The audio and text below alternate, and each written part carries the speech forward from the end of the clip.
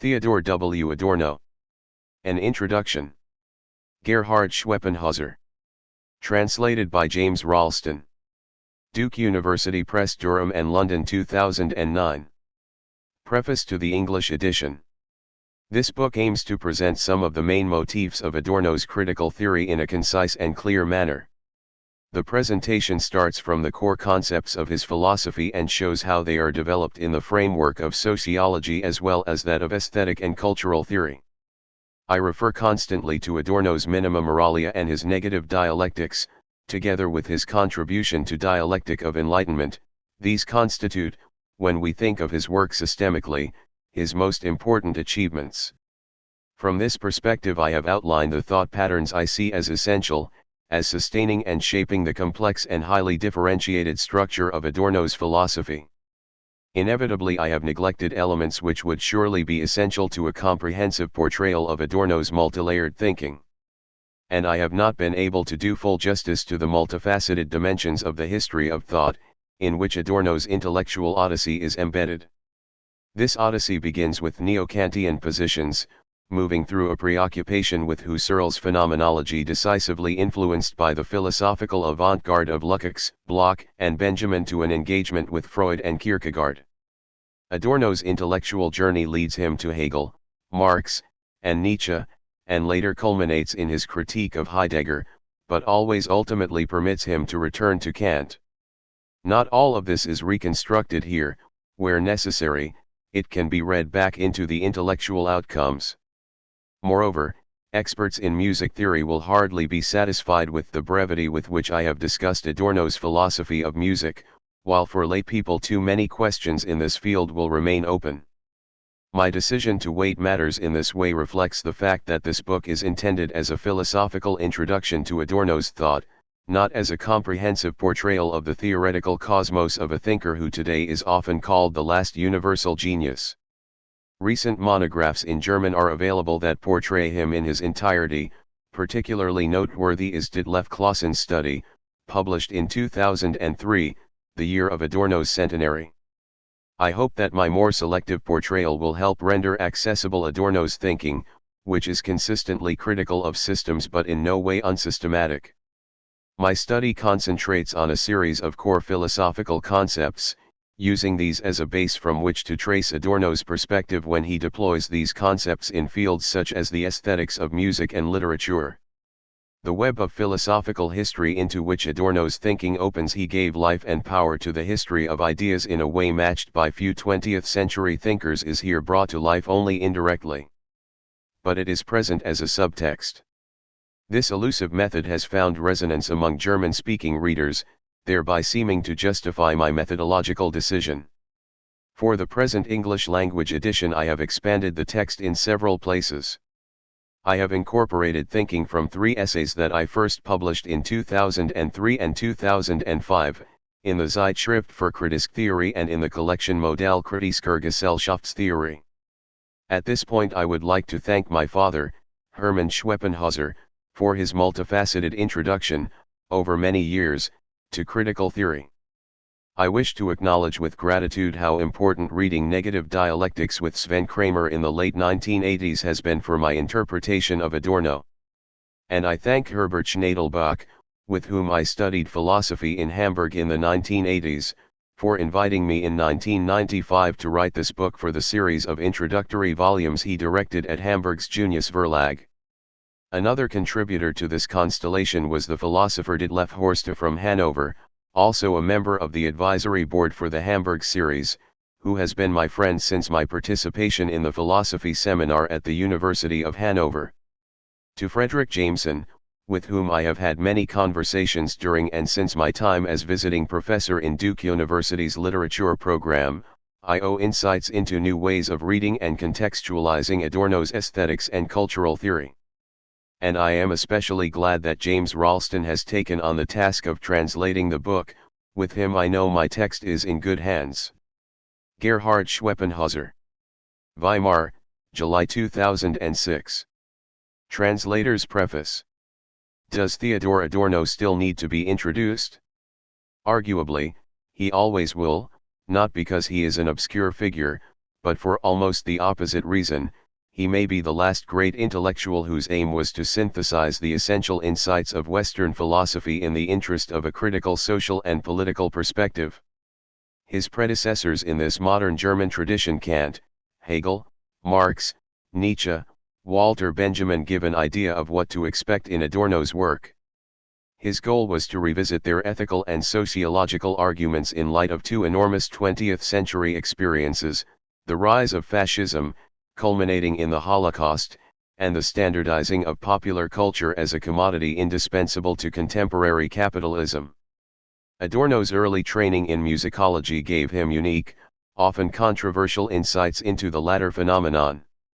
So wide-ranging were the critical tasks he set himself that Adorno's prose could become necessarily complex. Gerhard Schweppenhäuser has done a magisterial job of elucidating the core elements of Adorno's thinking. My decision as translator has been to provide my own versions of the direct citations from Adorno. I sought thereby to generate a linguistic continuum that does justice to both Schweppenhäuser and Adorno himself. With the help of my multi-talented assistant, Del Williams, I have provided, at the end, a list of the works cited, as well as an updated list of scholarly books on Adorno in English. James Ralston. Durham, July 2008. Theodor W. Adorno. An Introduction. 1. The Project of Renewing Childhood by Transforming One's Life. In 1943, while exiled in California, Adorno became personally acquainted with the German author Thomas Mann, whom he greatly admired. As neighbors in Hollywood, they became close both socially and professionally.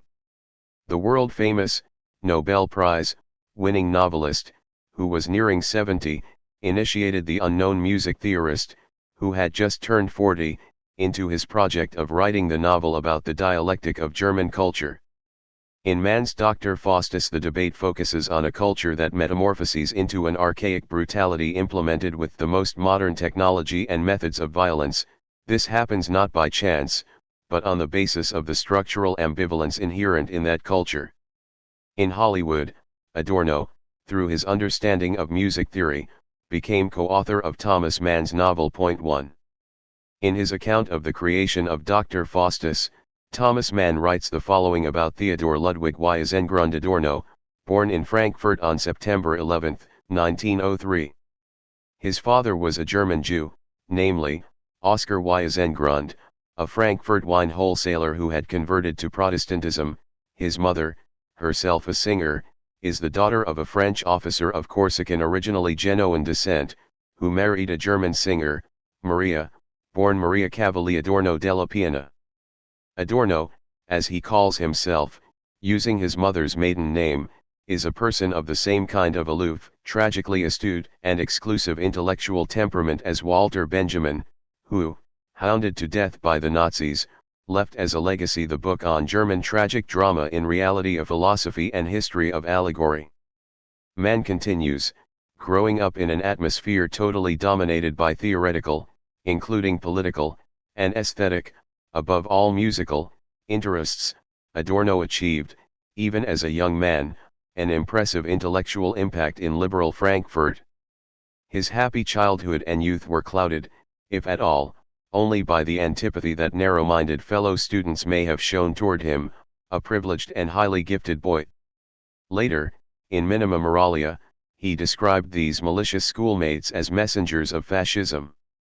Such experiences became the basis of his aversion to conformist identity, which he had been investigating since the 1940s using innovative methods in the social sciences. Adorno was trained in philosophy by his older friend Siegfried Kracauer, an important literary journalist at the Frankfurter Zeitung. For several years, every Saturday afternoon, he would read with me the Critique of Pure Reason. I don't exaggerate in the slightest when I say that I owe more to these study sessions than I do to my academic instructors. As a student, Adorno was already an influential music critic in the spirit of radical modernism. He stood up for Schoenberg early on. Some of his own compositions were performed in Frankfurt. At 21 he concluded his study of philosophy, musicology, psychology, and sociology by gaining a doctorate in philosophy with Hans Cornelius. Cornelius was also the teacher and patron of Max Horkheimer, later the director of the Frankfurt Institute for Social Research and founder of critical theory as a standpoint for social analysis. In 1925 Adorno went to Vienna for a year. We read in Mann's account. This strange intellect persisted in a lifelong refusal to choose professionally between philosophy and music. It was all too clear to him that he was really pursuing the same goals in the two divergent fields. His dialectical way of thinking and his immersion in the philosophy of society and history, these traits are inseparable from his musical passion. Adorno pursued this passion in his studies of piano and composition with Alban Berg and Eduard Steuermann in Vienna. From 1928 to 1931, as editor of the Viennese journal and Bruch Don, he worked on behalf of radical modernist music. Back in Frankfurt, Adorno intensified his contact with the Institute for Social Research, linked as he was to Max Horkheimer, its director, by theoretical interests they had shared since their time at university. Adorno described their first meeting later in an open letter to Max Horkheimer on the latter's 70th birthday. When I first saw you, in a Hemmargelb psychology seminar, since you are 8 years older you hardly looked like a student to me, rather, I saw you as a young gentleman from a prosperous family, evincing a certain distanced interest in science. You were untouched by the academic's vocational deformation that leads him all too easily to confuse an involvement in learned matters with reality itself. Yet what you said was so clever, so astute, and above all so independent-minded, that I quickly began seeing you as superior to that sphere from which you held yourself imperceptibly aloof. A main theme of the Institute's work was research into the causes of the unfolding self-dissolution of bourgeois society that was to lead, in Germany, to the authoritarian state. In order to comprehend why human subjects submitted to domination against their own interests, and indeed identified with their rulers, Horkheimer's critical theory linked insights from Marx to a form of psychoanalysis progressively developed into a social psychology, and began to integrate into its investigations the methodology of empirical social research, barely known in Germany at that point. In Horkheimer's institute, philosophy had the task of systematically fusing the interdisciplinary, largely empirical studies focused on this core theme into a materialist theory of the social revolution that had not occurred. The goal was to be able to contribute to such a revolution, to the extent it remained feasible. Together with Herbert Marcuse, Leo Lowenthal, Erich Fromm, and others, Adorno as a music theorist worked in this context on an interdisciplinary theory of the overall social process, grounded in a critique of ideology. He investigated the social content of music in order to gain information about the dual character of artworks, understood by him as both autonomous constructs and socially determined products.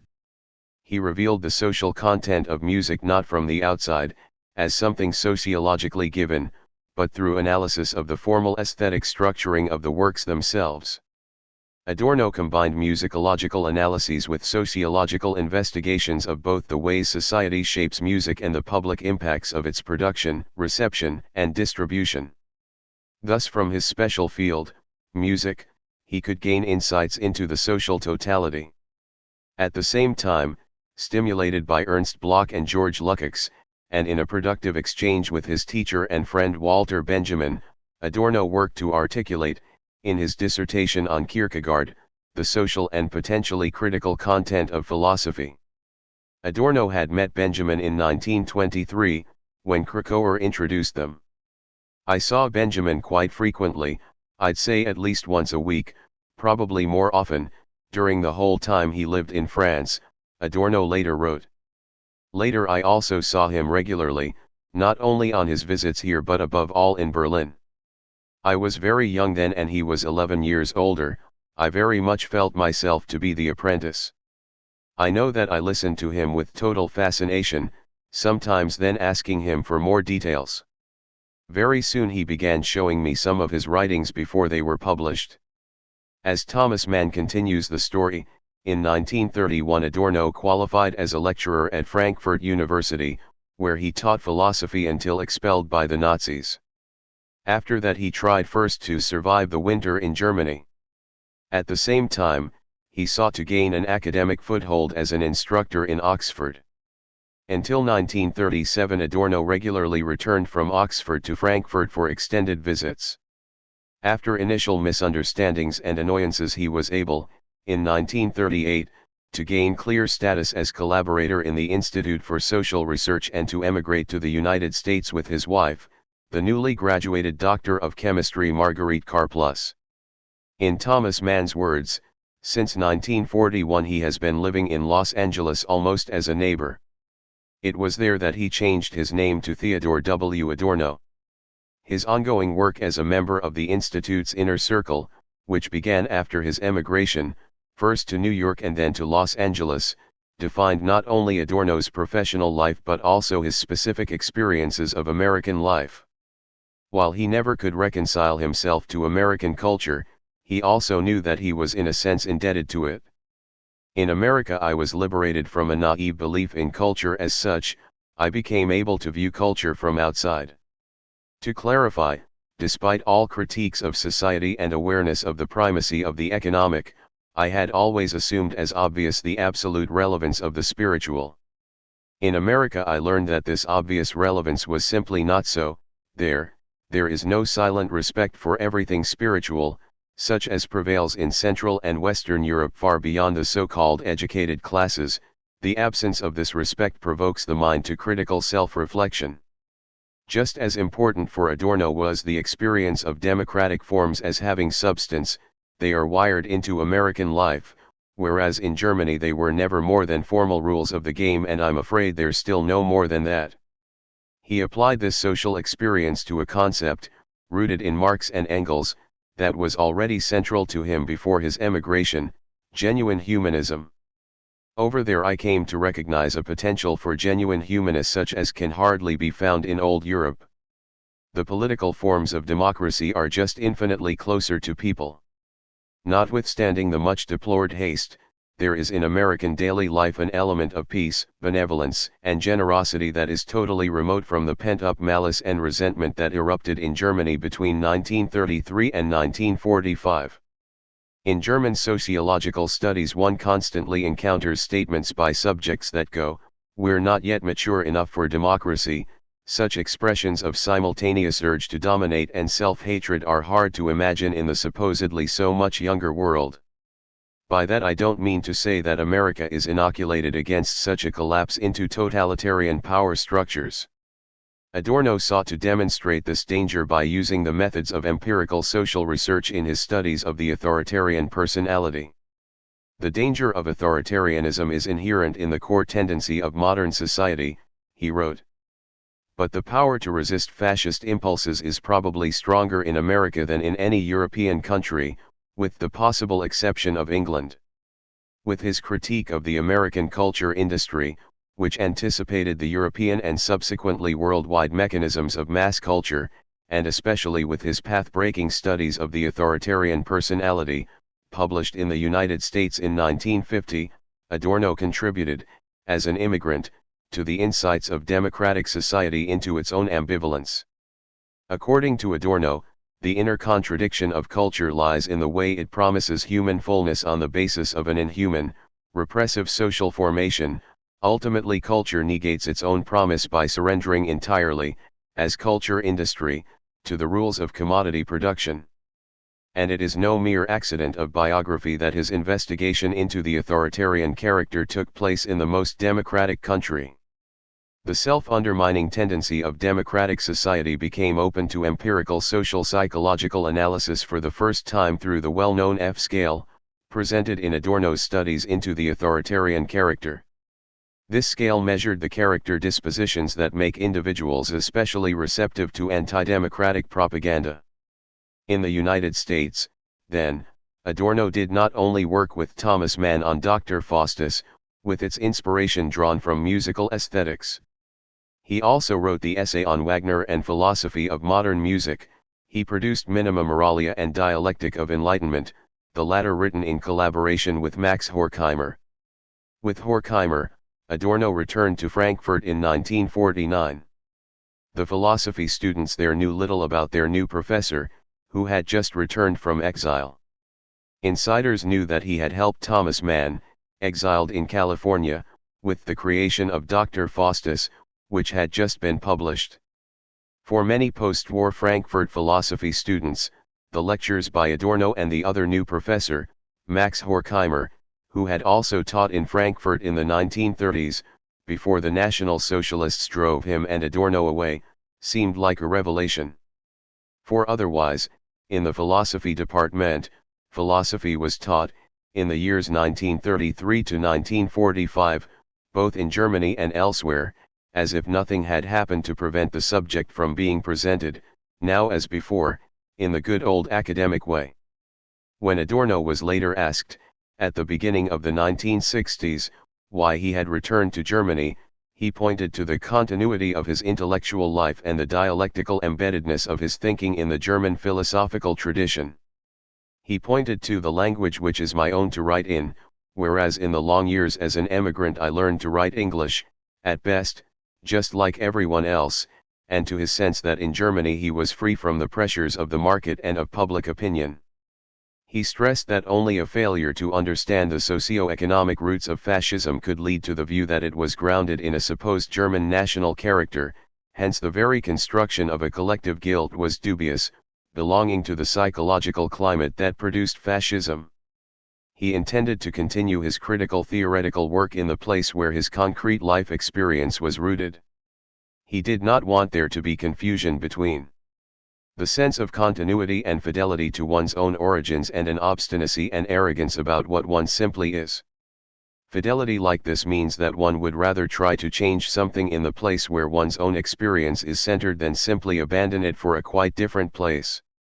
I simply wanted to return to the place of my childhood, ultimately on the basis of the feeling that what one achieves in life is nothing other than the attempt to regain one's childhood by transforming it. I did not underestimate the danger and difficulty of my decision, but to this day I have not regretted it. Beginning in 1949, Adorno held a specially structured professorship in philosophy and the sociology of music at the University of Frankfurt. 4 years later he became a regular distinguished professor of social philosophy and finally, in 1956, chaired professor of sociology and philosophy. In 1950, together with Horkheimer, he restarted and directed the Institute for Social Research. And there, in the 1950s, critical sociology received its big impetus toward a breakthrough in the Federal Republic. In the 1960s Adorno became one of the most important critical intellectuals in the young Federal Republic. From 1963 to 1968 he was president of the German Sociological Society. His essay collections Prisms, Interventions, and Catchwords were influential far beyond the academic sphere. On the radio and in the press he was an active public intellectual who made his points sharply. For example, he strongly advocated the liberalization of laws criminalizing some sexual behaviors.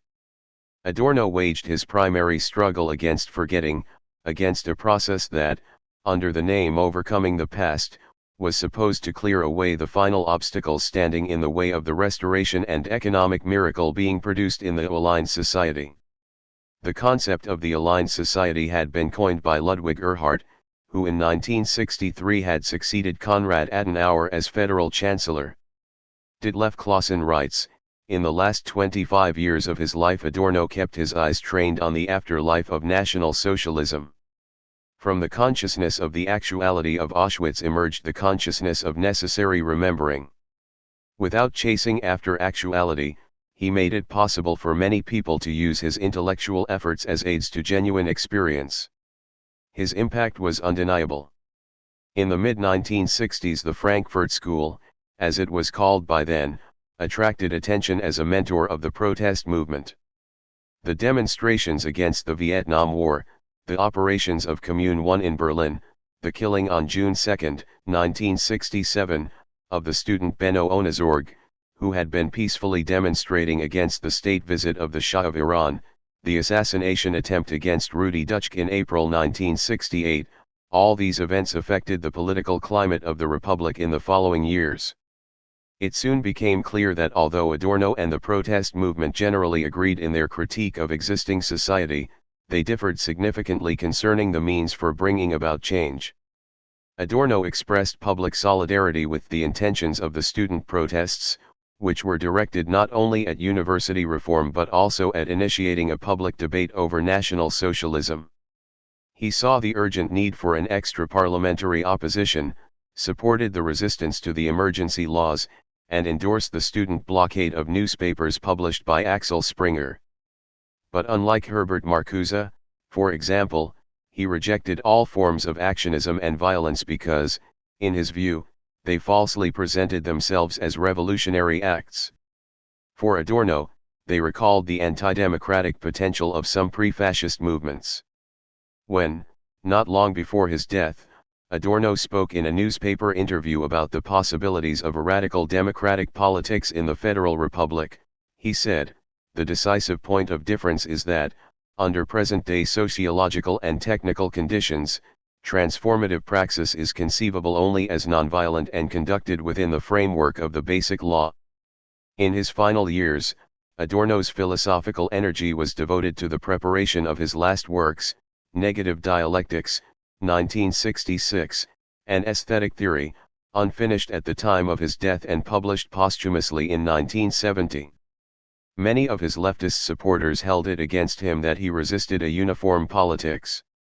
In this period Adorno was shaken by the disruptions of his teaching carried out by rebellious students. In 1969, alarmed at the prospect of Frankfurt students occupying the Institute for Social Research, he called the police for help.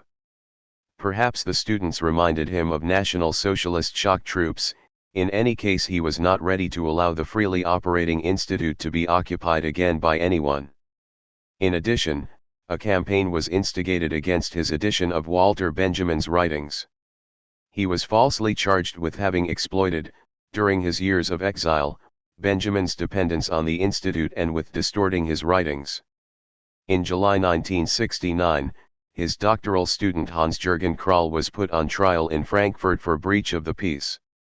Krall used the occasion to make a malicious attack on Adorno in the courtroom. In one sense, this attack expressed student disappointment that Adorno could see no way of justifying violent individual actions during pseudo-revolutionary campaigns.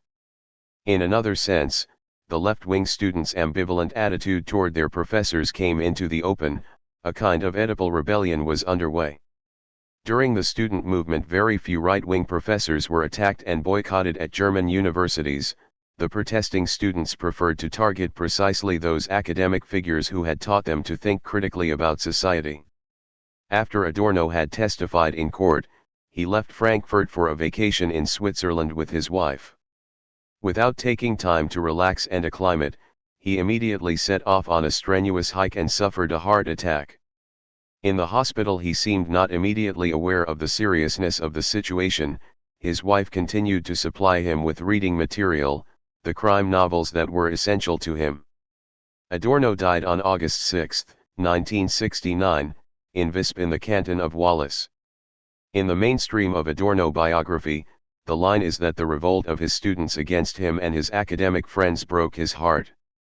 We now know, from his surviving letters, that the unjust attacks on his editorial methods in the Benjamin edition affected him far more severely. Furthermore, an unhappy love relationship had very recently come to an end, which must have been frustrating for Adorno. 2. Critical theory. In June 1969, Adorno published an article in the weekly Die Zeit in which he reflected on the concept of critical theory and its task both in the public domain and in philosophy. Adorno's strategy in this article is critical in a double sense.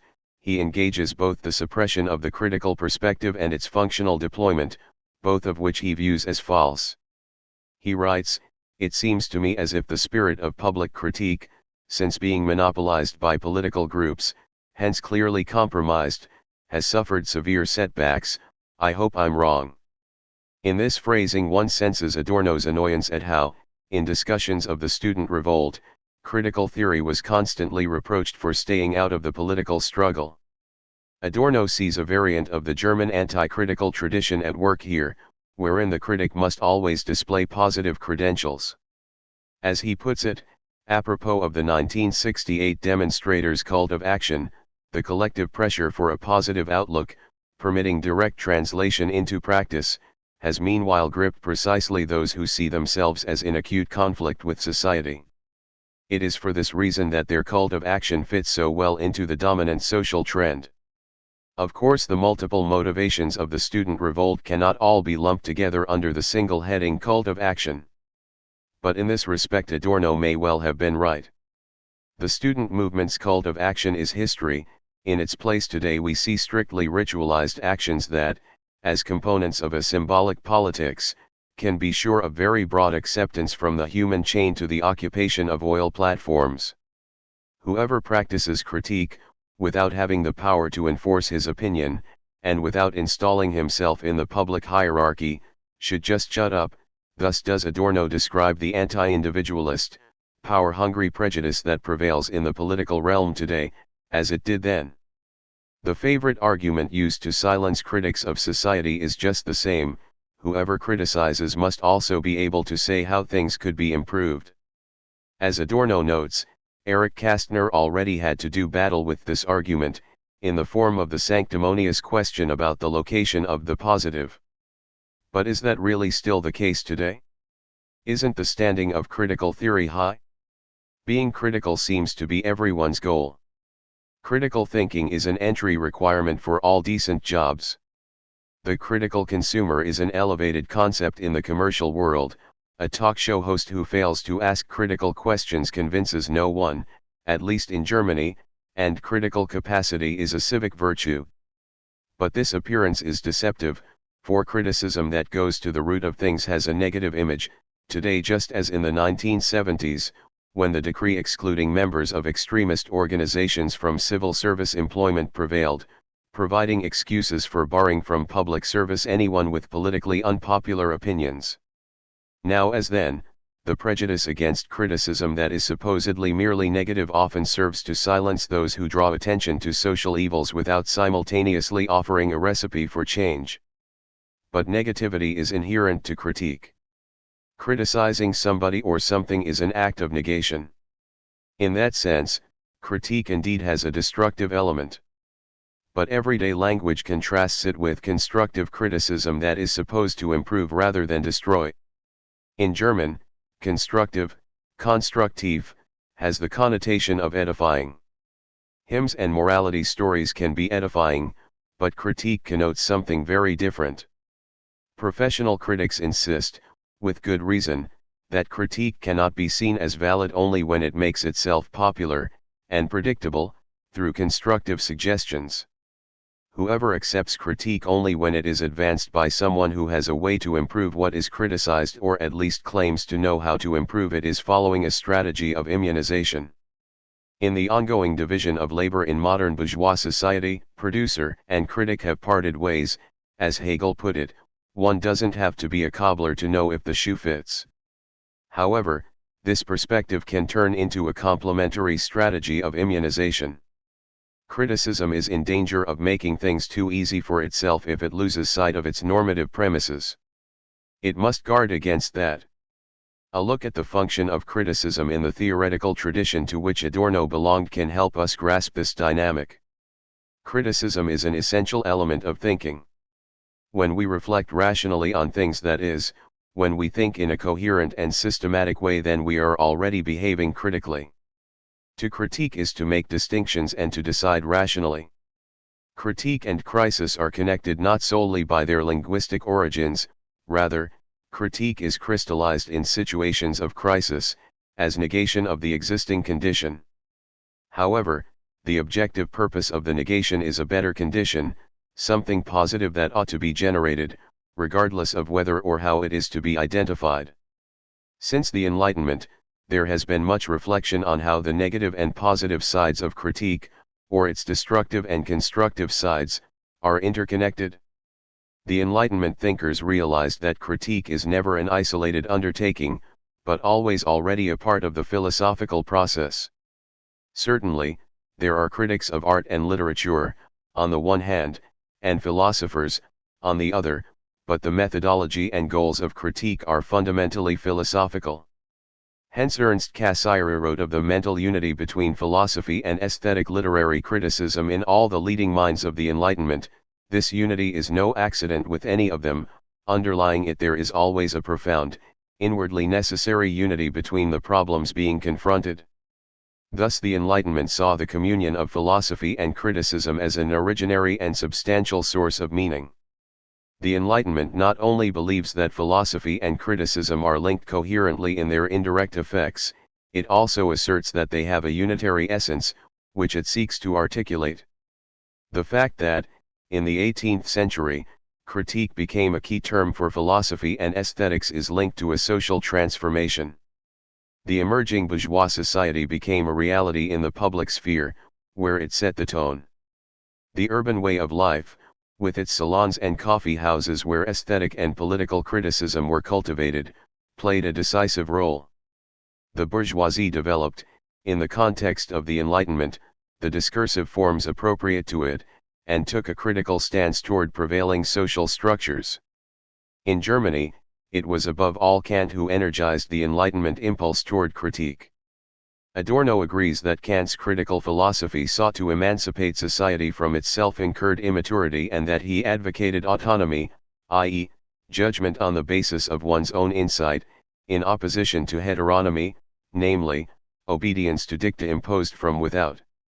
As Herbert Schnadelbach explained it, for Kant the self-referentiality of reason underpins not only the systematizing of reason's accomplishments but also the critique of those accomplishments. Critique of rationality, that is, defining the limits of what it can achieve, is actually the self-critique of reason, as is indicated by the famous double meaning of the critique of pure reason. Critical and criticized reason are not distinct from each other. Thus, for Kant capacity for critique is an essential marker of reason understanding itself. The self-critique of reason as a weapon against its own tendency to become blind and stupid, against its self-destruction and self-cancellation, this is surely the key legacy for today of Kant's concept of reason.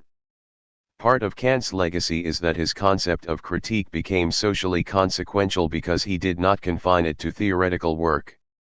For Kant, critique is the task of the public realm. As the bourgeois society gradually developed, the public realm acquired a decisive function. It must initiate the learning process of the social collective that can turn that collective into a self-conscious agency of human self-determination. Incorporated into the institutions of art criticism and criticism of literature, music, and theater, the judgment of a mature public, or one that views itself as mature, acquires a structure, Habermas. The same is true of political and philosophical discussion. As Jürgen Habermas argues, the bourgeois classes constitute the public that long ago grew out of those early institutions of coffee house, salon, and dinner society, and is now held together by the mediation of the press and its professional criticism. They are the public face of a style of literary argument whereby the subjectivities of small family groupings reach a mutual understanding. To carry out the project of enlightenment, that is, to effect the emergence, at both the individual and the societal levels, of humanity from its self-inflicted immaturity, requires the freedom to make public use of reason in all contexts. This freedom has to be fought for and made secure, and criticism is indispensable to the process. Hence, Adorno contends, criticism is essential to all democracy. Not only does democracy require the freedom to criticize and the impetus to do so, it is virtually defined by criticism. One can clarify this historically by noting that the separation of powers, a structure intrinsic to all democratic conceptions, from Locke through Montesquieu and the American Constitution to the present, fundamentally lives through the critical process. In the Enlightenment, therefore, it became clear that criticism's negative side is inseparable from its positive side. By seeking to destroy the untrue, the false, and the illusory, criticism aims to carry out the essential preliminary work for the construction of the true, the correct, and the essential. That is never a merely theoretical undertaking. Criticism, writes Marx, is not a passion of the mind but rather the mind of passion. On one side, there is the passionate struggle against social conditions that we cannot accept but must strive to transform. On the other side, there is the process of reflection that asks what is the essence of these conditions, what is their inner dynamic, and how they differ from genuinely humane conditions. Without understanding, the passionate effort to fight false and bad social relations just fizzles out. The reflecting power of reason is indispensable to the engagement of the heart. The concept of critique, thus defined by the Enlightenment, was further developed by the critical theory of the 19th and 20th centuries. Marx initially defines philosophy as the ruthless critique of all social structures, ruthless both in the sense that critique does not flinch from its own results and in that it has no fear of the conflict with existing powers.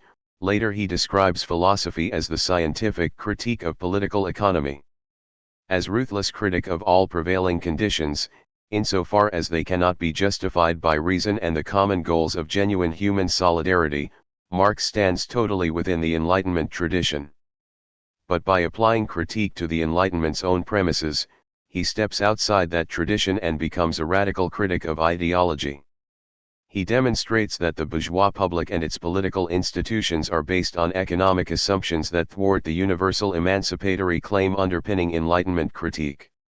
At the center of bourgeois society stands the process of exploitation by capital. This process mandates the property owner's appropriation of the surplus produced by workers who, as wage earners, are a component of bourgeois society, but who at the same time drop out of it because, although they may freely own goods, they in fact own nothing but their labor, which they must sell in the marketplace. Hence, Habermas writes, the emancipation of bourgeois society from aristocratic rule does not lead to any neutralization of power in social relations between private citizens. Instead, within the framework of free bourgeois contracts, new power relationships take shape, particularly those between property owners and wage laborers. This critical perspective ruptures all the fictions on which the ideal of civil society is based. The society that Marx views himself as confronting contradicts its own principle of universal openness. The public can no longer claim to be identical with the nation, any more than bourgeois society can claim identity with society as such. Critical theory in the 20th century starts from these Marxian insights. In the 1930s, Horkheimer and the Institute for Social Research were intent on developing a conception of ideology critique that would lay claim to the Enlightenment ideas of emancipation, autonomy, and responsibility, and, at the same time, explain why human beings, seemingly with free will, accept the return of old hierarchies. This conception includes the critique of the Soviet falsification of Marxist theory into an ideology legitimating authoritarian rule. Critical thinking in this sense aims to grasp the intricate involvement of reason in the overall processes of social self-reproduction. As in Marx's conception of critique, the method and the content of critical thinking are interwoven. Critical theory's goal is to change the social totality. To this end, its normative standard is its interest in the revocation of social injustices. In this context, too, critique reflects on itself. For part of the process, it derives its norms from the situation under analysis. For Adorno, it is a first principle of critique that it confronts realities with the norms to which those realities claim to subscribe. Actually adhering to the norms would already be a better way. A society is thus measured by the extent to which it honors its objective claim to belong to everyone and makes a good life possible for all individuals according to their abilities. The attempt to legitimately define practical goals through critical thinking, as Horkheimer explains it in his seminal essay Traditional and Critical Theory, foregrounds the concept of a future society as a community of free people, made possible by modern technologies. Adorno stresses that in 19th century Germany, this idea of a better future society, enabled by critical thinking, was linked to the voluntary self-inspection of bourgeois modes of thought. The intellectual claim for emancipation on bourgeois terms, Adorno argues, is marked by contradictions. Philosophy tries to silence the critique it has itself unleashed, an attempt culminating in politically authoritarian hostility to critique. Adorno sees a straight line from Hegel's law-based doctrine of the dominant state, according to which the individual citizen should yield to reality, to the denunciation of the critic as a divider or, in Goebbels's phrase, a cavalier. The German prejudice against criticism leads Adorno back to social psychology and to the dangerous identification with power, against which he fought continuously right through his last public writings. 3. Reason's self-criticism. Whoever could not or would not identify with the German state in 1933 had to leave if he valued his life. For many critical intellectuals driven out of Germany and Europe by fascism, emigration became a key experience in a double sense. In retrospect, it revealed the specific content of the social dynamics that had allowed the authoritarian state to emerge and had been absorbed in it. Moreover, expulsion provoked the mind to articulate ex negativo the outlines of a better life visible in the damaged, alienated, thoroughly false life of that moment. The task was to recognize and conceptualize the individual's insignificance, his imprisonment by a rigid modern law of social relations that Weber had called a steel casing and which Marx had seen as structural alienation under the thumb of the law of value. The signature element of modernity, which seemed to be endowed with a natural inevitability, had to be grasped and decoded without illusions, but was not to be accepted fatalistically. Socially critical theorists and artists formulated the seemingly paradoxical responsibility assigned by history to the experience of the vulnerable, endangered individual facing the threat of extinction. "Truly I live in dark times," wrote Bertolt Brecht, who had given Walter Benjamin refuge from the National Socialists, in his famous poem To Posterity. The text reads: "The innocent word is stupid. A smooth forehead is a sign of insensitivity. He who laughs has simply not yet heard the terrible news. What kind of times are these, when a conversation about trees is almost a crime, because it entails silence about so many evil deeds?" Adorno's Minima Moralia contains an aphorism that seems like a theoretical comment on these lines: "Doctor, how nice of you." Minima Moralia not only contains highly sensitive, experientially based reflections on the changing face of social structures and everyday life, it also distills the central motifs of Adorno's philosophy and social theory. For this reason, the present introduction will return repeatedly to this work, which Adorno's subtitle labels Reflections from Damaged Life. "Doctor, how nice of you" reads as follows: "Harmlessness no longer exists. The small pleasures, the expressions of life that appear exempt from the responsibility of thinking, not only contain an element of defiant stupidity, of obstinate blindness, they enter directly into the service of their extreme opposite. Even the blossoming tree connives in falsehood at the moment when its blossoming is experienced without the shadow of horror. Even the innocent how nice becomes an escape from the shape of an existence that is quite the opposite. The agonizing experience of the discrepancy between individual existence and defining social frameworks, drawn into tangible immediacy by the mass extermination of individuals, is given a vivid formulation by Adorno. Even natural things, lacking both thought and subjectivity, must be judged according to the criteria of moral truth and falsity.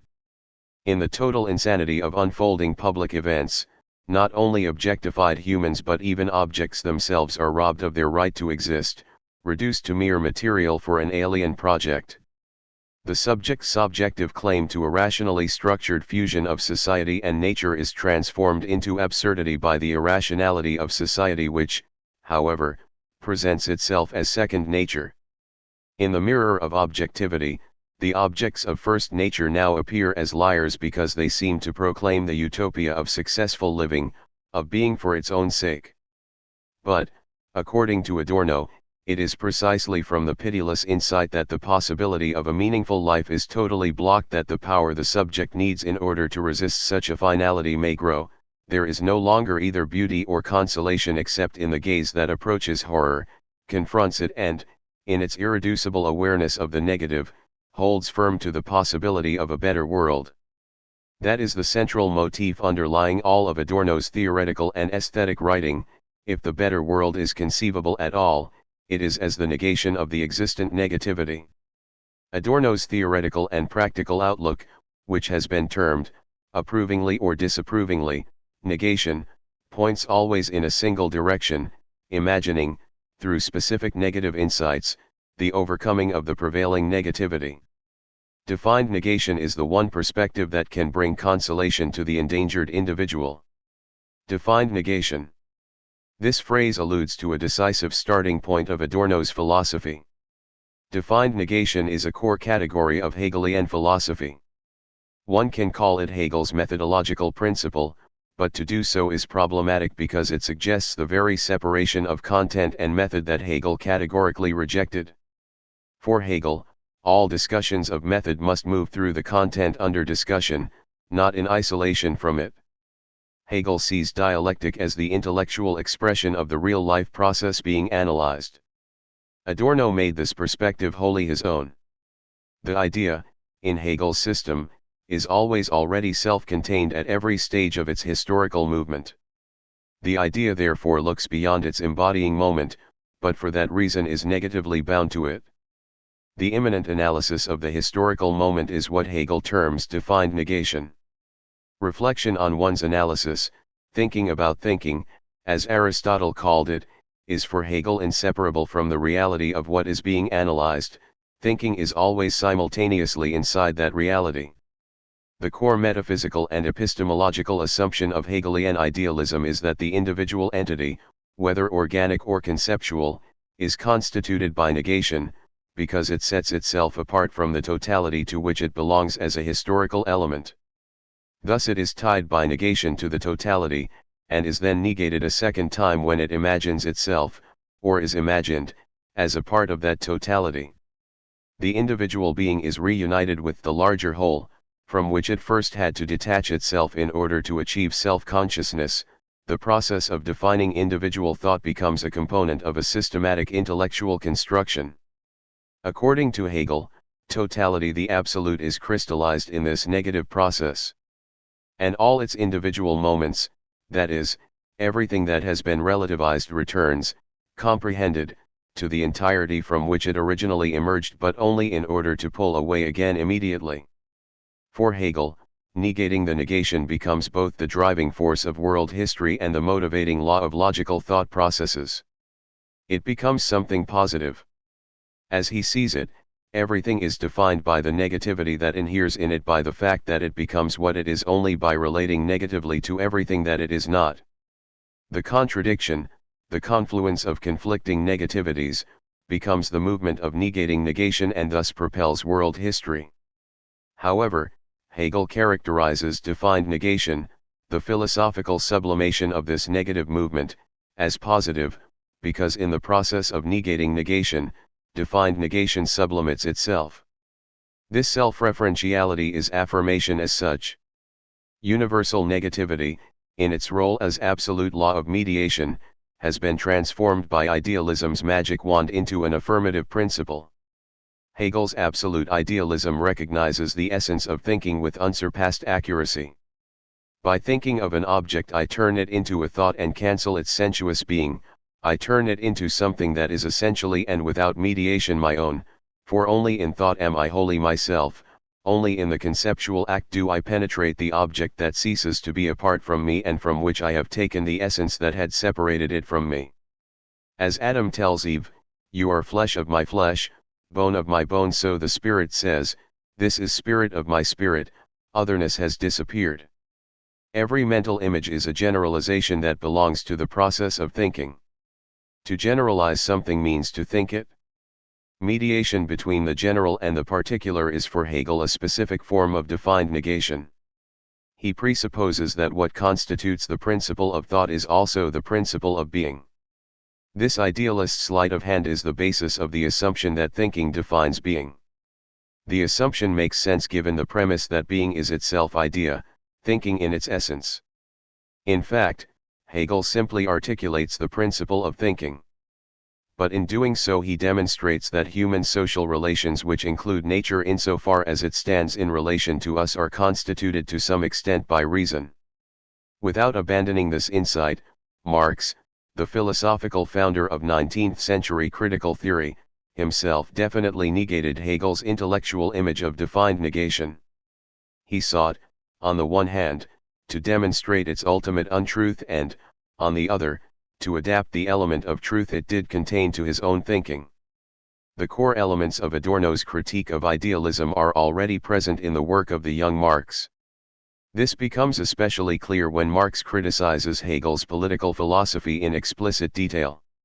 He takes seriously Hegel's claim of watching only the movement of the objects of thought, that is, of reproducing them in accordance with their own essential nature.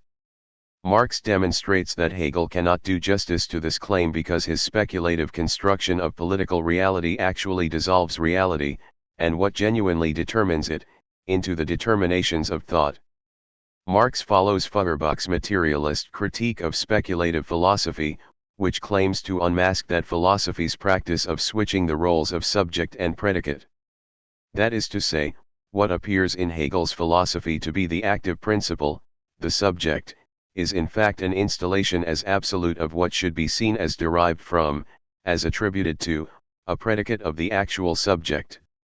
At the end of the medieval era, nominalism sought to show that there were no autonomous, universal essences that, as metaphysical principles, lent their being to individual, concretely existing things. In the same way, Feuerbach seeks to demystify Hegel's hypostasizing of the idea. He endeavors to destroy the illusion that there is such a thing as a substantial, autonomous idea that, as the subject of the historical process, underlies all phenomena. With Marx, the critique of the confusion between logic and ontology is politically intensified. For him, Hegel's philosophy does not pursue the logic inherent in the facts, but rather develops the logic of thought determinations in order to clothe the facts in it. Marx argues that because Hegel presents the autonomous development of the idea as the autonomous development of history's facts, he disables objectivity, that is, political reality, thus transforming it into a sequence of incidental expressions of the idea in its self-propulsion. Marx analyzes Hegel's attempt, in the core argument of the philosophy of right, to demonstrate with logical categories the mediation of particular and general interests in the state, thereby rendering the state logically necessary. Using microanalysis, Marx shows how Hegel confuses thought patterns that emerge from the real, historical social productive processes of human living with substantive, autonomous forces. The idea is mystified and fetishized as a being both self-contained and forcefully affecting the world. Logical categories acquire agency, concrete content is dissolved into form. Conceptual definitions of the state are not analyzed but are treated as metaphysical, self-generating definitions. Marx writes, philosophy should investigate not how thought is embodied in political categories, but how existing political categories are dissolved into abstractions. The philosophical element is not the logic of the situation, but the situatedness of logic.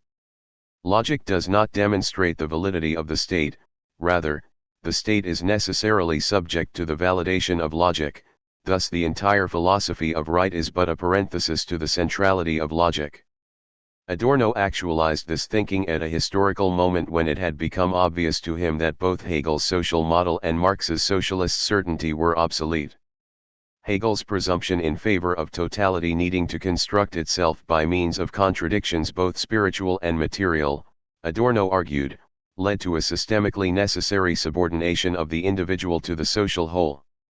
The fact that in prehistory the objective tendency prevails without reference to individuals, indeed by means of their destruction, and that to this day the conceptually constructed reconciliation of the general and the particular has not established itself in practice, this core reality is distorted in Hegel's thinking.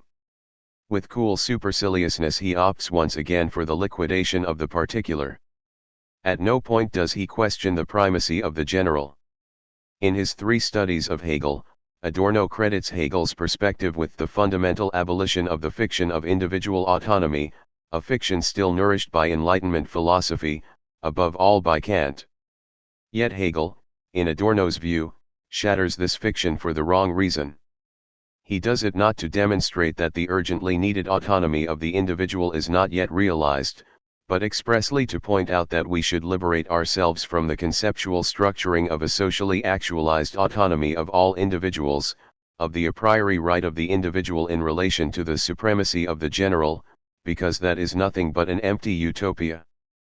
But so long as the promise of the reconciliation of free individual self-determination with social totality is not redeemed and only human solidarity could achieve this, we continue to live, so Marx and Adorno both claim, in prehistory. Marx assumes that bourgeois social formation represented the final stage of that prehistory, because it already contained the basic elements of a genuinely human history and was initiating the process of species emancipation.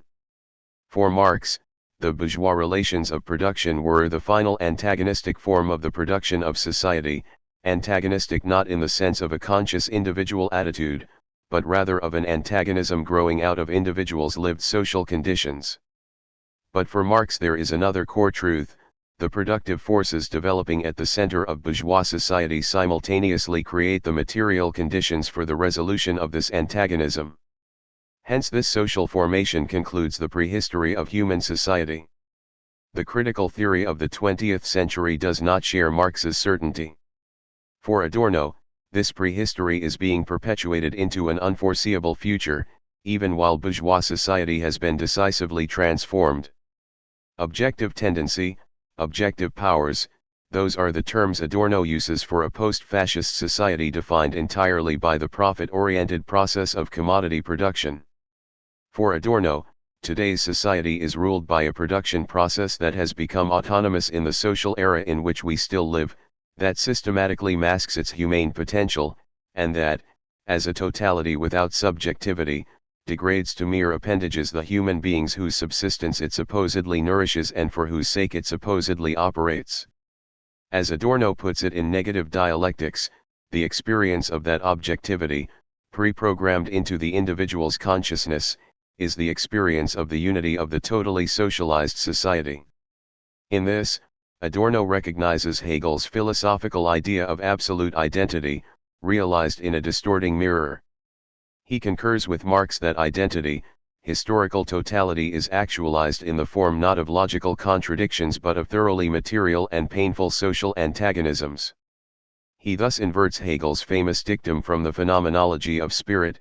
Hegel asserts, as a definition of the universal, the totality is truth. But the totality only attains its being in the process of its temporal unfolding. Adorno, whose concern is purely for the social whole, counters, the totality is untruth. The concept of totality is indispensable to critical theory, which could not conceptualize its theme society as such without this concept. In that sense, Adorno's thinking is tied to Hegel's. But critical theory's perspective on totality presupposes the goal of overturning, in practice, the existent totality. Only in this perspective does the recognizable essence of the false social whole reveal itself as untruth. To that extent, Adorno follows the emancipatory and revolutionary argument of Marxism. For Marx, defined negation meant not only theoretical critique but also, above all, practical critique. Marx opposes idealist philosophy on the basis of its own historical and social premises. For Marx, idealist negation is itself negated by the practical imperative to overturn all social relations in which the individual is a humiliated, enslaved, abandoned, despised being. But in Minima Moralia, Adorno, echoing Horkheimer's terminology, categorizes the philosophies of Hegel and Marx as traditional theory and critical theory. For him the perspective of metaphysical or historical reconciliation is no longer available. For Marx, the moment seemed to have arrived when the possibility of fulfilling philosophy's unsettled claims through revolutionary praxis could be realized. For Adorno, this possibility of social actualization is today indefinitely blocked. In his view, the epochal opportunity to establish a free society in which the promises of freedom and autonomy articulated by 19th-century idealist and materialist philosophies would be fulfilled was squandered.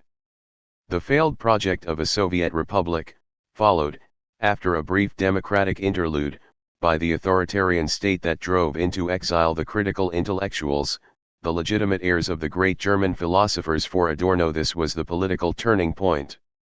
The two faces of enlightenment. While Adorno was writing Minima Moralia, he was working with Max Horkheimer on their seminal philosophical study of critical theory, Dialectic of Enlightenment. This book marks the transition from the collective undertaking of the Institute for Social Research to the philosophical work of individuals, which took place in the 1940s. It embodies a reaction to the transformed social and historical circumstances of that time.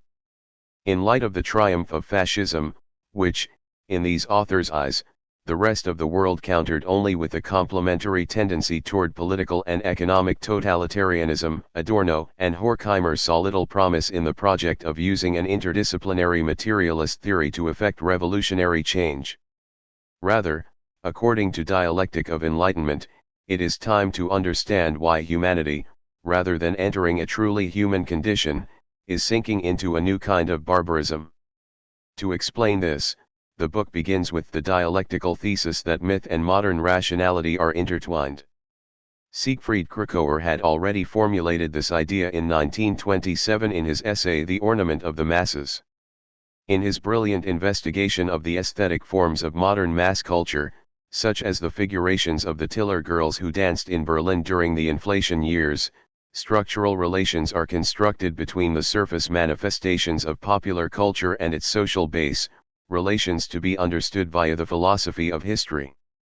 Kracauer interprets the dialectic of reason and nature, a dialectic between the rational core of mythology and the mythological element in rationality, as an unchanging background against which the unresolved conflicts of human prehistory, defined by alien forces, return, compulsive and unfinished. In the most modern manifestations of social existence, history is inaugurated by a weak, distant version of reason, fighting against the powers of nature that, in mythology, ruled heaven and earth. After the twilight of the gods did not abdicate, primal nature asserts itself within and around human beings. But this primal nature asserts itself without concepts. In the organicist social theory of the conservatives and the communitarian illusion of the populists, unreconciled nature asserts itself in a false form. But the situation is basically no better with the opposite politics, with the project of enlightenment, as it would be called today. Its progressive rationality has in no way achieved harmony with itself. Kracauer demonstrates this by analyzing the wholly rational and constructed products of the economic sector newly prominent in the 1920s, mass culture. He describes mass culture's contradictory identity. Its formally rational surface is derived from its Taylorist, decentralized structure. From the division of labor, it is composed of meaningless, individual segments that are actually human beings. Their nature, their individual qualities, and their needs are all irrelevant. The ornament of the masses is the aesthetic reflection of the rationality sought by the prevailing economic system, Kracauer writes. The capitalist era is a stage on the path to demystification. The way of thinking structured into today's economic system has made possible a domination and exploitation of nature unthinkable in earlier times. Yet the rationality of capitalist economics is not reason itself, but a clouded form of reason. At a particular point it abandons the category of truth, in which it is engaged. It does not include the individual. The course of the production process is not organized with any regard for individuals, the economic and social system is not based on them, and at no point is the foundation of the human identical with the foundation of the system. I repeat, the foundation of the human. For the point is not that capitalist thinking should treat individuals as historically developed entities, that it should leave their personalities intact and focus on satisfying their corporeal needs. Those who think this way charge capitalism with violating individuals by means of its remorseless rationality, and yearn for the renewed emergence of a community that supposedly embodies the essentially human better than capitalist society. But those critics, fundamentally miss the core affliction of capitalism. It is not too rational, but not rational enough. The style of thinking it imposes resists the perfectibility of reason that speaks from the foundation of the human. 1. In Dialectic of Enlightenment, Adorno and Horkheimer no longer talk of the human. Their way of arguing, unlike Kracauer's, is no longer defined methodologically by the fusion of critical Marxism with phenomenology and life philosophy. Point 2. At the same time, the fundamental motif of their dialectic, the interweaving of reason with myth, refers back to Krakauer, who sums it up thus: if the ornament of the masses is viewed from the perspective of reason, it is revealed as a mythological cult concealed in abstract clothing.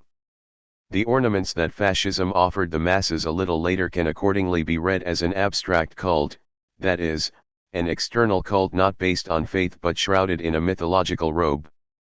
Other important sources of inspiration for dialectic of enlightenment include motifs of Walter Benjamin's philosophy contained in his book of aphorisms, One Way Street, 1928, and the Theses on the Philosophy of History, 1940. In One Way Street, Benjamin decodes the double rhythm in the behavior of children, the return of humanity's animistic magical eras, and the gradual transition to orientation by purpose-driven rationality as an intertwining of mythological and enlightened thinking. Enchantment and disenchantment of the world are inseparable, and this intertwining has both good and bad outcomes. Children who find hiding places in their homes nestle up mimetically against objects, thereby learning to control them. The child standing behind the curtain himself becomes something flowing and white, a kind of ghost. The dining room table, under which he crouches, is imagined as the wooden idol of a temple, with its carved legs as the four pillars. And hiding behind a door, the child is himself a door, claiming a role as its severe mask, as a magician ready to bewitch all who unsuspectingly enter. In this way the home is an arsenal of masks.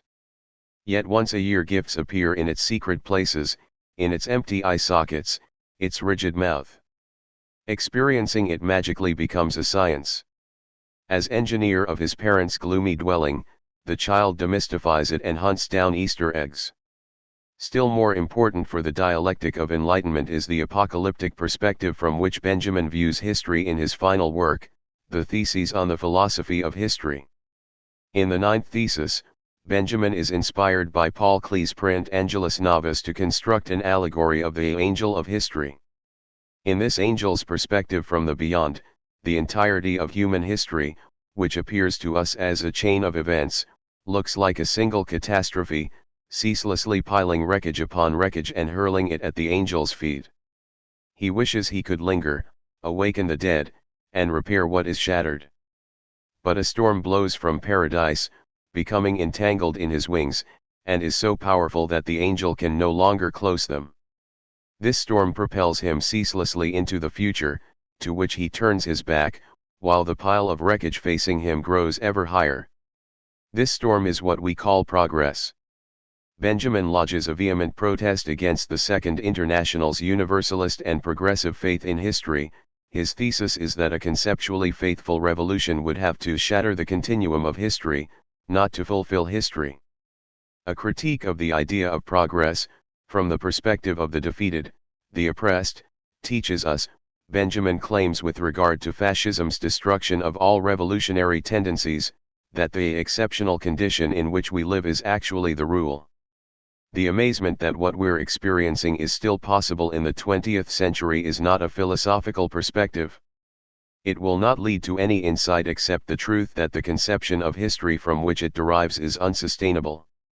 Thus the perspective from which history is to be reconstructed must be negative. The authors of Dialectic of Enlightenment transpose Benjamin's negative philosophy of history into the field of the critique of reason. The 20th century has realized the goals of the Enlightenment. Rationality and science have been comprehensively developed. Earlier mythological attempts to dominate nature and enable self-determination for human beings for Horkheimer and Adorno, the historical prototypes of enlightenment, have been triumphantly replaced by technology and industry.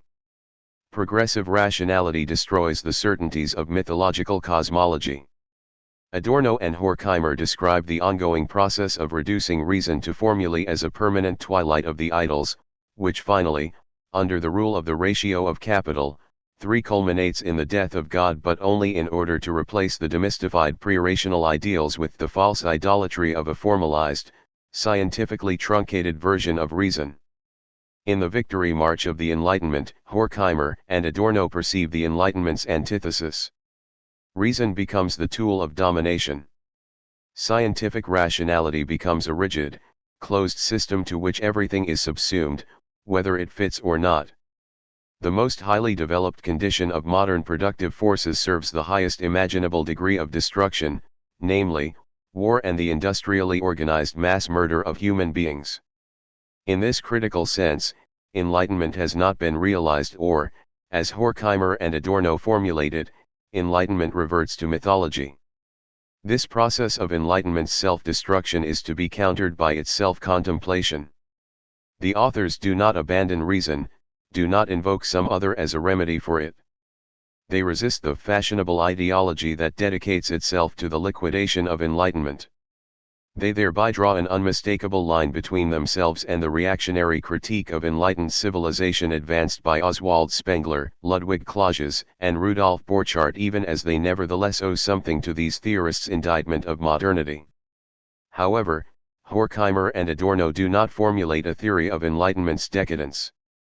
They articulate the double meaning of enlightenment, which, as a core historical phenomenon, they ascribe not only to a particular historical intellectual era but also to the concept of enlightenment as such.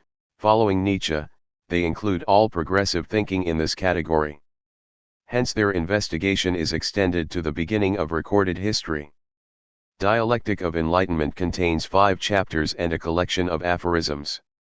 First, a dialectical concept of enlightenment is developed. In the subsequent excursus, Adorno reconstructs the genesis of modern subjectivity through a reading of the Odyssey. Its wandering hero, who cunningly holds onto life, is interpreted as the primal image of the bourgeois individual, the concept of which is rooted in that unitary self-assertion so vividly exuded by the prehistoric wanderer. Adorno intends to show that the autonomy of the subject, the core motif of the Enlightenment, is already inscribed in the emergence of the epic from myth, in a dialectical form of which the epic hero is not himself conscious. In the second excursus, Horkheimer explores the link between enlightenment and moral philosophy. As he sees it, bourgeois thinking has as its ideal the seamless systematicity of scientific reason, which is not in itself capable of rationally justifying moral intuitions and hence can only generate impotent moralizing proclamations. In contrast to bourgeois thinking, the darkly immoralist middle-class authors Sada and Nietzsche had the merit of not attempting, like the apologists of enlightenment, to evade its consequences through pseudo-harmonizing doctrines. They did not pretend that formalist reason stood in a closer relation to morality than to immorality. While the intelligentsia protected, through a process of denial, the ongoing linkage between reason and immoral acts, between bourgeois society and domination, Sada and Nietzsche gave uncompromising voice to the shocking truth. In the chapter Culture Industry, Adorno argues that the eternal return of the same, as Nietzsche put it, a core element of myth, is also the principle of 20th century mass culture, generating products at the highest technical level and keeping consumers in thrall to a constant need to replace them. And in the final chapter, Elements of Antisemitism, both authors, working with Leo Lowenthal, analyze the failure of enlightenment as the historical unfolding of the quest for rationality. The chapter combines social, psychological and economic elements with the concept of mimetic behavior that became indispensable to critical theory. The fascist agitator imitates the hated, supposedly Jewish attitudes and behaviors of the victims in order to launch the pogrom, whereby the perpetrators can regressively act out their violent, archaic impulses. But the agitator's ploys and the pogrom structured by science and technology are highly rational undertakings. The mimetic impulse, which belongs to early human developmental phases, is enlisted in the service of authoritarian rule in order to make individuals' regressive needs useful for the perpetuation of power. Civilization makes use of regression and retreat from civilization in order to maintain itself, thereby unmasking its success as failure. Dialectic of Enlightenment concludes with a collection of Horkheimer's aphorisms, restaging in a compressed form the book's critical and anthropological themes. The text was published as a duplicated typescript in 1944 by the Institute for Social Research under the title Philosophical Fragments, which later became the book's subtitle. Then, in 1947, It was published as a book under the title Dialectic of Enlightenment by Corito Verlag, Amsterdam. A subterranean influence emanated from the book. Adorno frequently mentioned that he saw all his later major writings as excursuses to Dialectic of Enlightenment. But the volume was not published in the Federal Republic. Anyone in the know could readily obtain a copy from Amsterdam, but few people did so. During the student movement in the 1960s, printed editions circulated, both of the book and of Horkheimer's printed essays from the Journal of Social Research. Horkheimer could no longer resist the urgent demand for a new edition of Dialectic of Enlightenment, a project to which, even earlier, Adorno had not objected. In 1969 it appeared in an edition published by S. Fischer Verlag. Irving Wohlfarth made the critical point that Horkheimer and Adorno themselves adopt the perspective of Benjamin's Angel of History. From this point of view, no doubt, derives the curiously predictable character of the Dialectic of Enlightenment, as evoked by Ditlev Clausen, the false impression that everything is already decided in the embryo. Yet this dialectical aporia is productive, for it enables the articulation of a pointedly critical theory of the historical process which was Horkheimer's goal from the outset. In order to explain fascism as the current form of violent domination over both nature and human beings, Dialectic of Enlightenment, in the opinion of Christoph Türk and Gerhard Bold, elaborates a deepening of the Marxist concept of prehistory. This deepening is also important for understanding the way Adorno uses the concept of prehistory in Minima Moralia. As he writes in the 1960s, what Marx, with a kind of melancholy hopefulness, calls prehistory is quite simply the essence of all known history to this point, the empire of unfreedom. Wherein lies the deepening of the concept projected by Dialectic of Enlightenment. Türk and Bold write: insofar as Horkheimer and Adorno take literally the notion of capitalism as the most advanced stage of prehistory, they are able to focus on the prehistory of capitalism itself. It both is prehistory and has prehistory, and one understands it fundamentally only when one grasps the prehistory contained within it and reads prehistory's structure out of actually existing capitalist structures, thereby reaching the deep structure of prehistory as such. Only in this way, as Horkheimer and Adorno see it, can one achieve an understanding of the horrors of fascism. In fascism is expressed not only capitalism but the whole violent mythical power of prehistory, which fascism absorbed and endowed with maximum technological capacities. 4. In this way, a totalizing perspective is adopted that strengthens the philosophical orientation of critical theory, an orientation that was unmistakably present from the outset in Horkheimer's studies defining the methodological practice of the Institute for Social Research. For Dialectic of Enlightenment is not concerned only with fascism. The opposing system, Stalinism, is analyzed, but not in a simplistic or demagogic way as fascism's double. Horkheimer and Adorno outline a theory of the totalitarian state, 5 starting from its social manifestations but focused on an understanding of the structure of totality. In other words, they use a critical concept of totality as a basis, without which, as was shown with regard to Adorno's concept of the whole, no structural insight is possible, and hence no critique of totalitarianism. But the critical concept of totality cannot be derived from empirical knowledge. It is directed at the foundational principle of sociopolitical phenomena, a principle that does not appear as such and hence is a kind of placeholder for unfinished metaphysical analysis in a post-metaphysical age. 4. Rescuing what is beyond hope. Even after his return from exile, it remained important for Adorno to keep working on the key problems of philosophy. Philosophy, which at one point seemed outdated, stays alive because the moment of its realization was missed. This he wrote in Negative Dialectics concerning the young Marx, who had spoken of the sublimation of philosophy through its realization within the social whole. Philosophy from the perspective of redemption. But what should philosophy look like in the present? Its program is already sketched out in Minima Moralia. In the final aphorism, titled In Conclusion, Adorno writes: the only way to justify philosophy in the face of despair would be the attempt to observe all things as they would appear from the perspective of redemption. Knowledge has no light but that which shines from redemption onto the world, everything else is used up in the attempt to construct meaning after the fact, the effort remains fragmentary.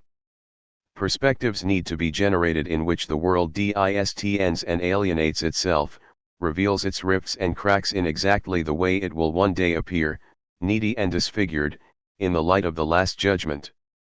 Adorno here adopts Walter Benjamin's motif of messianic theology whose secularized truth content reaches fulfillment in historical materialism and situates it in the context of a programmatic reflection on his own striving for philosophical knowledge. Benjamin described the role of theology in his speculative materialist philosophy as follows: "My thinking relates to theology as blotting paper to ink. It is completely saturated by it. But if it were up to the blotting paper, nothing that is written would survive." Adorno's philosophical move is to adopt the perspective of redemption, which, theologically, no longer has credibility. He therefore has no actual expectation of redemption. Adorno borrows from the radical theological perspective that refuses to align itself to what actually exists, always seeking transcendence, yet he does not rely on the intervention of messianic transcendence to bring about a redemption not of this world. When Benjamin declares that redemption is the limit of progress, he is speaking of the worldly boundary that stands in the way of the elimination of suffering and the establishment of a truly humane world. This perspective is based on the observation that, on the one hand, the humane goal seems to have become totally unreachable and, on the other, even a fully rational society could no longer mitigate the irrevocable sufferings of the past. On this point, Rolf Tiedemann describes the relation between Adorno and Benjamin as follows. In view of the breakdown of enlightenment and civilization, particularly of the clear possibility of a definitive catastrophe, it makes sense to give up the thought of progress in favor of a transcendental intervention, a rupture of history. Benjamin inclined to this view. But not Adorno. In such messianism he discerned a flight into a historical theology that had to be resisted. He insisted that the emphatic social ideals that once inspired hope are interwoven in the historical process and that this process, with its enduring blindness and growing irrationality, requires one to reflect on the transcendental telos of those ideals, encoded in their theological names. It is for the sake of immanence that Adorno allows himself the thought of transcendence, for the sake of the empirical world that he refuses to let go the idea of the absolute. Materialism is the essential content of that radicalization of dialectics to its passionate theological core which Adorno demanded of Benjamin, and which he understood as his own mission. Already, in the 1930s, Adorno termed the salvation of the hopeless as the core element of his theoretical work. In the final aphorism of Minima Moralia he pursues the problem of how a philosophy should proceed that could help give expression to what is transitory and threatened, thereby conceptualizing the world's need of redemption. He formulates his solution as an aporia.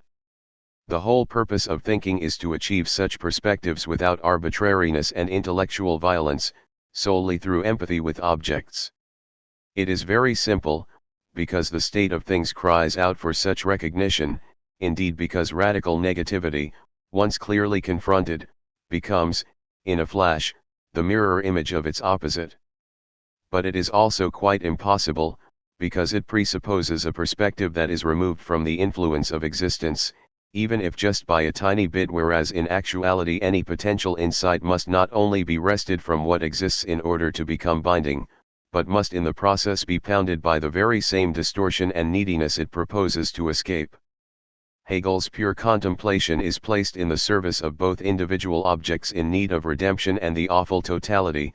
Nothing is more straightforward than describing what is while compellingly demonstrating that mere description does not fulfill the task, that the actual must be changed. The pure immanence of immersion in the objects of knowledge brings to light the negative image of that which would surpass the immanence of what is. As Adorno formulates the issue in negative dialectics, only if what is can be changed, is the existent world not the totality. Yet this simple task is simultaneously insoluble, because the philosopher himself is also immersed in the very context of blindness that he proposes to grasp and penetrate. The conceptual fluidity between immanence and transcendence makes it impossible to define the standpoint from which the critical subject views the world and to situate that standpoint in a clear relation to the object of critique. Adorno himself was the first to thematize what later interpreters of his work point to as the cardinal defect of his radicalization of the critique of ideology, namely, that he did not prove his critical perspective to be free of contradictions. Adorno saw that the only philosophy capable of advancement is the one that acknowledges this aporia, and he saw clearly the consequences of taking this conceptual claim seriously. Nothing less is demanded of today's thinker than that he locate himself at every moment both inside and outside the empirical world. The gesture of Munchausen, the 18th century teller of tall war stories, who pulls himself by the hair out of the swamp, is central to every insight that claims to be more than either factual assertion or intellectual projection. And then the tenured philosophers come along and make the objection that we have no firm point of view. Adorno simply did not believe that the perspective of the critical philosopher elevated him above the totality on which his critique is focused. He is locked into it, but it would be false to insist that radical critique must either develop a clear point of view outside its object of critique or else fall silent. Critique derives its criteria not from some foundational truth actualized either existentially or by decisive argumentation, but from its object of critique, and when this object is the very process of philosophical thinking, then critique turns on itself and analyzes its own methodologies. In this way, reason's philosophical self-critique stands in a disrupted yet productive relation to the tradition. Critical thinking embodies participation in the philosophical self-analysis mediated by tradition and in its material assumptions. As was already clear to Marx, critique must decisively negate both. As Adorno puts it in Negative Dialectics, tradition is immanent to any insight, as the mediating vehicle of its analytical objects. The question then arises for Adorno of how thinking that must renounce tradition could preserve it in the very gesture of transformation. Hermeneutically, this process cannot be smooth. The aporia linking the radical critique of reason to a philosophical commitment to the individual, specific, and ephemeral cannot be overcome by dialectical reflection on the relationship to tradition. On the contrary, one must acknowledge this aporia in order to do justice to its force. Adorno continues in the final aphorism of Minima Moralia: the more passionately thought seals itself off from what has conditioned it for the sake of unconditioned goals, the more unconsciously, hence fatefully, it succumbs to the empirical world. For the sake of the possible, thought must even grasp its own impossibility. In the face of the demand thought thereby makes upon itself, even the question of the reality or unreality of redemption becomes almost a matter of indifference. What is needed is thinking that incorporates its own aporias into the process of self-reflection. Primacy of the object. Reflection on thinking's own aporias, that is the agenda of Adorno's Negative Dialectics. Negative dialectics is simply the defined negation of idealist dialectics. Its goal is to liberate the specific, the non-identical, from subordination to conceptual identity and generality. Negative dialectics becomes central to Adorno's philosophy. It incorporates both elements of his early philosophical work on Edmund Husserl's phenomenology and the self-critique of rationality that is expounded in Dialectic of Enlightenment. In Negative Dialectics, Adorno aims to critique what he terms philosophy of the origin. The negative dialectician Hegel's speculative dialectics is the systemic and historical climax of metaphysics. Since its origin, the goal of metaphysics has been to structure a firm ground of being, which could then serve as a basis from which thinking could derive principles, accessible through reason, that would render coherent the seemingly chaotic variety of actually existing objects. The reductionism that makes reason into the origin of that which may participate in reason but which for that very reason cannot be identical with reason, cannot be dissolved into it without a significant residue. This reductionism, viewed from the perspective of a materialist reconstruction of intellectual and cultural history, simply had to be viewed as outdated. Domination of nature is thus, for Adorno, the basis of philosophical idealism. Human beings can only orient themselves, that is, structure and control a world that initially appears as an irresistible set of natural forces when they are able to impose systematicity on what overwhelms them, seeming to flood in unpredictably. This systematicity derives exclusively from the logical mechanism underpinning our rational processes. Ancient philosophy endowed it with timeless validity in the shape of logical axioms, whose utmost imperative was to avoid contradiction. Thus Aristotle writes, "It is clearly the task of the philosopher, and whoever studies the nature of all beings, to analyze the principles of reasoning. It is, however, appropriate that the person who knows the most about a particular field is the one to provide the most well-tested principles for judging it, hence the person with the fullest knowledge of being, as it is manifest in the world, can provide the surest principles for defining it. That person is the philosopher. But the most secure of all principles is the one that precludes error. This principle must be instantly recognizable and without preconditions. We can now assert what that principle is, for it is impossible that the same quality should be both present and not present in the same object in the same context. That is therefore the most secure principle of all. Without the laws of thinking, which we are always already applying even before we are conscious of them, there would be no knowledge." Adorno does not disagree with this principle, notwithstanding his irrational admirers and rationalist critics, both groups that would like to make him into a harbinger of postmodernity. Adorno wants to show, rather, that knowledge deserving of the name is more than rule-bound subordination of sensuous and intellectual material under logical systematicity. More precisely, he takes a step further: knowledge in this restricted sense is always only knowledge of self. Not self-knowledge in the enlightening sense invoked by classical antiquity when it formulated "know thyself," as the radical telos of philosophy, or when it enabled Oedipus to solve the Sphinx's riddle through human self-awareness, but in the sense of a confusion. This type of knowledge puts forward as substantial experience of objectivity that which is in fact only the subject's self-mirroring. The insights into the order of things that reason gains on this narrow path are attributed to the world's actuality in its very own, most inward essence. As Adorno puts it, following Nietzsche, since Parmenides all ontology has been idealistic. Nietzsche, a pioneer of modernity's self-critique, recognized an inescapable aporia of metaphysics, the confusion of linguistically shaped thought patterns with definitions of being. In Nietzsche's view, the basis of idealist metaphysics is nothing but the violent story of the development and intensification of the subject.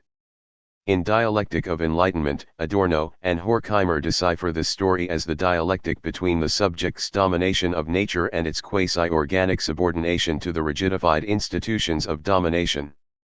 As an enlightened dialectician, Nietzsche demystifies the fetish character of idealist philosophia prima. As he writes in Twilight of the Idols, "We find ourselves enmeshed in a coarse fetishistic web when we try to summon up the basic premises of linguistic metaphysics, that is, in German, of Reason Vernunft. Everywhere acts and actors are operative, there's a faith in the self as being, in the self as substance, and a projection onto all things of the faith in self-substance. Only thus does the concept of thing become viable. Being is conceptualized into everything as its cause, and yet the notion of being is itself a derivative of the conception of self." According to Nietzsche, the indispensable idealist trick that philosophy applies, without any intention to deceive, arises from the surprise with which the security, the subjective certainty in the deployment of categories of reason, entered the philosopher's consciousness. They concluded that these categories could not be based in the empirical world, that world was wholly at odds with them. Then whence do they arise? In India, as in Greece, the same erroneous conclusion was drawn: we must once have been at home in a higher world, we must have been divine because we have reason. Self-substance, which Nietzsche identifies as the silent operational premise underlying the projective mechanics of philosophy's thinking of objects, is expanded by Adorno into the core thematics of identity. For him, the confusion of rational categories with non-objective reality amounts to an identity compulsion. The human mind cannot avoid classifying objects according to normalizing and deviant characteristics, according to the criteria of identity and non-identity. Where this has not yet been achieved, there is no subject; where there is a prospect of overcoming it, the threat of the subject's disruption also comes into view. The classifying process, however, subsumes the diffuse, the exceptional, and the unique under a single cognitive schema. First, this schema must be able to prevail consistently as the subject's structure of knowing. Second, it must dismantle the singularity of objects in order to classify them as categorized objects of knowledge compatible with the overall structures of our perceptions and concepts. This process unavoidably ruptures the actual identity of the objects of thought and subordinates them to the identity principle of the reasoning subject. Identity thus has a double meaning, which Adorno deconstructs. It subsumes both the actual identity of the thing itself and the constructed identity, imposed from outside, of heterogeneous objects. The pressure toward identity is a mark of thinking as such; without it, thinking would be impossible. Yet this pressure is not exclusively a sign of reason but also an imprint of the very real external pressure to which all rational subjects are always subjugated, insofar as they, as individuals, belong to the totality of a society. Adorno wants, by means of an imminent ideological critique of idealism, to shake open the seemingly indissoluble fusion of theoretical identity compulsion with the identity compulsion of social practice. Hegel, Marx, and Nietzsche are the starting points for his project to resurrect the non-identical. The purpose of this project is to demonstrate how idealism's identity compulsion misses the very goal it is aiming at, and to envision a kind of thinking that could do justice to a reality that does not merge seamlessly with thought.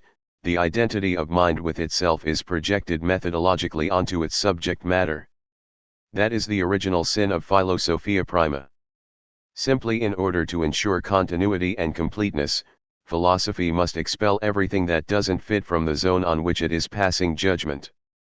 Tracing the history of philosophy from Parmenides and Plato through Descartes and Kant to the newly resurrected originary philosophy of Husserl's contemplation of essence, with its goal of unlocking the sphere of being of absolute origins, or indeed to Heidegger's existential ontology, Adorno argues that philosophy's quest for first principles has always impelled it to uncover conceptual grounds for everything that is and to deduce from these grounds, in a clean and seamless methodological circle, the totality of what can be known.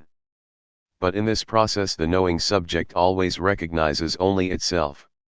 Idealist metaphysics ossifies into the brilliant tautology of mind, because it cannot incorporate into knowledge anything that is alien from itself and which eludes identification with a general category. The tension between the particular and the general, or between the one and the many, is in actuality diffused a priori, because all devices for rendering the non-identical commensurable with the subject under the name of the manifold are constrained by the model of unity. Thinking must operate within the framework of general definitions and hence subtract from objects of cognition any specific element that will not dissolve into the principle of unity. In modern philosophy, with Kant, idealism reaches a point where it demonstrates the inadequacy of the claim that philosophy should conceptually emulate the actually existing ideas, whence the variety of ephemeral individual objects arises. The concept of contemplative knowledge is replaced by the concept of knowledge as spontaneous constitution. Hume's empiricism demonstrated the unbridgeable distance between an objectivist metaphysics and individual cognitive subjects who, lacking any instrument of knowledge other than their senses, assemble their impressions associatively, according to habit. Against this critique, Kant proposes nevertheless to show the viability of metaphysics by demonstrating that the subject's world is not substantively independent of the subject. The subject constitutes objectivity, not randomly or individually, but following rules that are intrinsic to all subjects. These rules do not derive from experience, but enable us a priori to have experiences. The premise I think must accompany all my ideas.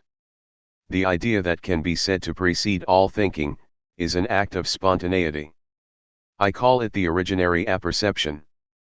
I also call its unity the transcendental unity of self-consciousness, in order to describe the a priori possibility of knowledge emerging from it.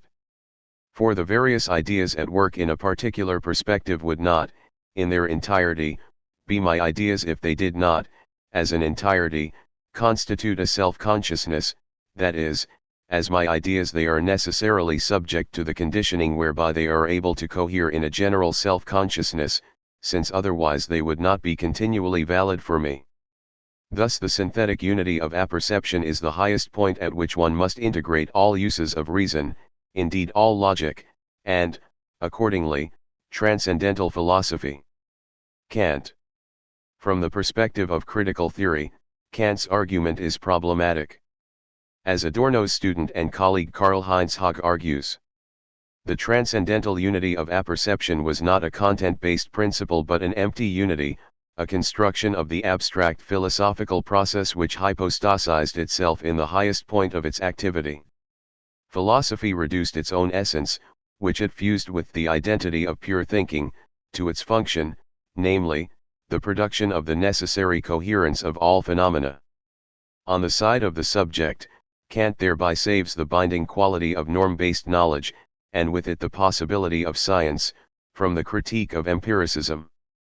On the side of the object, his goal is to preserve from dissolution the objects of cognition, whose essence can no longer be dogmatically affirmed without lapsing into pre-critical metaphysics. To these ends, Kant constructs a distinction between the thing in itself and appearance. Apparent nature is not independent of the perceptual principles governing the subject to whom it appears. Yet what appears is itself distinct from the process of appearing, it is the noumenon, the unknown source of all appearances, which does not itself appear. In Kant's transcendental philosophy, the noumenon corresponds to what the metaphysical tradition termed essence. Nature's laws are accessible to human beings only in conjunction with the laws of human perception. The transcendental subject is not passive, not merely receptive, but always actively participating in the production of the world that is the object of its cognition. But what that world is in itself, the totality of reality independent of spatio-temporal and causal laws, what defines its intelligible core in distinction from its empirical character that is not positively knowable. Kant's philosophy thus eludes the traps of traditional metaphysics and is able to rehabilitate metaphysics as such. As Adorno puts it, fully in the Kantian spirit. Metaphysics, in its essence, consists not of clear dogmatic answers, but of questions. Metaphysics cannot be identified with the doctrines of being that proclaim themselves to be metaphysical, for it consists precisely of the questions being addressed to such theories of being, without in any way prejudicing the real existence of these questions. To put it pointedly, negative metaphysics is just as metaphysical as the positive kind. Following Adorno's lead, Karl-Heinz Haag later showed that this negative metaphysics is fundamental to Kant, because Kant knows that nature's intelligible core cannot be positively defined and that its constitutive meaning for actually existing nature can only be articulated by negation. Haag. Yet Kant fails to reflect sufficiently on the social character of what it is that replaces the traditional version of being. That is the source of Kant's great ambiguity. Adorno's critique of Kant productively advances this reflection. It can do so because it deliberately breaks the rules of an immanent philosophical reading of Kant. For Adorno, it is fundamental that the critique of knowledge cannot be separated from the critique of society. Thus the critique of idealism must thematize its unspoken social assumptions. According to Adorno, the most important of these assumptions is the absolute privileging of mental over physical work, pointing to the newly dominant social conditions of division of labor. The general and necessary activity of the mind is grounded in unavoidable social labor. The a priori concept of the transcendental subject, a non-being that is nevertheless active, of something general that yet experiences the particular, this premise resembles a soap bubble that could never be derived from the context of autonomous immanence that shapes each necessarily individual consciousness. Outside the magic circle of the philosophy of identity, the transcendental subject can be decoded as the social base that is not aware of itself as such. The qualities that, since the critique of pure reason, have defined the transcendental subject: functionality, pure activity that expresses itself in the accomplishments of individuals while simultaneously transcending them, these qualities are projected, by the intellect in its bubble, onto the pure subject of their source. Yet the general nature of the transcendental subject is that of the functional context of society, of a totality constituted by individual spontaneities and qualities, which are then contained by means of the leveling exchange principle and then virtually excluded as being impotently dependent on the totality. The universal dominance of exchange value over human beings, denying subjects a priori the status of being subjects, then reducing subjectivity to the status of impotent object. This dominance relegates to the status of untruth the general principle claiming to establish the primacy of the subject. In negative dialectics, Adorno affirms the epistemological premise of the primacy of the object. He stresses that, of all the idealist philosophers, Kant does the greatest justice to the object. Adorno does not want to deny that, epistemologically speaking, objects are knowable only through the subjectivity that mirrors them. At the same time, he disputes Kant's reduction of objects to the status of being defined entirely by the autonomous subject. In Kant's work, as Adorno sees it, autonomous thinking becomes conscious of its own strength and shakes off the ontological fetters of traditional metaphysics by reflecting on itself and its constitutive function. But that is also the point at which thinking is transformed into its own fetishization, into subjective reason. According to Horkheimer, subjective reason implies the capacity to calculate probabilities and hence to assign the correct means to a given end. In modern times, subjective reason has begun to separate itself from its dialectical antithesis, namely, from the concept of an objective reason that inheres, as their core principle, in the structures of reality. As dogmatic metaphysics, this objective reason is indeed false. Yet subjective reason regresses into being an instrument for ends in relation to which it can no longer claim autonomy. For Horkheimer and Adorno, then, subjective instrumental rationality, in its absolute form, is as false as the dogmatic rationality it would replace. It expels the very last thought of a qualitative definition of the facts independent of preordained subjective goals. The need to dominate nature ultimately drives out the need to know nature objectively, even though the two needs had been inseparable from the outset. The dialectic of knowledge and projection, described by Nietzsche as the aporia of rational metaphysics and analyzed by Adorno in his critique of the philosophy of origins, has come to a standstill in the subjective reason of modernity. However, the critique of rationality in negative dialectics does not itself depart from the framework of rationality. It demonstrates that the fusion of reason and domination leads ineluctably to the imposition of domination on all thinking. Thought can be sure of its object only through concepts, and the knowing subject can generate concepts only by disregarding the variety of qualities in an object, thereby making evident those qualities in the object that remain identical. This process of abstraction necessarily reduces the object to the signs of its identity and neglects what is non-identical about it. In this manner, autonomous thinking can maintain the separateness of essence and appearance in its objects. Thus it can measure a reality structured by conceptual mediation through the rational viability embodied in it. Only on this basis does it formulate a critique. Adorno's critique of rationality does not contest this liberating power of autonomous thinking. This power constitutes the basis on which thinking can reflect on its specific deficiency, which it cannot overcome by its own efforts. Thinking aims to recognize its objects by identifying what is essential in them. Yet, as Adorno shows, it is precisely this project that the process of identification itself ensures will fail. It falls short of its aims because it can always only define its objects as examples of something else, something general. But then it fails to say what the objects themselves are. The fact that conceptual thinking and there is no other kind cannot positively define what is non-identical in objects of knowledge is the expression of an objective aporia. For Adorno, the non-identical is not an affirmative concept that could be given definition, beyond the limits of rationality, through other, non-rational modes of thinking. The non-identical cannot be directly accessed as something positive in itself. It is the conceptually negative result of the defined negation of the notion of identity. Adorno describes this aporia, which logically consistent thinking cannot evade, as the paradoxical vanishing point of his own philosophical project.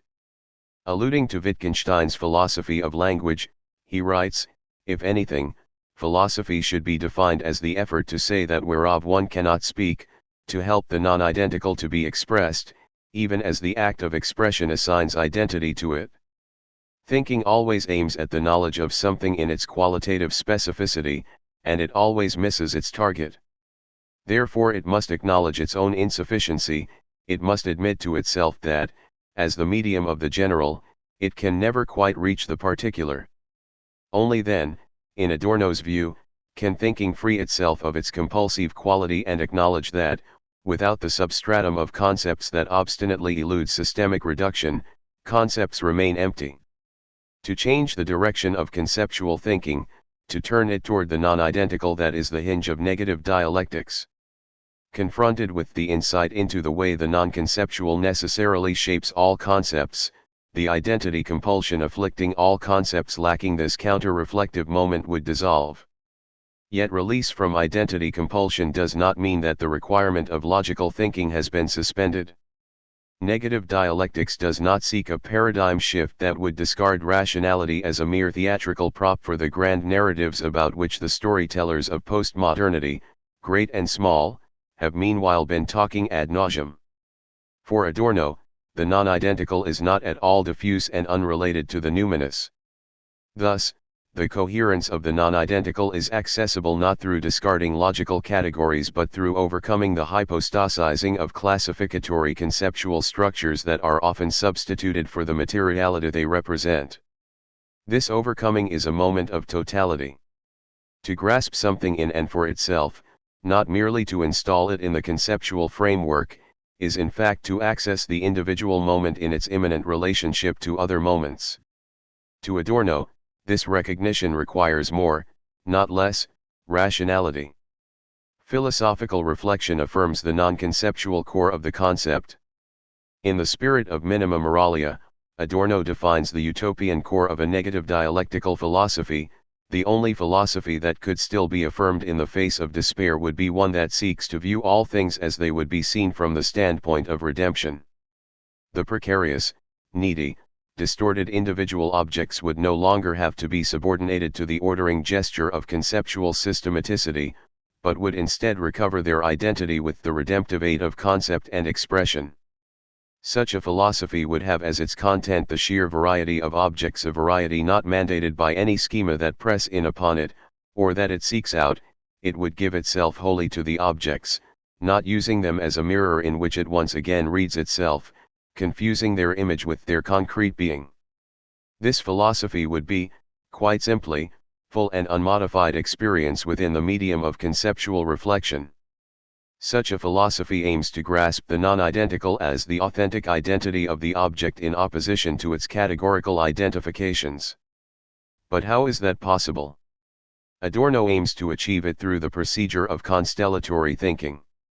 Thinking does not have to be satisfied with its own structural laws, it is able to think against itself without betraying its own being. Moreover, thinking against itself will render achievable precisely that which thinking desires.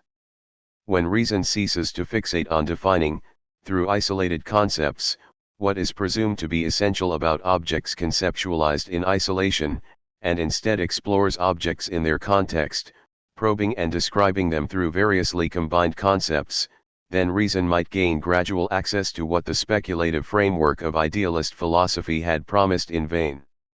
The object opens itself to a sustained monadological pressure, which is the awareness of the constellation in which it is located. Recognition of the object within its constellation is recognition of the material processes stored within it. And, also as a constellation, the theoretical process circles around the concept it seeks to open up. Thinking that could regulate its own movement according to the movement of objects, without having to give up its autonomy in such a quasi-mimetic rapprochement, that is Adorno's concrete conceptual utopia, accessible only via the path of immanent critique. Cognition thus becomes an open-ended process. The ascertainable deficiency of all concepts mandates the citation of others. In this act those constellations arise which alone retain something of the hope contained in the act of naming. The language of philosophy draws close to this naming by negating its own abstraction. Here again, defined negation. Concepts represent what is general about individual objects, names represent what is specific about them.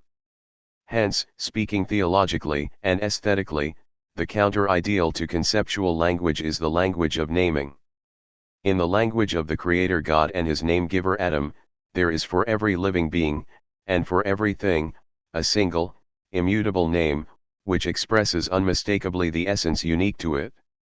This mythological conception of the magically identifying naming power of language gains a specific meaning when it is invoked as a corrective to that modern conception of language wherein words are no longer bearers of substantive meaning but are mere signs without quality, unable to bring the object into the realm of experience. Yet Adorno knows that a theory affirming the language of naming would merely fall behind the achievement of thinking's enlightened self-reflection.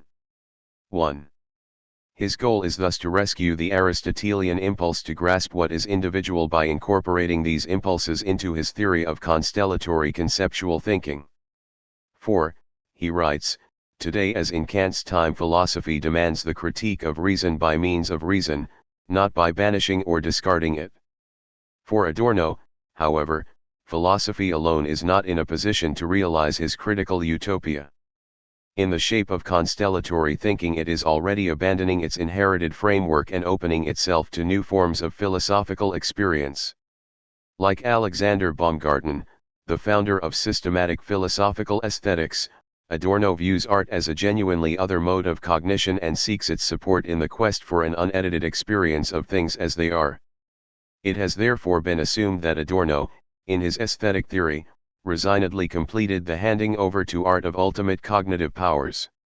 Yet this is not at all the case. Another familiar reading of Adorno is equally mistaken about his core concern, namely, the view that he sought to blur the boundaries between philosophy and art, that his theme was the aestheticizing of theory. This too is incorrect. In fact, Adorno's thesis is that art's role in cognition is possible because the two are inwardly linked while being fundamentally distinct. Works of art are characterized by the dialectical configuration of mimesis and rationality. They contain knowledge which is not conceptually unified because it is bound to mimesis and to expressivity. Yet this cognitive potential is accessible only via conceptual reflection. The truth content of artworks is the objective solving of the puzzle posed by each one individually. By insisting on a solution, the puzzle points to the truth content. That truth is accessible only through philosophical reflection.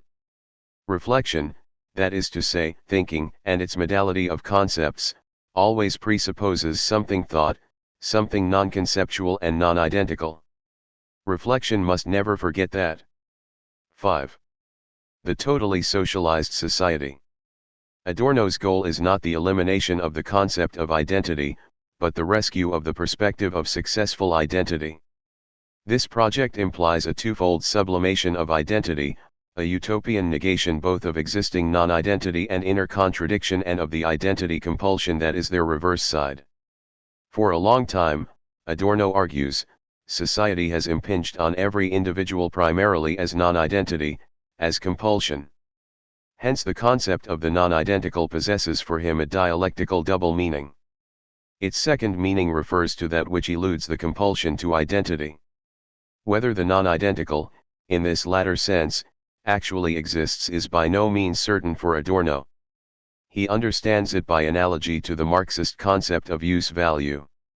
In modern commodified society, based on the production of goods, both things and people have social value, in the final analysis, only to the extent that they embody exchange value. On the quantitative scale of exchange value, use value appears artificial and historically irrelevant.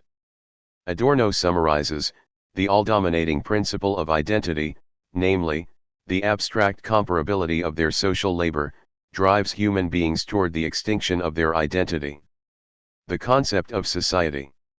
If philosophy is to demonstrate that it needs what is not subsumed in social identity, namely, use value, in Marxist terminology, then it must change its procedures. That is, philosophy has an inherent tendency to transform itself into social theory. Adorno writes, only the social self-awareness of reflection gives it access to the objectivity which it lacks so long as it operates within the prevailing social forces without including them in its thought processes. Critique of society is critique of knowledge and vice versa. In critical theory, society is no mere functional concept but, above all, a structural one. Adorno's sociological writings have a philosophy of society at their core, for they are committed to the ideal of grasping the essence of things. The concept of society is philosophical because it starts from two premises: first, it operates in accordance with laws, and second, these laws both are fundamental to the manifest variety of social realities and function on the surface of those realities. A dialectical theory of society assumes structural laws that condition the facts, become evident in the facts, and are modified by those facts. Such a theory views these structural laws as tendencies that derive more or less strictly from the historical elements that have conditioned the overall system. With this definition, Adorno gives a new critical shape to the old metaphysical distinction between essence and appearance. The essential laws of society and its processes are more real than the factual surface in which they become manifest but which always distorts them. Yet they jettison the essential attributes they bring with them. They can thus be named, in conceptual terms, as the very negativity which makes the world what it is. The essence of modern society, which simultaneously manifests itself and conceals itself, is something monstrous. This insight has both descriptive and normative significance. Essence is not ontologically substantive. It is not something that has metaphysical existence, but an abstraction that is tangibly present. Moreover, as the ongoing essence of society, this monstrous abstraction is identical with what is false, namely, that which prevents the realization of the essence of the human species.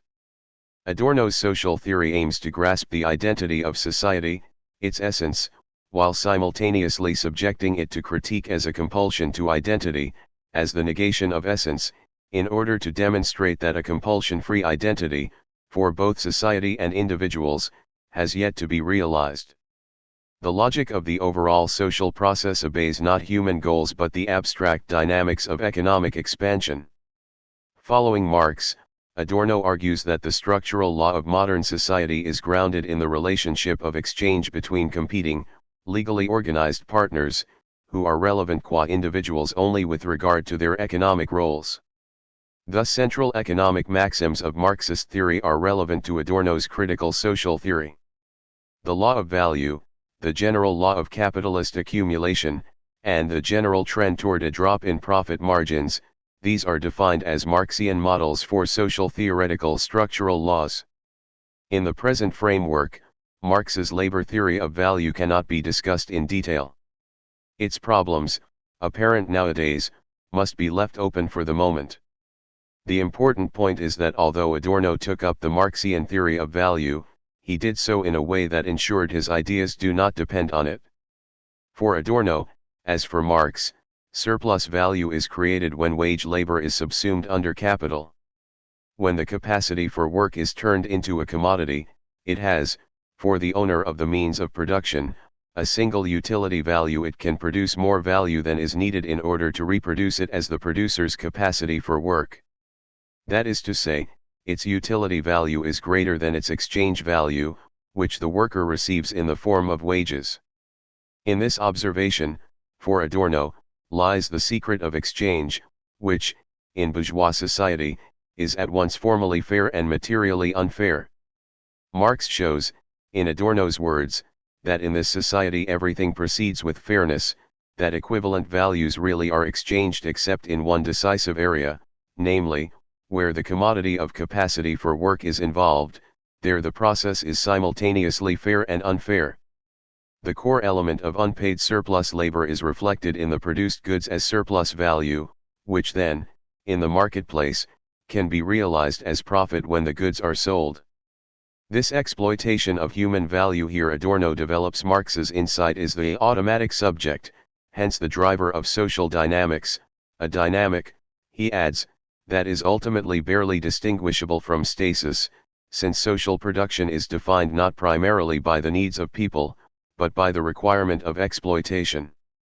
That is how capitalist accumulation operates, but this structural fact does not generate the collapse of the social and economic system, which Marx and his orthodox successors had viewed as the necessary consequence of the general trend toward a drop in the average profit margins of capitalist enterprises. When Adorno speaks of the negativity of the social essence, he is doing so within a Marxian framework. This negativity resides in the irreconcilable conflict of the groups constituting society and operates within individual psychologies. Hence Adorno speaks affirmingly of a negative ontology of society grounded in antagonistic processes, which he sees as implicit in Marx. With this language he alludes to Marx's summation of history as a story of class struggles. Adorno stresses that Marx's class theory cannot simply be applied to the present, for it is centered on the concept of class consciousness. To be sure, he says, one cannot today speak of a proletarian class consciousness within the normative capitalist countries. But that does not mean giving up on the concept of class as an instrument of economic diagnosis. The absence of class consciousness does not, despite common opinion to the contrary, itself refute the existence of classes. Class was defined by the relation to the means of production, not by the consciousness of its members. For Adorno, the crucial element is a dialectical concept of the conflicting basic versions of society, which he grasps in a meta-economic way. It is essential to conceptualize social structure, which has been antagonistic since the inception of society as such, and which always remains so, as foreign policy conflicts and the permanent possibility of catastrophic war glaringly demonstrate. Critical theory cannot attain certainty about the transition to a society liberated from the pressures of the exploitation of value. This lack of certainty reflects its distance from Marx's economically based theory of revolution, which Adorno criticizes for its unintentional relapse into an idealist philosophy of history. Adorno writes, Marx's expectation that the priority of productive forces was historically certain and would necessarily rupture the relations of production. This expectation was all too optimistic. To this extent Marx, the sworn enemy of German idealism, remained faithful to its positive construction of history. In the post-war world, German academic sociology mostly held in contempt the subtleties of dialectical social philosophy. For example, René Koenig declared that in both Marxism and the critical theory of Horkheimer and Adorno, eschatological prophecies are fused with visions of the last days. He found fault with the metaphysical exaggeration resulting from the speculative character of the concept of society underlying this whole way of thinking, because this concept was oriented toward the goal of free association among all working people. In Koenig's view, it suffices to abandon this concept in order for all the consequences derived from it to become obsolete.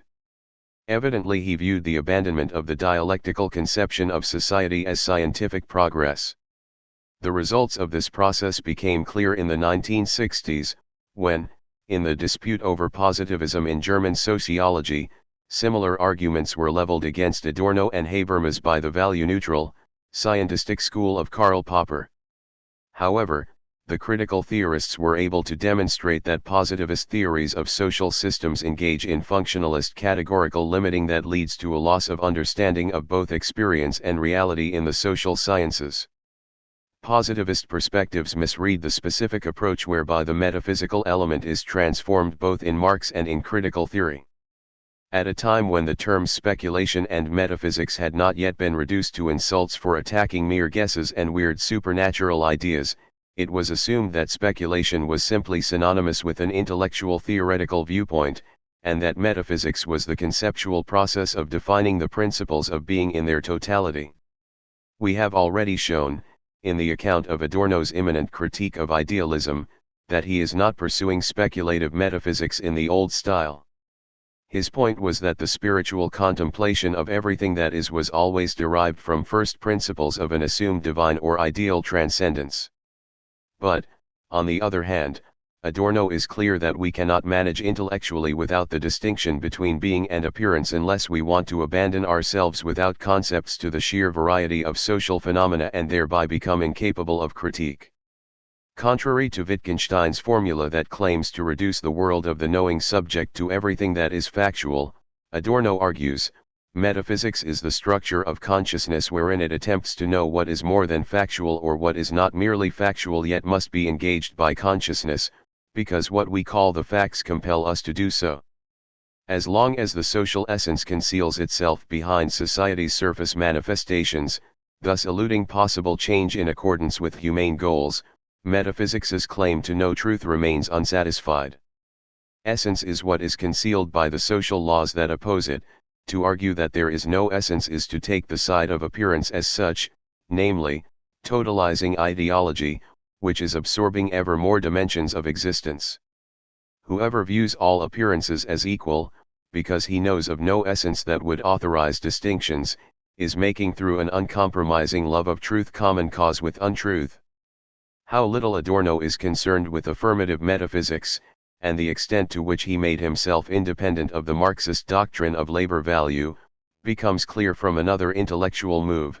He considers the possibility that current critical theory, in contradistinction to Marx, can perhaps no longer begin with a critique of immanent facts, because, although laws of social structure still prevail, they may no longer manifest themselves consistently as they did in the era of the flourishing bourgeois society. In 1969 he wrote, "The key element of Marxist theory, the theory of surplus value, was supposed to explain class relations and the growth of class antagonism in objective economic terms. If, however, the involvement of living labor, from which alone, in Marx's perspective, surplus value flows, becomes reduced to a marginal role by the sheer range of technical progress, in effect by industrialization, then the core element of surplus value is affected. The current absence of an objective theory of value is conditioned not only by the establishing of an economics that is almost the only one to be accepted academically. The lack reminds us of the prohibitive difficulty of objectively theorizing class formation without the theory of surplus value. It is possible that contemporary society eludes any theory coherent in itself. Marx had it easier, insofar as the fully developed liberal system was ready for scientific analysis. He needed only to ask whether capitalism, within its own dynamic categories, corresponds to this model, in order to generate a comparably consistent counter-theory in explicit negation of the theoretical system confronting him. But since then the market economy has become so full of holes that it mocks any such theoretical confirmation. The irrationality of today's social structure prevents its rational translation into theory. Adorno has no unambiguous answers to the questions that he raises in this passage. But it is precisely his lack of definite or easy answers that speaks for his theory, which does not seal itself off from the social and economic upheavals that critical theory confronts today. In negative dialectics, Adorno goes even further.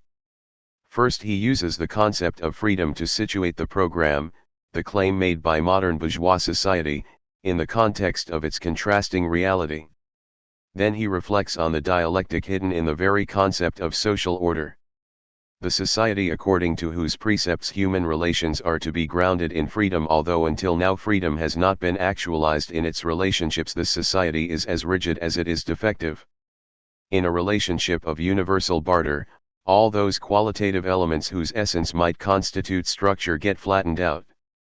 The more excessive the power of institutional structures, the more chaotic the life that they confine and deform according to their image.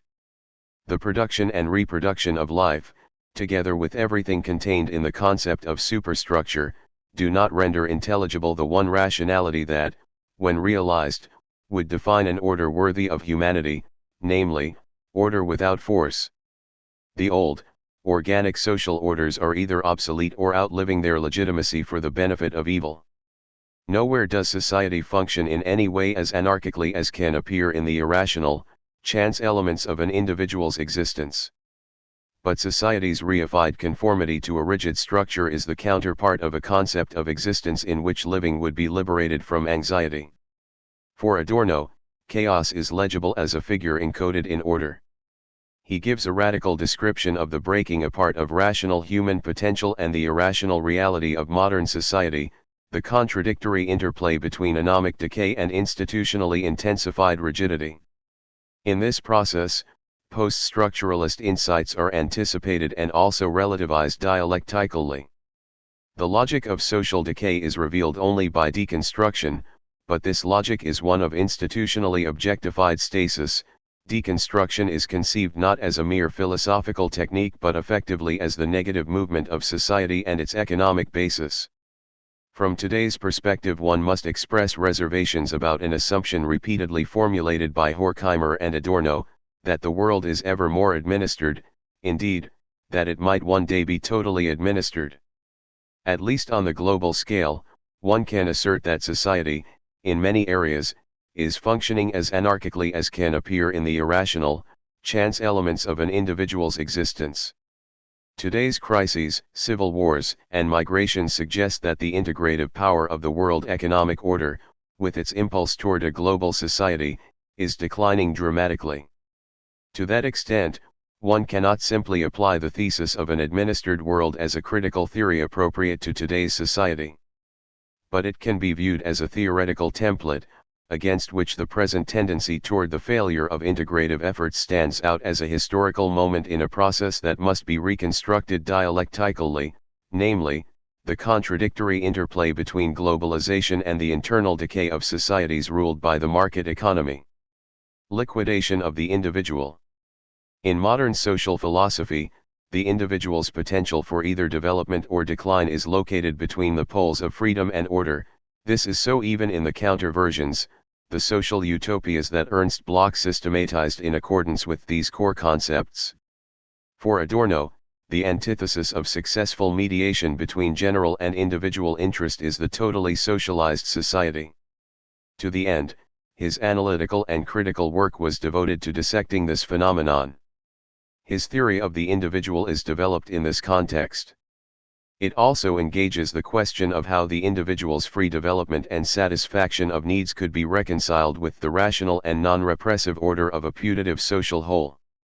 But that is not its main theme, for Adorno's theory of the individual is a negative theory, which begins by conceptualizing the failure of these attempts at mediation, whether they are shaped by affirmative description or by utopian normativity. If hope remains in the administered world, it lies not in the mediation efforts but at the extremes. In critical theory, the individual is understood not as a timeless anthropological category but as historically conditioned. What individual specifically means, is not defined by the biological entity. The individual is crystallized by, in a sense, defining itself and by elevating its own singularity, its self-containedness, into its true reason for being. In earlier times both the language of philosophy and that of the everyday labeled this as self-consciousness. Only he who differentiates himself from the interests and strivings of others, who becomes his own essence and establishes his self-assertion and development as the norm, is an individual. 2. However, Adorno does not view the category of individual as the polar opposite of the social. Rather, critical theory inquires into the dynamics of the individual's self-construction, which reveals itself to be socially mediated. It is only in modernity that the individual constructs itself as a social entity, as a direct result of that decay of the universal order of the Middle Ages, which instigates the process whereby the free, self-defining individual person becomes the generator of economic and cultural change. Adorno summarizes. When the free market economy displaced the feudal system and needed both entrepreneur and free wage laborer, these human types constructed themselves not only occupationally but also anthropologically. Concepts emerged such as responsibility for oneself, predictive power, the self-sufficient individual, fulfillment of obligations but also rigid requirements of conscience and internalized subservience to authorities. The individual, as we still use the term today, dates in its specifics hardly any further back than Montaigne or Hamlet, certainly not earlier than the beginnings of the Italian Renaissance.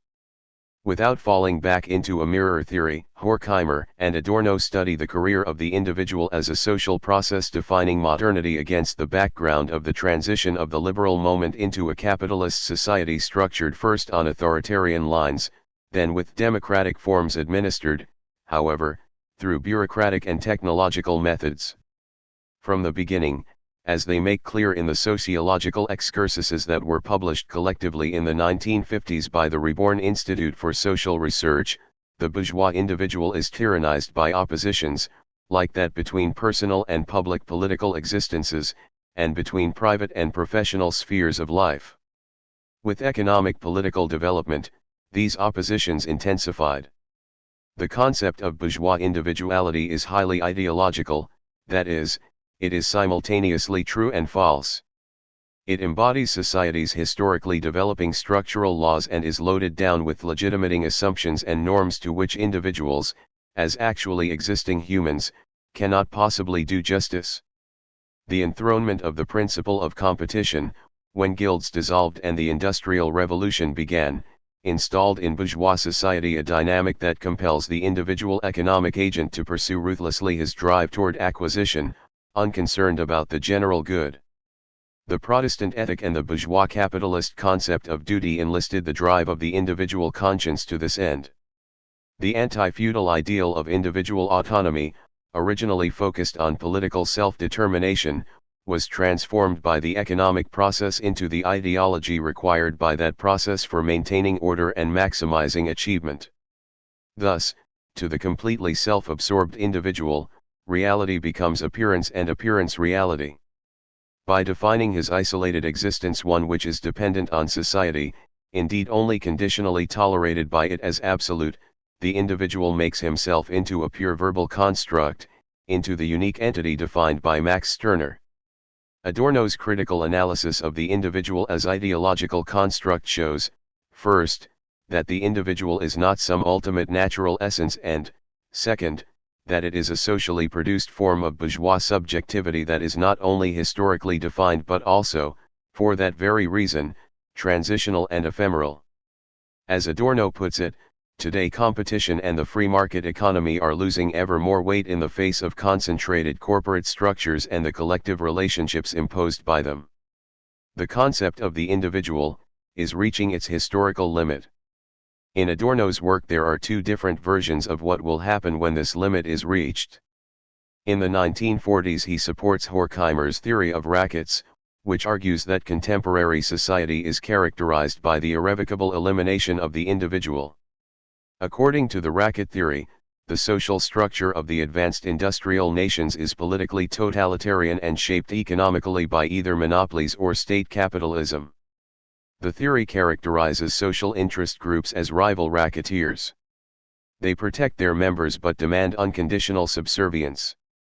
In struggles for shares of the wealth, which are more or less openly conducted, they strive for the maintenance and increase of their living standards, as well as for social dominance, and they divide social influence antagonistically among themselves. In this view, the individual can maintain his social ranking only by belonging to the appropriate racket, that is, by inherently tending toward renouncing his own individuality. Self-preservation means loss of self, that is Adorno's formula for this process in Minima Moralia. No longer farsightedness, autonomy, and spontaneity, rather, adaptability and conformity become the qualities of character essential to survival, regardless of which racket one belongs to, whether it is the CEO's network, the political power clique, or the trade union. The individual is liquidated. Racket theory evocatively captured specific qualities of post-liberal society in the advanced countries of the first half of the 20th century, much as Brecht's play The Resistible Rise of Arturo Ui captured elements of National Socialism for literature. The problem with racket theory is, first, its insufficient ability to differentiate particular groups appropriately and, second, its economic assumptions. It stands or falls with the accuracy of the premise that the 20th century is the age of monopoly capitalism, regardless of whether it is structured in a seemingly democratic or outright fascistic way or is replaced by state socialism. Yet the liquidation of the sphere of circulation, the elimination of competition, the replacement of the anarchic production of goods by a command economy, in reality none of these outcomes occurred. And even the state socialist planned economy of the Eastern Bloc remained oriented toward the competition of the world market, which ultimately, as we know, combined with its own structural failings to finish it off. At the Institute for Social Research, After the war, scholars no longer worked with the theory of rackets and state capitalism. Adorno also soon renounced this model, which clearly did not describe actual development adequately. In order to align the content of experience theoretically with the idea that, in our time, the individual is no longer society's indispensable element, Adorno investigated a phenomenon that became dominant after the war and remains so to this day, the renewed blossoming of individualism, which critical theory shows to be a socially essential illusion. Throughout his intellectual life, Adorno understands his theory of the individual to be at once critique and rescue, critique of the hypostasized principle of individuation and rescue of the authentic human content saved up within that principle. Paradoxically, this content can be made fruitful only in the historical moment when the principle of individuation seems about to lose its value entirely. In Minima Moralia, the point is to grasp hold of the individual's potential for resistance at the very moment when this category is about to lose its substance. In Adorno's later writings, on the other hand, he demonstrates the ideological element in invoking the individual's authority at a time when individuality is again being hypostasized. In Minima Moralia, he writes, "The questions concerning individuality must be asked again in the age of its liquidation. Whereas the individual, like all individualist production processes, has fallen behind the state of technological development and has become a historical relic, in its very role as the victor's victim it is again the necessary bearer of truth.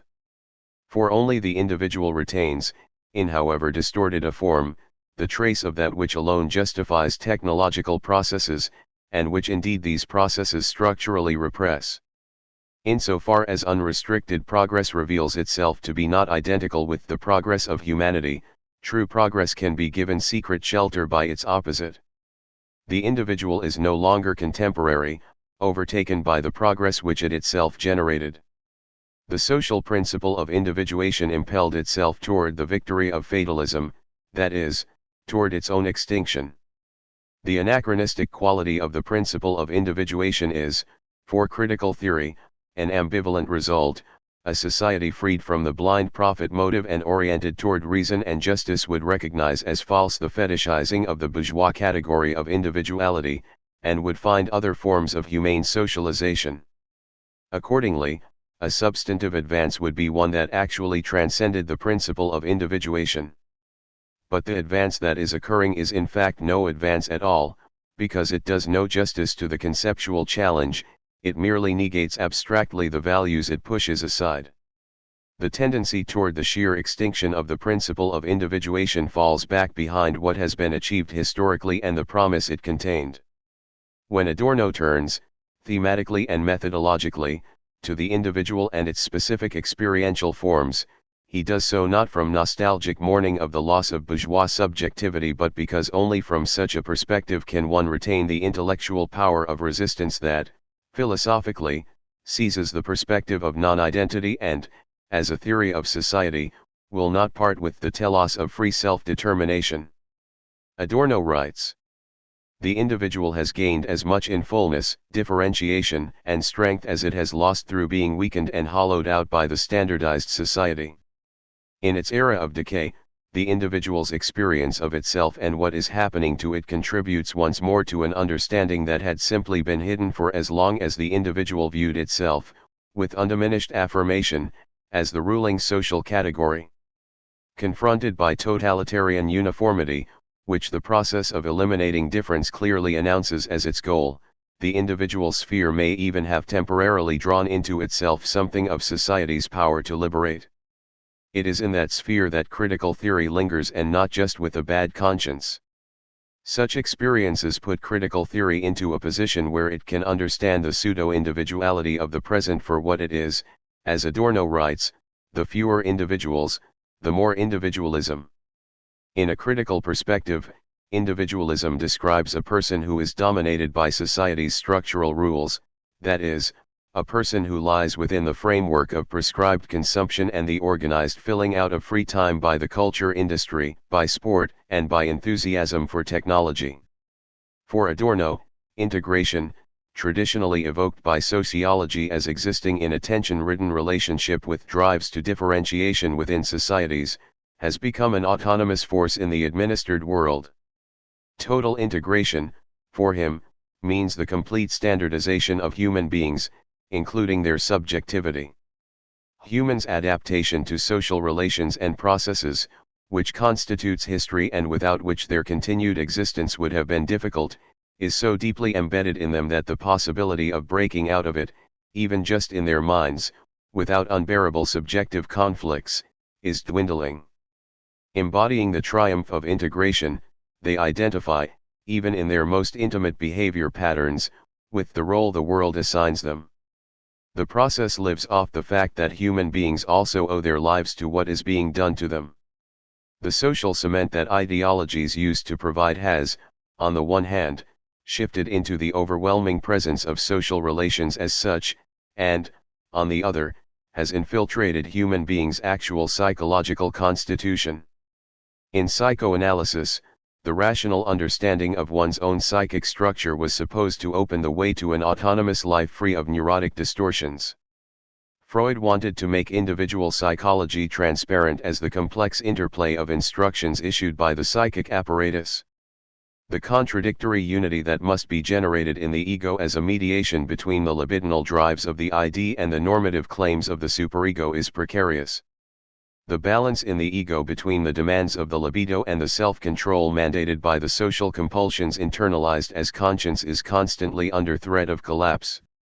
In Hans Martin Lohmann's formulation, psychoanalysis becomes the party representative of the repressed, culturally outlawed impulses, because it demystifies them, decodes their mechanisms and structural economy, and shows individuals how they, through self-understanding, can spare themselves suffering.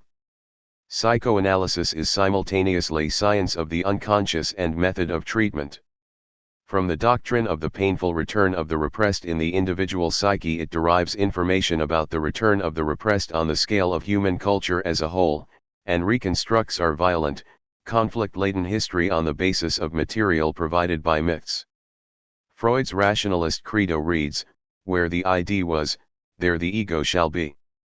That goal is not perpetuation, but self-conscious breaking and sublimation of the compulsion that culture has imposed on human beings to this day, without lasting success. The human spirit, itself derived from nature, does not have to sit in judgment on the dark impulses, rather, it is to be the authority that opens itself to the darkness and is thereby in a position to control its disturbing presence. For only when the human being's impulse-driven nature is neither denied nor broken by the imperialism of reason does the possibility exist of escaping the false alternative of bondage to nature and cultural hypocrisy. Here Adorno emphatically links his thinking to Freud's achievement, which he sees as the naming of the excessive suffering that a repressive society imposes on individuals. This naming results in an irrefutable portrayal of society's antagonistic essence, as it is mirrored in the suffering of its members. When psychoanalysis shows that the ego is not master in its own house, it presents the fragility of individuation as if from an inside perspective. Freud uncovers the inner non-identity of the individual and the suffering that occurs precisely because no rational self-identity exists. But, in Adorno's view, the very attempt to produce this rational self causes psychoanalysis to fall behind its own insights. The uncompromising quality of psychoanalysis is to be defended against all attempts to take the sting out of it in order to modulate it back into a usable therapeutic formula. Such a formula would no longer have as its radical starting point human psychological drives and the aporias of a socializing process that cannot satisfy these drives. It would, instead, make lazy compromises in order to restore suffering human beings' ability to function, by eliminating their painful awareness of suffering, not the suffering itself.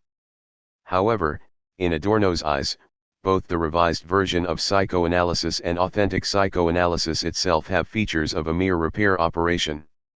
The inherent claim of the latter to restore individuals' capacity for both work and pleasure, is, for Adorno, bourgeois ideology by definition, at least so long as it does not confront the necessity of radically transforming social relations that structurally prevent us from taking pleasure in work.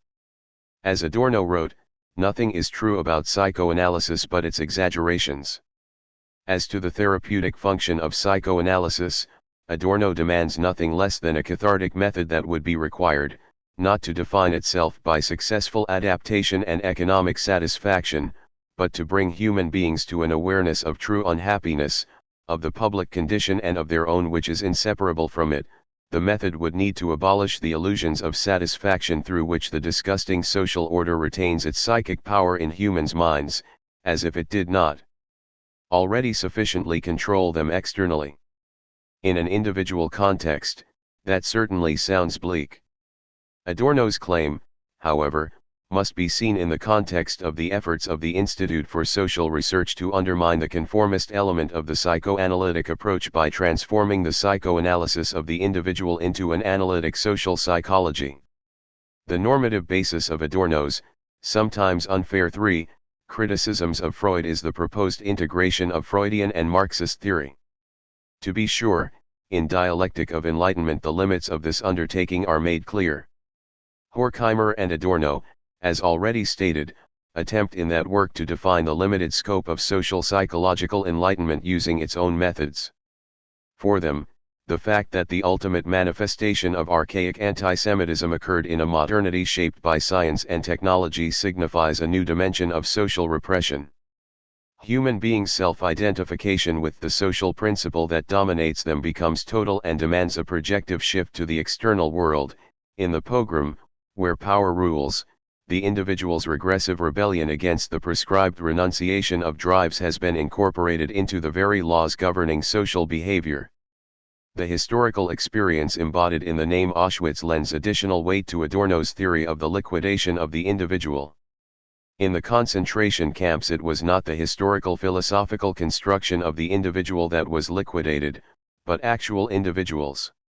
They were literally liquidated, but first they were de-individualized, reduced to mere numbered examples of species, and all that occurred within a space of integrated structure and quantification that metamorphosed into something completely new.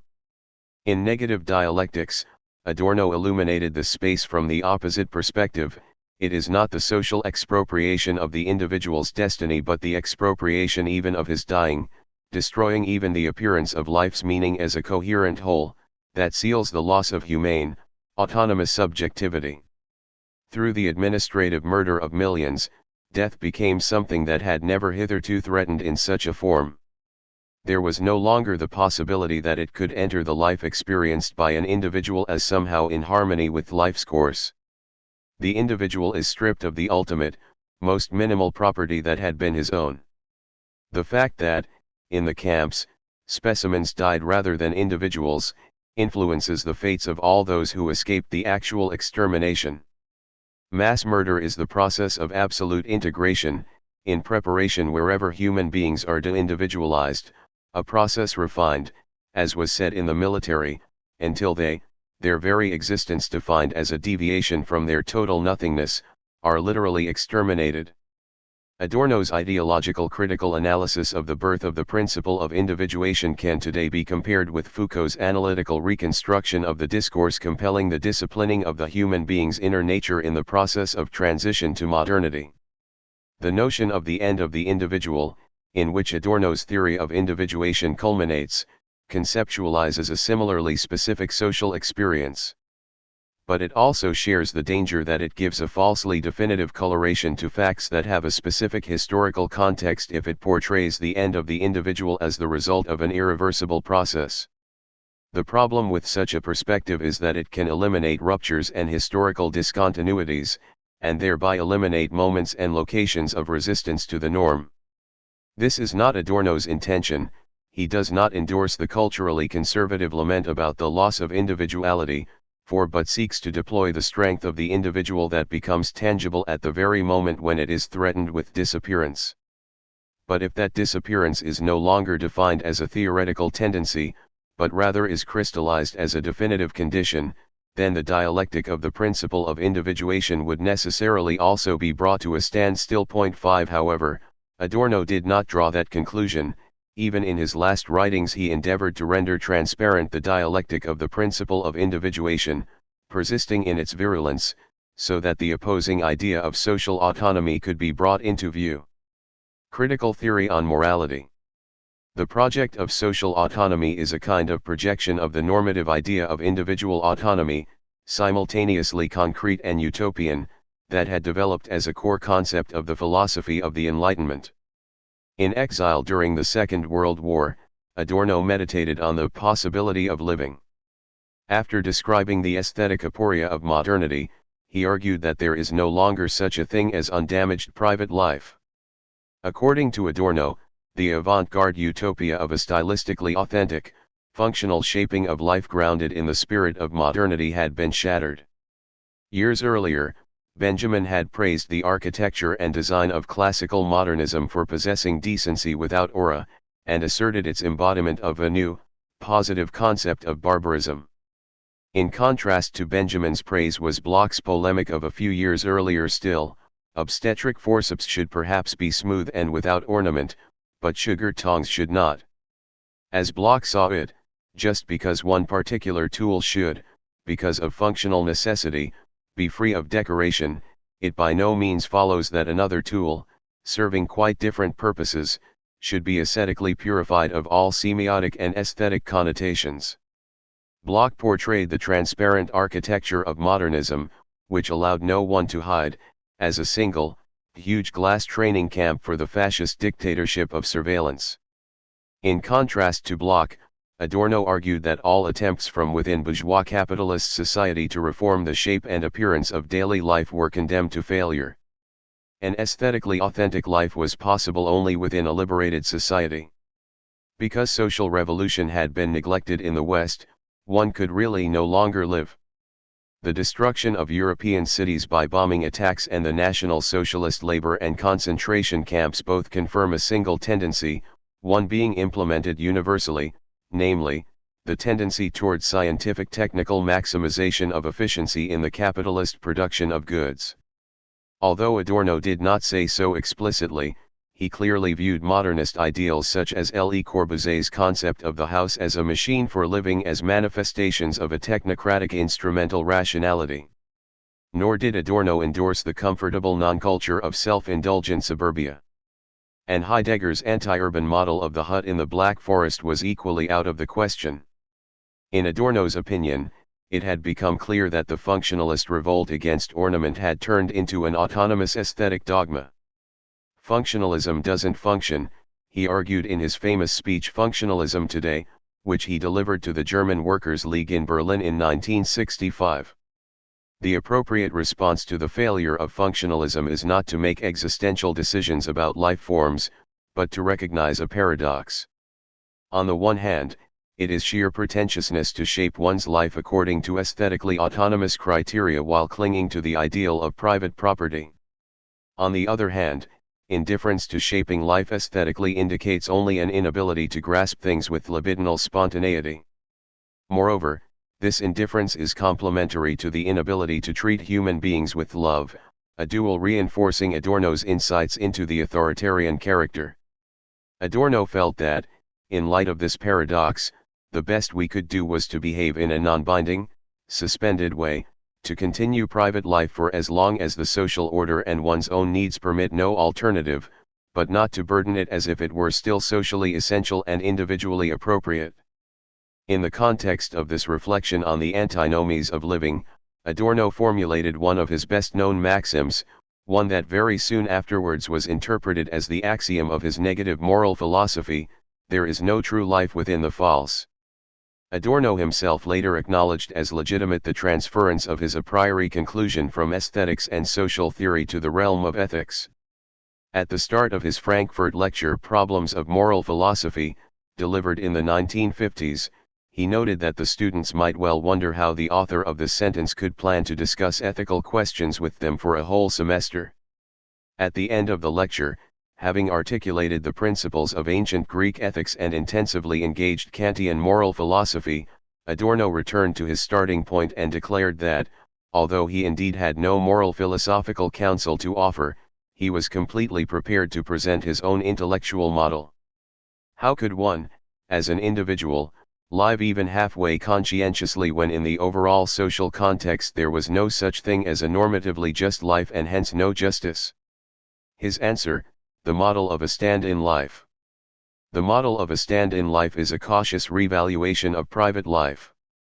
Adorno proposed that something like the models of just living be built from the closest relationships of human beings.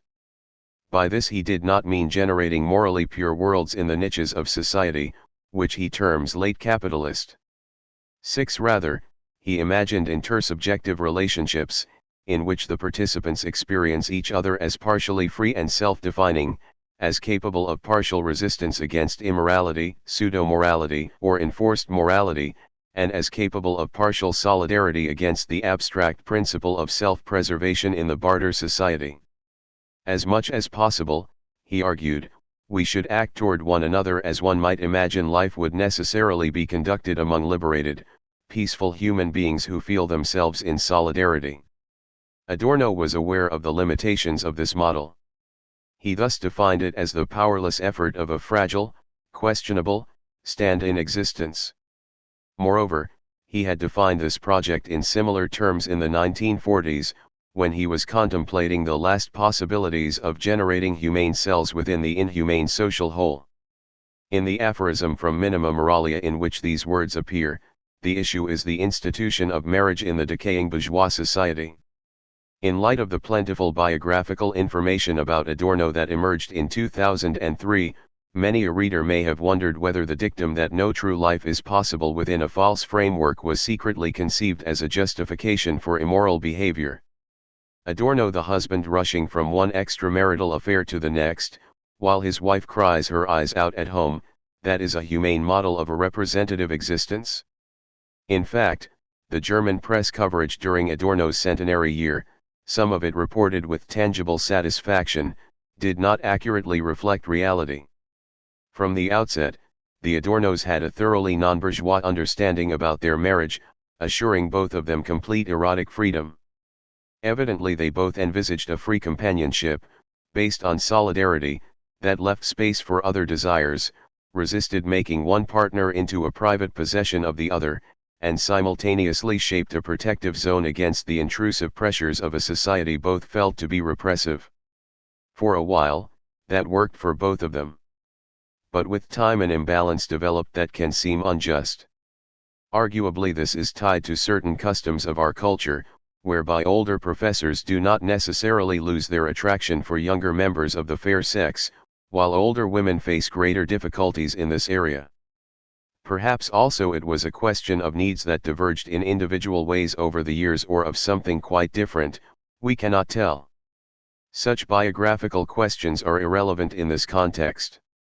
In his later Frankfurt lecture on moral philosophy, given in the 1960s, Adorno completed, via an Aristotelian turn, the transition from ethics to political philosophy. At the end of the lecture he made the following remarks about the problematic concept of living justly. In short, whatever we may still call morality these days is indissolubly linked to the question of the structure of society. One could say, the question of the just life is the question of a just politics if a just politics were today in the realm of what could actually be realized. Adorno was convinced that all moral philosophical reflections in the Western tradition begin with the false assumption that individual action is free and autonomous and hence normatively either right or wrong.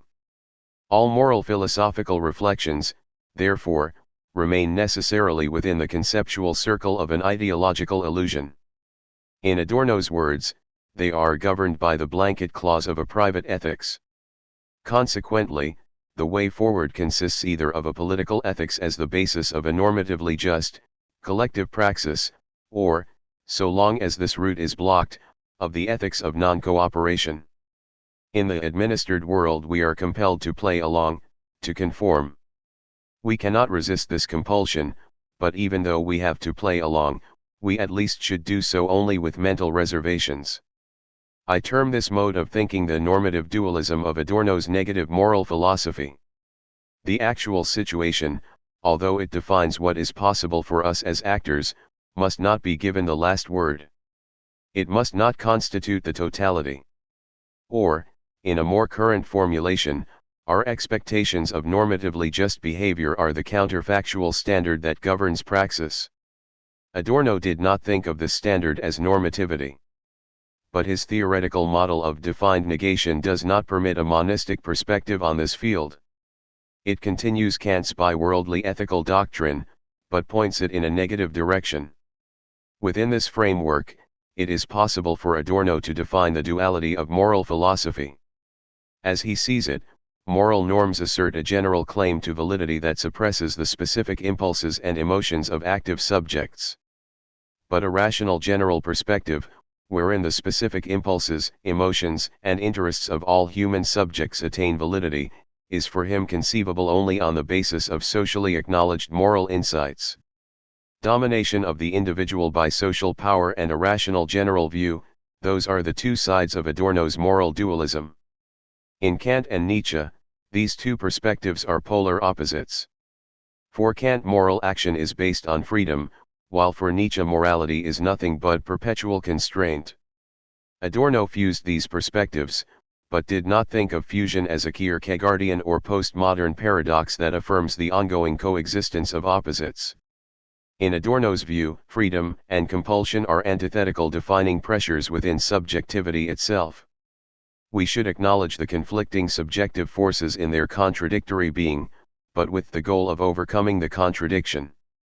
It is unclear whether Adorno thinks this goal a regulative epistemological base, as Kant believes, or defines a practical utopia, as Marx attempts to do. Kant, in the context of his reflections on education, put the question thus: how do I cultivate freedom when acting under pressure? But he was convinced that this question, central to every educational process, could be answered through a calculation of means and ends. A certain degree of compulsion was needed in the education of the not yet rational child in order to enable rational behavior when the child reached maturity.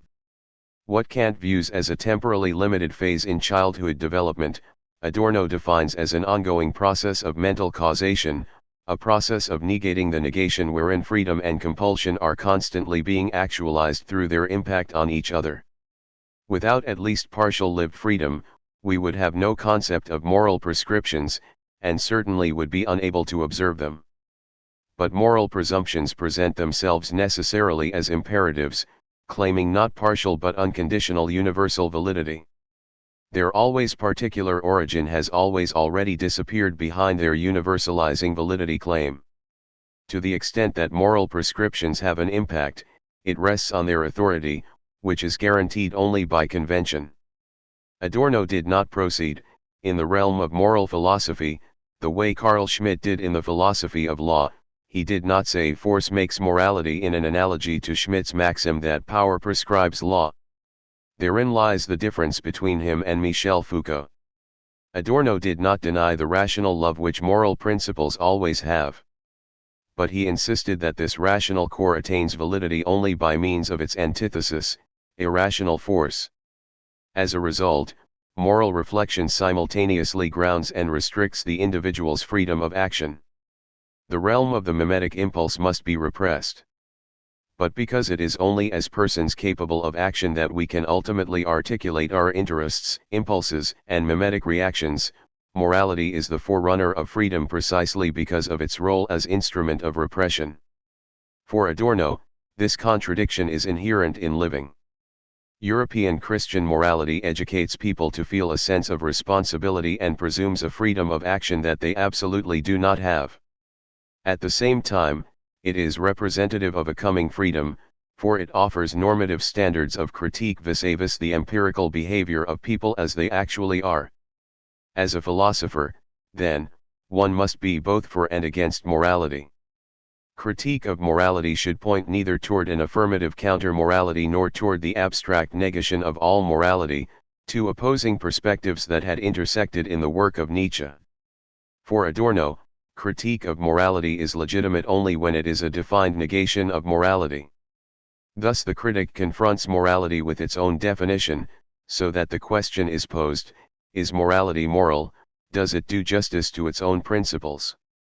Normative dualism allows Adorno's negative moral philosophy to make use of zones of differentiation that, as far as I can see, are not available to more recent monistic ethical conceptions. To clarify this point, I offer now a few remarks on what Adorno means by his notion of normative dualism. The dualism between private morality in a typical life and a blocked-off political ethic is based on the dualism of Kant's moral philosophy between intelligible freedom and empirical unfreedom.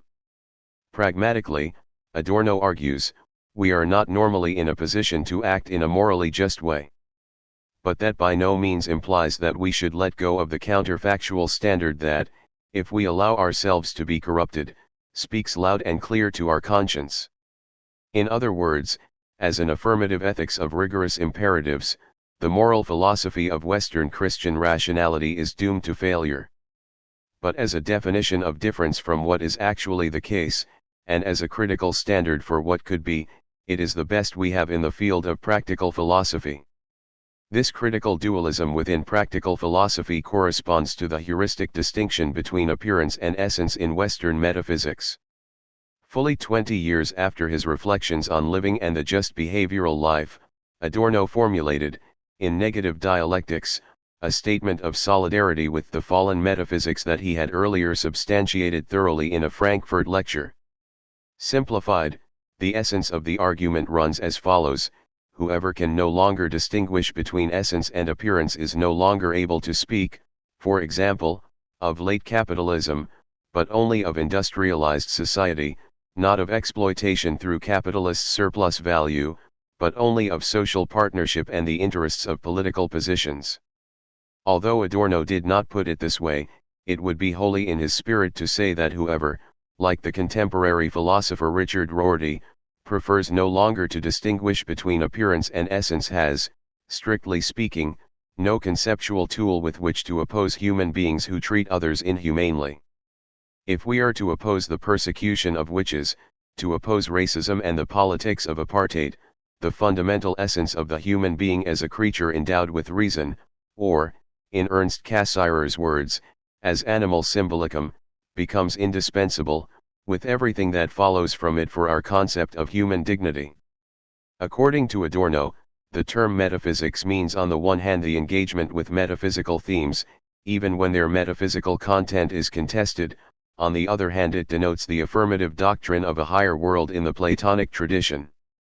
Only affirmative metaphysics is affected by Nietzsche's verdict against the backward assumption of other worlds said to be the only fully real ones.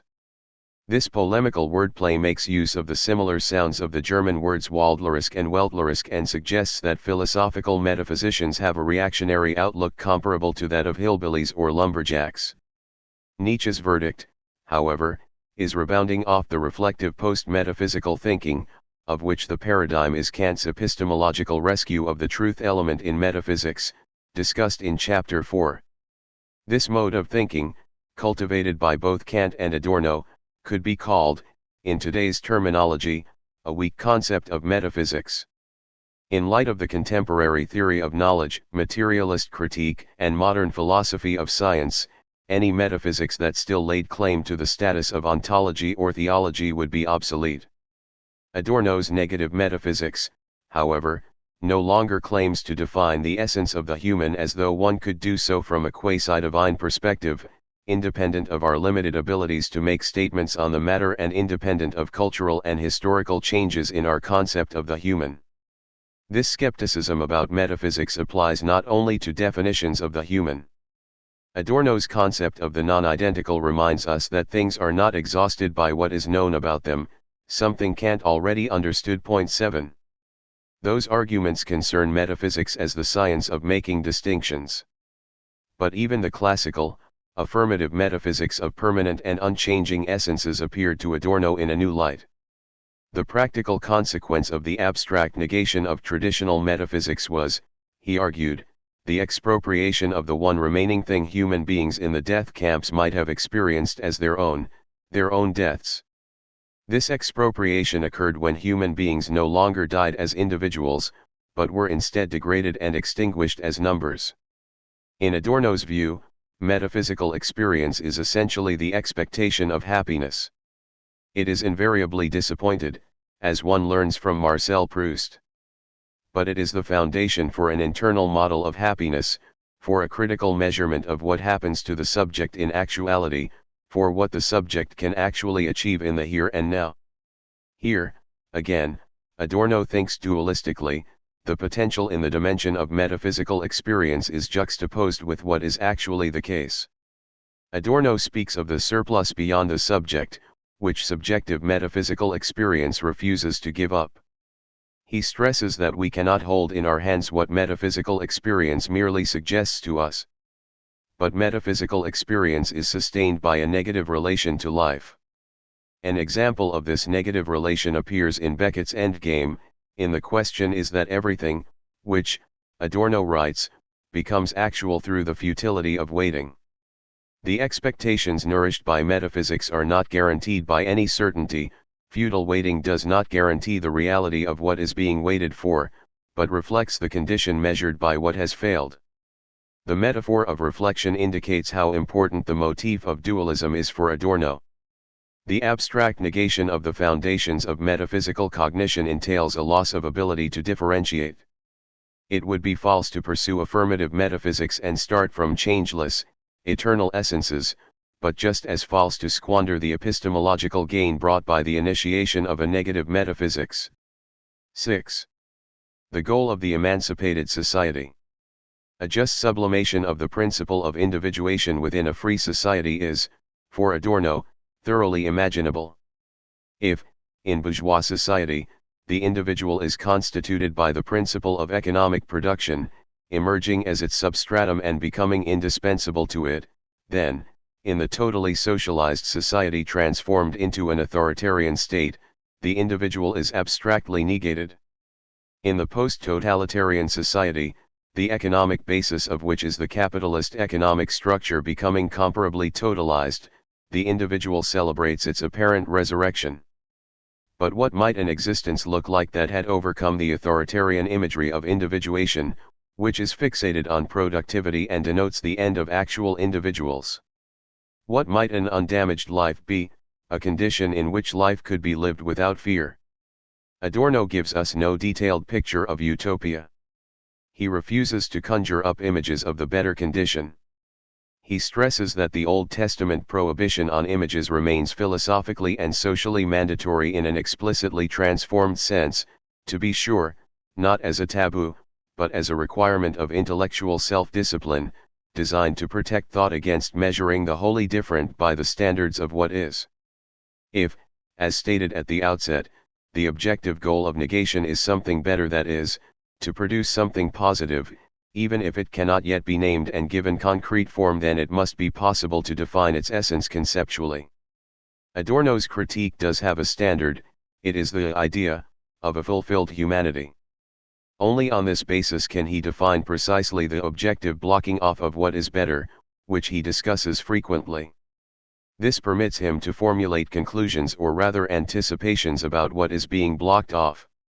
Ernst Bloch and Adorno, normally irreconcilable opposites in utopian matters, were able, in a 1964 radio conversation, to converse agreeably on this central point. Teddy, I think we agree about this: utopia's essential function is to critique what actually is. But if we had not crossed the limits, we could not even recognize them as limits. To these words of Bloch, Adorno responds, yes, utopia is fundamentally concealed in the defined negation of what actually is, which, since it becomes concretely present as something false, always simultaneously reminds us of what should be. Thus, for Adorno, the utopia of a just society can be reached only through a detour, in fact a double detour, both via the critique of existing society and via the critique of the most progressive counter-image to that society. The aphorism "Sur l'eau on the water" from Minima Moralia is devoted to this problem. To the question about the goal of emancipated society, one receives answers such as the fulfillment of human possibilities or life's richness. If the unavoidable question is illegitimate, then equally inevitable is the repulsive self-promotion of the answer, evoking the memory of the social democratic ideal of personality advanced by the full-bearded naturalists of the 1890s, seeking to live life to the fullest. Only the crudest point has the necessary gentleness, that henceforth no one should go hungry. Everything else posits a condition to be defined by human needs, using a model of human behavior shaped by the axiom of production as an end in itself. Posing questions about the goals of a just society is illegitimate because projecting forward from the perspective of existing conditions can generate only false answers. Yet asking these questions is inescapable, because, in an analogy to Marx's observation that the ape's anatomy can be rendered accessible only through that of the human being, a critique of existing society is only possible within the horizon of a different, realizable world. As Adorno puts it, the existing world can be grasped only by someone concerned, above all, about a possible, better world. The goal proclaimed by the revolutionary social movements was the realization of what should have been possible and achievable for human beings in this century, on the basis of already manifest social productivity, namely, a life that guaranteed material and spiritual wealth to all, thereby fulfilling the potential of the human species. But Adorno views this positive formula as an unconscious variation on the bourgeois ideal of productivity and achievement. In Adorno's view, a genuinely free society would be possible only through liberation from the established law of profit-oriented production of goods.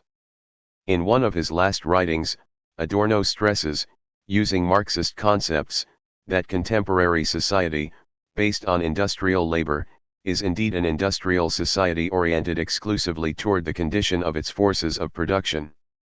Society simply is capitalism in its relations of production. Human beings still are what they were according to Marx's mid-19th century analysis, appendages of the machinery. Industrial society affects no longer just literally the workers who have to structure their lives according to the machines they are servicing.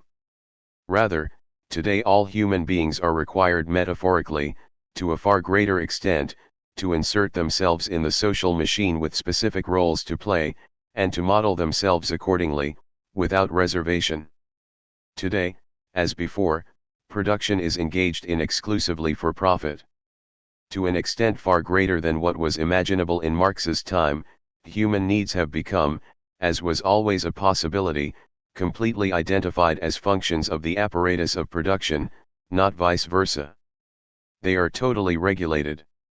We cannot predict how human needs would be shaped in a society where people were no longer appendages of the apparatus of production, but Adorno is certain these needs would not be contained in concepts such as fulfillment or wealth. In the 1940s he writes, both aggressively and dialectically, that in a society liberated from the persistence of class rule, human need will appear completely different. If production is immediately, wholly, and unconditionally reordered toward the satisfaction of needs, including and especially those generated by capitalism, then in that very process the needs themselves will change decisively. We cannot specify exactly how these needs would change, but we can precisely define the design fault built into the vision of fulfillment expressed in the tradition of utopian socialism. As Adorno later summarizes in Negative Dialectics, the concept of a full life, including the one promised to human beings by socialist conceptions, is precisely not the utopia it misjudges itself to be, because that fullness cannot be separated from greed, from what the Jugen still termed living life to the fullest, from a longing that contains both violence and subjugation. In the aphorism Sur l'eau, the error of affirmative utopia is discernible above all in the fact that three core elements of bourgeois society are hypostasized: the fetish character of the commodity, the concept of dynamism, and the concept of nature. Adorno continues. Into the desired image of the unrestrained, defiant, creative human being has trickled the fetishism of the commodity which, in bourgeois society, brings with it inhibition, impotence, the sterility of eternal repetition. The concept of dynamism, a key complementary element of bourgeois historicity, is elevated to the status of an absolute, whereas, as an anthropological reflex of the laws of production, it would necessarily, in an emancipated society, have to be confronted critically with the actuality of need. The image of untrammeled action, of incessant creativity, of innocent insatiability, of freedom as being ceaselessly busy, this image feeds off that bourgeois concept of nature, which has from the start been suited exclusively for proclaiming social violence as inevitable, as an element of healthy eternity. For this reason, not because of the official goal of equality, the positive imaginings of socialism, which Marx resisted, remained mired in barbarism. It is not humanity growing slack in prosperity that is to be feared, but the chaotic expansion of the social dynamic disguised as universal nature, collectivity as a blind rage of activity. According to Marx, in the advanced capitalist exchange economy, the social character of human products appears as an inherently natural quality. Marx calls this state of affairs fetishism of the commodity and its secret, and his explanation of it plays a central role in his critique of political economy. A commodity is formally defined by its exchange value, which is measured by the quantum of socially necessary labor time stored within it. Exchange value places everything in a specific relation to every other thing. Yet the criteria according to which we exchange things as commodities appear to emanate from the things themselves. As Kurt Lenk summarizes, in the capitalist commodity society, the process of production and reproduction of material life has become independent of the actual needs of human beings. In the exchange process, human products become self-sufficient entities, objects of value that seem to possess an autonomous dynamic independent of human activity. The laws of the anonymous market are manifest as blind, inexorable powers, behind which social power relations are fundamentally concealed. All goods circulating in the capitalist marketplace cease to be tangible concrete objects and ossify into commodities. Their formal value is perceived not as an expression of social relations, but as a quality inherent in the objects themselves. By analogy to this fetishizing of the commodity world, the products of human thought are objectified as autonomous forces that appear to guide history. The principle of Marx's critique of ideology is expressed in the demystifying of the fetish character of the commodity, which was developed further in the critical Marxism of George Lukács and Karl Korsch. In Lukács's epical work, History and Class Consciousness, the concept of objectification became a key component of critical theory, albeit in modified form. Critical theory shares the diagnosis with Lukács. Impotence, obstruction of individual and collective possibilities, as well as the aridity of a seemingly strict codification of productive life which is actually occurring result from the social structuring of commodity exchange because, in Lukács's words, a relationship between people acquires a thing-like character and consequently a ghostly objectivity which, in its strict, seemingly closed, and rational inherent laws, covers up all traces of its essence, namely, actual human relations. But in Lukács's view the diagnosis is simultaneously the cure, the phenomenon of objectification, insofar as it affects the proletariat, becomes, as if by dialectical magic, the driving factor in the formation of revolutionary class consciousness, which necessarily leads to the overcoming of objectification. Point 1 Here the critical minds diverge. Adorno argues, in negative dialectics, dialectics are no more reducible to objectification than to any other isolated category. And their systemic difference of opinion is supplemented by a difference in social historical experience. Detached from its original critical context, the concept of objectification has become a subjectivist, pseudo-critical term under which one can categorize all manner of undesirable things. The lament about objectification meanwhile slides over the reality of human suffering rather than denouncing it. The true disaster lies in the social relations that condemn people to impotence and apathy, but which they actually could change, not primarily in the people themselves and their perception of these relations. Finally, Adorno adds another dimension: it is no longer the antagonism between classes but the inner antagonism of the social totality, in the form of the violent self-extinction of the human essence, that is now social theoretically decisive. In face of the possibility of total catastrophe, objectification is an epiphenomenon. What counts is the mental alienation that goes with it, the subjective condition resulting from it. Adorno contends, in the aphorism sur l'eau, that even attempts to escape the bourgeois imperatives of productivity and commerce remain trapped within them, because it is virtually impossible even to imagine a fundamentally different principle of socialization. The attempts to break out of the self-built cage suffer, in their fixation on wealth and affluence, from the fact that the laws of the cage's construction appear to be unchangeable laws of nature. The same goes for the revolutionary impetus of a supposedly comprehensively developed personality, behind which, in Adorno's view, there is nothing more than the primal bourgeois topos, dynamism of the progressive, rational domination of nature. As Adorno stresses, writing in the early 1960s in dialogue with the classic German sociologies by Max Weber and Werner Sombart, traditional feudal societies are succeeded, in the modern era, by societies characterized by bourgeois rationality. However, this rationality is the ahistorical type defined by the universal exchange principle, hence, as was already pointed out in Dialectic of Enlightenment, this rationality tends inherently toward its opposite, irrationality. The bartering process unleashes a dynamic of progressive development of productive forces. However, this dynamic remains enthralled to the static structure of the relations of production that have remained unchanged in the present, i.e., they remain ultimately relations of ownership. Abstraction from all qualitative, mutually incommensurable definitions of object and individuals essential, in Marx's analysis, for the process of exchange leads, in Adorno's view, first to the elimination of memory and second to the fundamental paralysis of the dynamic modern society, just as the stress on aesthetic novelty generates the ghostly recurrence of what is forever the same.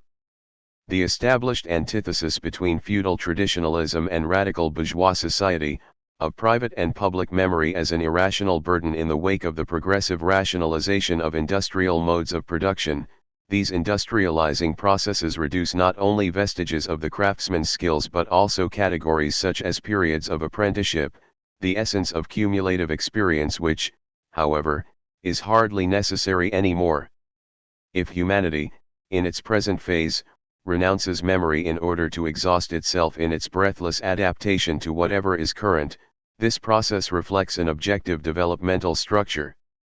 Just as stasis is the social premise of dynamism, so the dynamism of progressive, rational domination of nature culminates teleologically in stasis. The graveyard piece of totalitarianism, enemy of true peace, reveals, as excessive dominance of the oppressors over the oppressed, that rationality becomes real only for the minority. Blind domination of nature, swallowing it up as if it were an enemy, remains inherently hostile, attuned to the primal antagonism between rulers and slaves. The bourgeois concept of nature, of which Adorno speaks in Minima Moralia, collapses the distinction between nature and its other, rationality, by quantifying nature, thus making it controllable. As Max Weber says, the world is demystified by science and technology. But at the same time, as Horkheimer and Adorno note, the world is endowed with a new spell.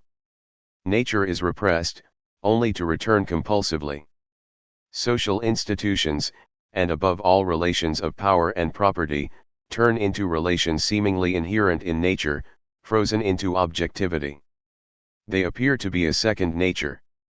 As Adorno writes in Dialectic of Enlightenment, civilization is the triumph of society over nature, turning everything into mere nature.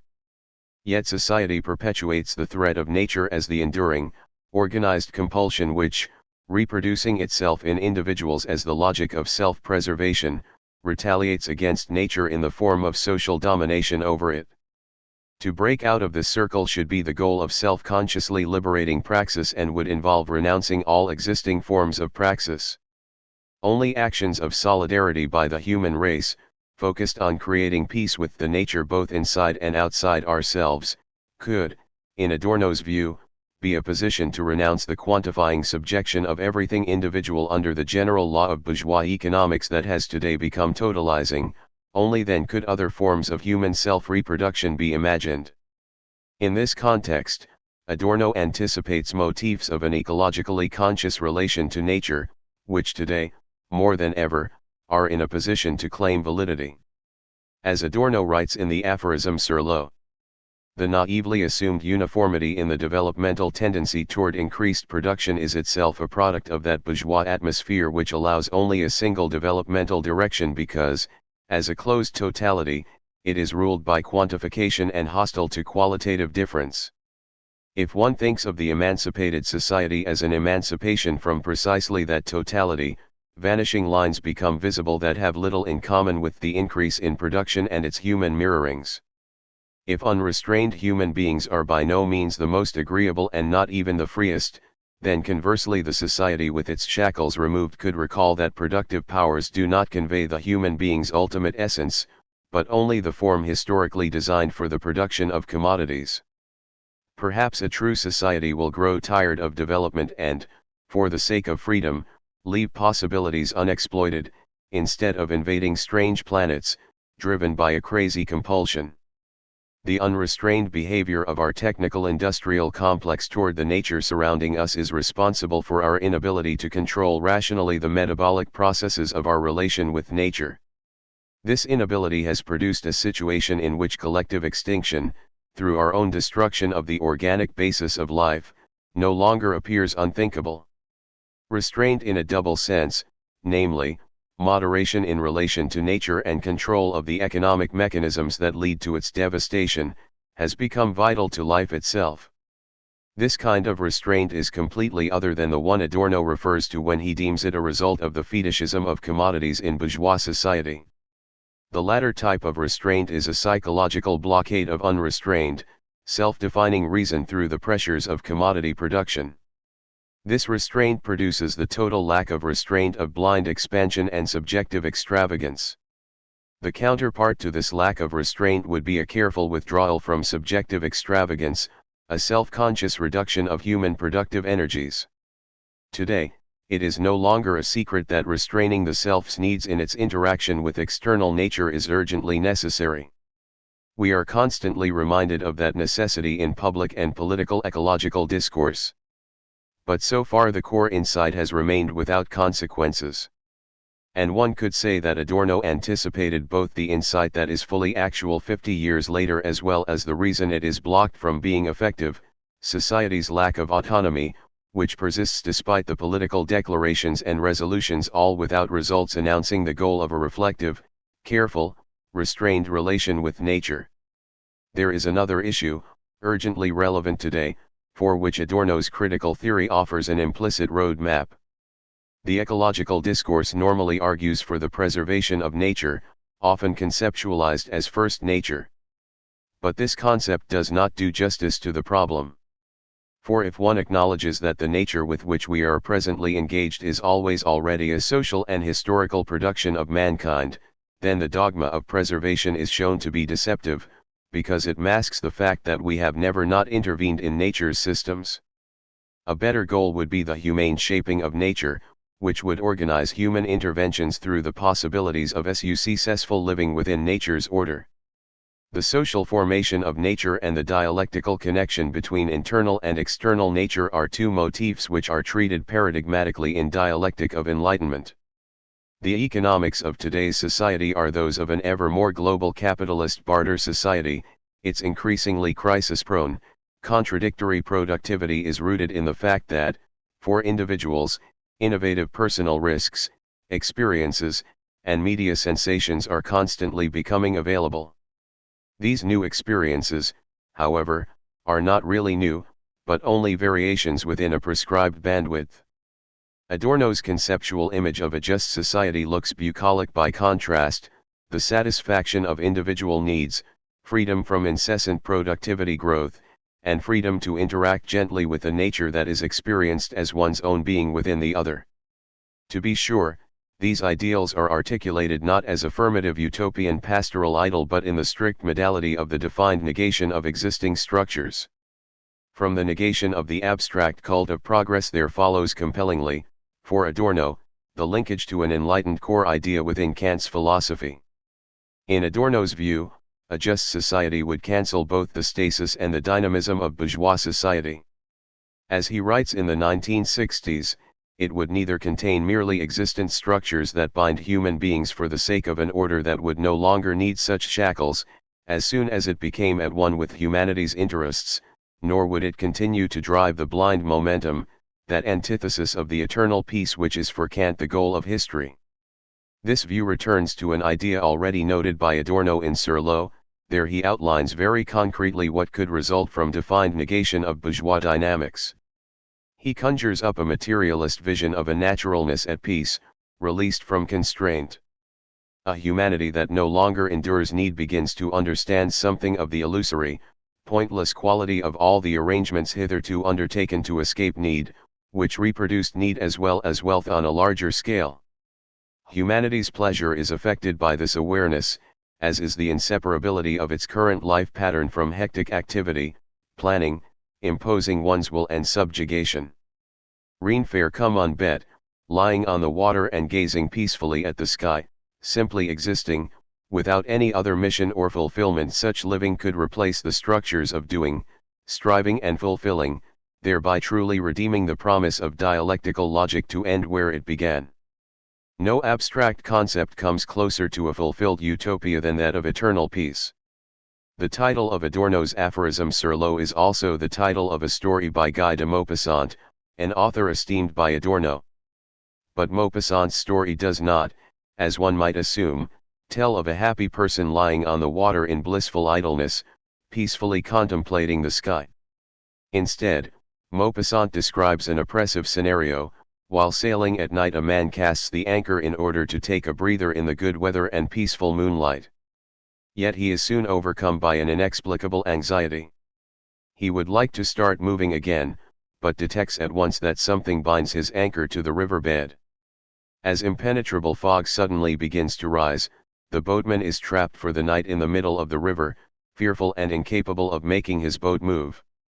His fear intensifies into a terrified panic, which he controls only with difficulty. Finally, the fog lifts from the river.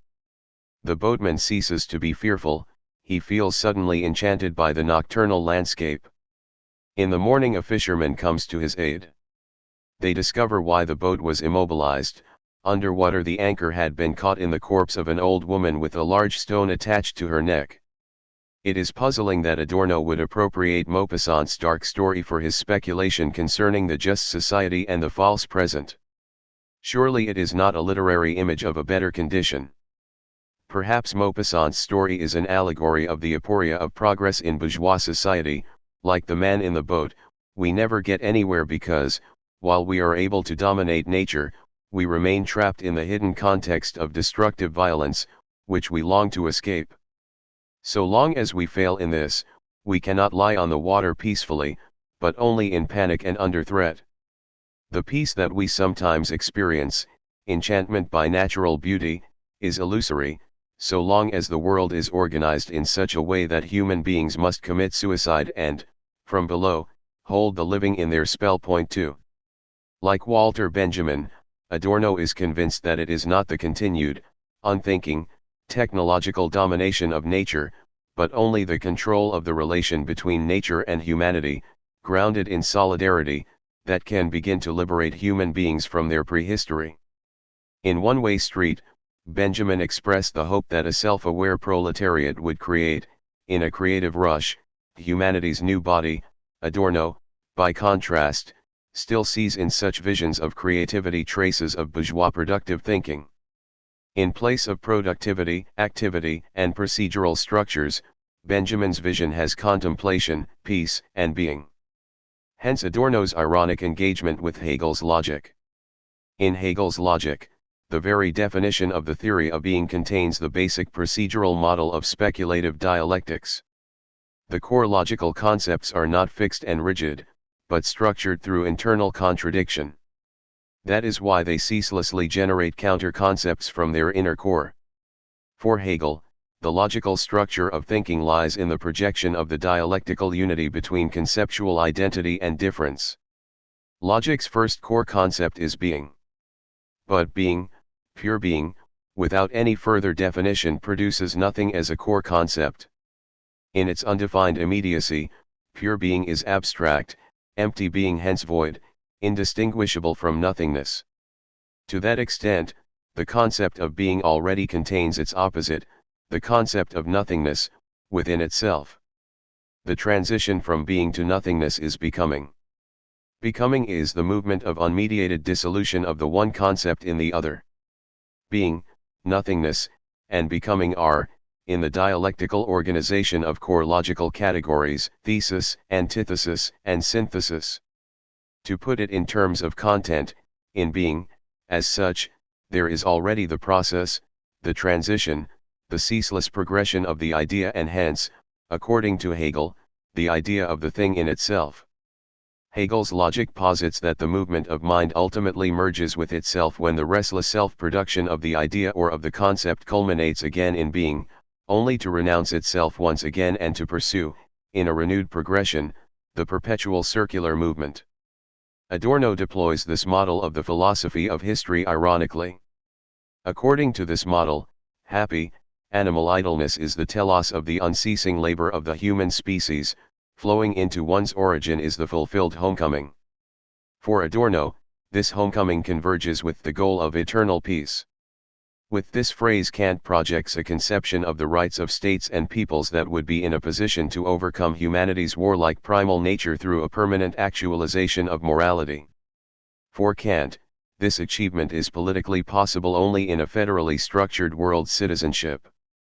The peaceful overcoming of human hostility and state-organized antagonisms can be imagined only through the positive idea of a world republic.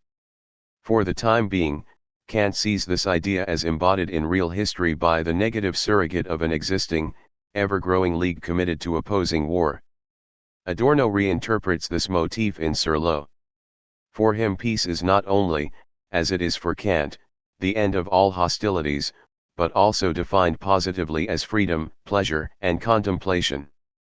Within the abstract concept of eternal peace is concealed an intention directed toward a fulfilled utopia. However little we are in a position to portray utopia, says Adorno in the radio conversation with Bloch. However unsure we are of what would be truly just, to that same extent we know for sure what is truly wrong. That is really the only form in which the idea of justice is given to us. But I still do believe, Ernst, perhaps we should discuss that this question remains very complex since, just because we're forbidden to generate positive images, something very bad happens. The more it becomes possible only to talk negatively about what should be, the less one is able to imagine anything definite about it. But then, and this is probably more disturbing still, this prohibition on concrete statements about utopia tends to denigrate utopian consciousness as such and to block what is really important, namely, the will to transform. If it is true that a free and happy life would be possible today, then one theoretical form of utopia would involve saying concretely what would be possible given the current status of humanity's productive powers. This really can be said, without embellishment or arbitrariness. If it is not said, if this vision does not appear, I almost want to say tangibly, then basically one does not know what the point of it all is, why the whole mental apparatus is being set in motion.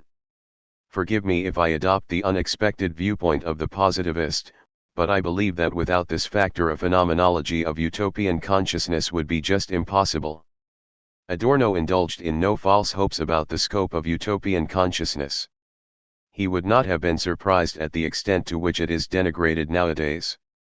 That freedom remained primarily an ideology, that human beings are powerless in relation to the system and unable to define, on the basis of reason, their own life and that of society as a whole, indeed, that they can no longer even think about that without increasing their suffering. All this gives their rebellious instinct a completely false character. Maliciously, they prefer what is worse to the appearance of something better. Not only is this psychological state anchored in subjectivity, but for Adorno it also gives, in a weird way, expression to an objective condition. The ever-present terror that threatens us is the fever of a society that has become totally rigid and threatened by total destruction. 7. The powerless utopia of beauty. If the principle of ceaseless productivity and its intensification were ended without violence, then there could also be a change in the character of that productive process which in present-day society serves other goals than the making of commodities. By this is meant the production of art. As Adorno writes in Aesthetic Theory, works of art are the placeholders of things no longer disfigured by the barter process, of that which is not injured by the profit motive and the false needs of a devalued humanity. A free society would be liberated from the means-ends rationality of exploitation. that is encoded in art and is its explosive social potential. For art has, within the prevailing utilitarian orthodoxy, an authentically utopian quality. It directs attention to the other, that which is exempt from the hustle of society's productive and reproductive process, is not subject to the reality principle. Yet making art is very hard work. The lives of Kafka, Proust, Flaubert, and Van Gogh were completely other than what is conjured up by the image of lying happily by the water. To think of them is to realize how painful and tormenting the production of art can be. Art does not have for Adorno, as it does for Bloch, the status of a preview of what human beings have been able to imagine, in their given historical situation, as elements of a just society. While assigning a utopian character to art, Adorno sees it as profoundly contradictory.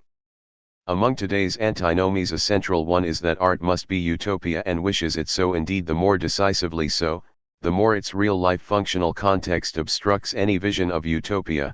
Yet at the same time art may not actually be utopia, in order not to betray it as illusion and consolation. If art's utopia were to be realized, that would be the historical end of art. Hegel was the first to see this as implicit in its very concept. Hegel's prognosis of the end of art has not yet been fulfilled. We will leave it as an open question whether it really was a prognosis, in the sense Adorno attributes to Hegel. It was Hegel's intention to demonstrate that art, in his own historical moment, had surrendered to scientifically reflective philosophy its formerly justified claim to be the highest form of understanding. Adorno understood this way of thinking in an even more historically self-conscious form than Hegel did. He dramatizes the motif of the end of art within the framework of his theory of the end of culture in the culture industry. Adorno leaves open the possibility that the end of art might yet come to pass, but in two completely opposite ways. He distinguishes between the tendency to a false cancellation of art as an unreflective, in a repulsive sense realistic affirmation and duplication of things as they are, and the perhaps utopian, at the very least counterfactual, perspective of a just, conciliatory overcoming of art actualized by the satisfaction of the needs that motivate the production of art. It is entirely conceivable for Adorno that, in a rationally structured society liberated from publicly generated suffering, art might disappear altogether, rather than eking out a particularist existence based on the division of labor. In the 1940s he was still certain of it.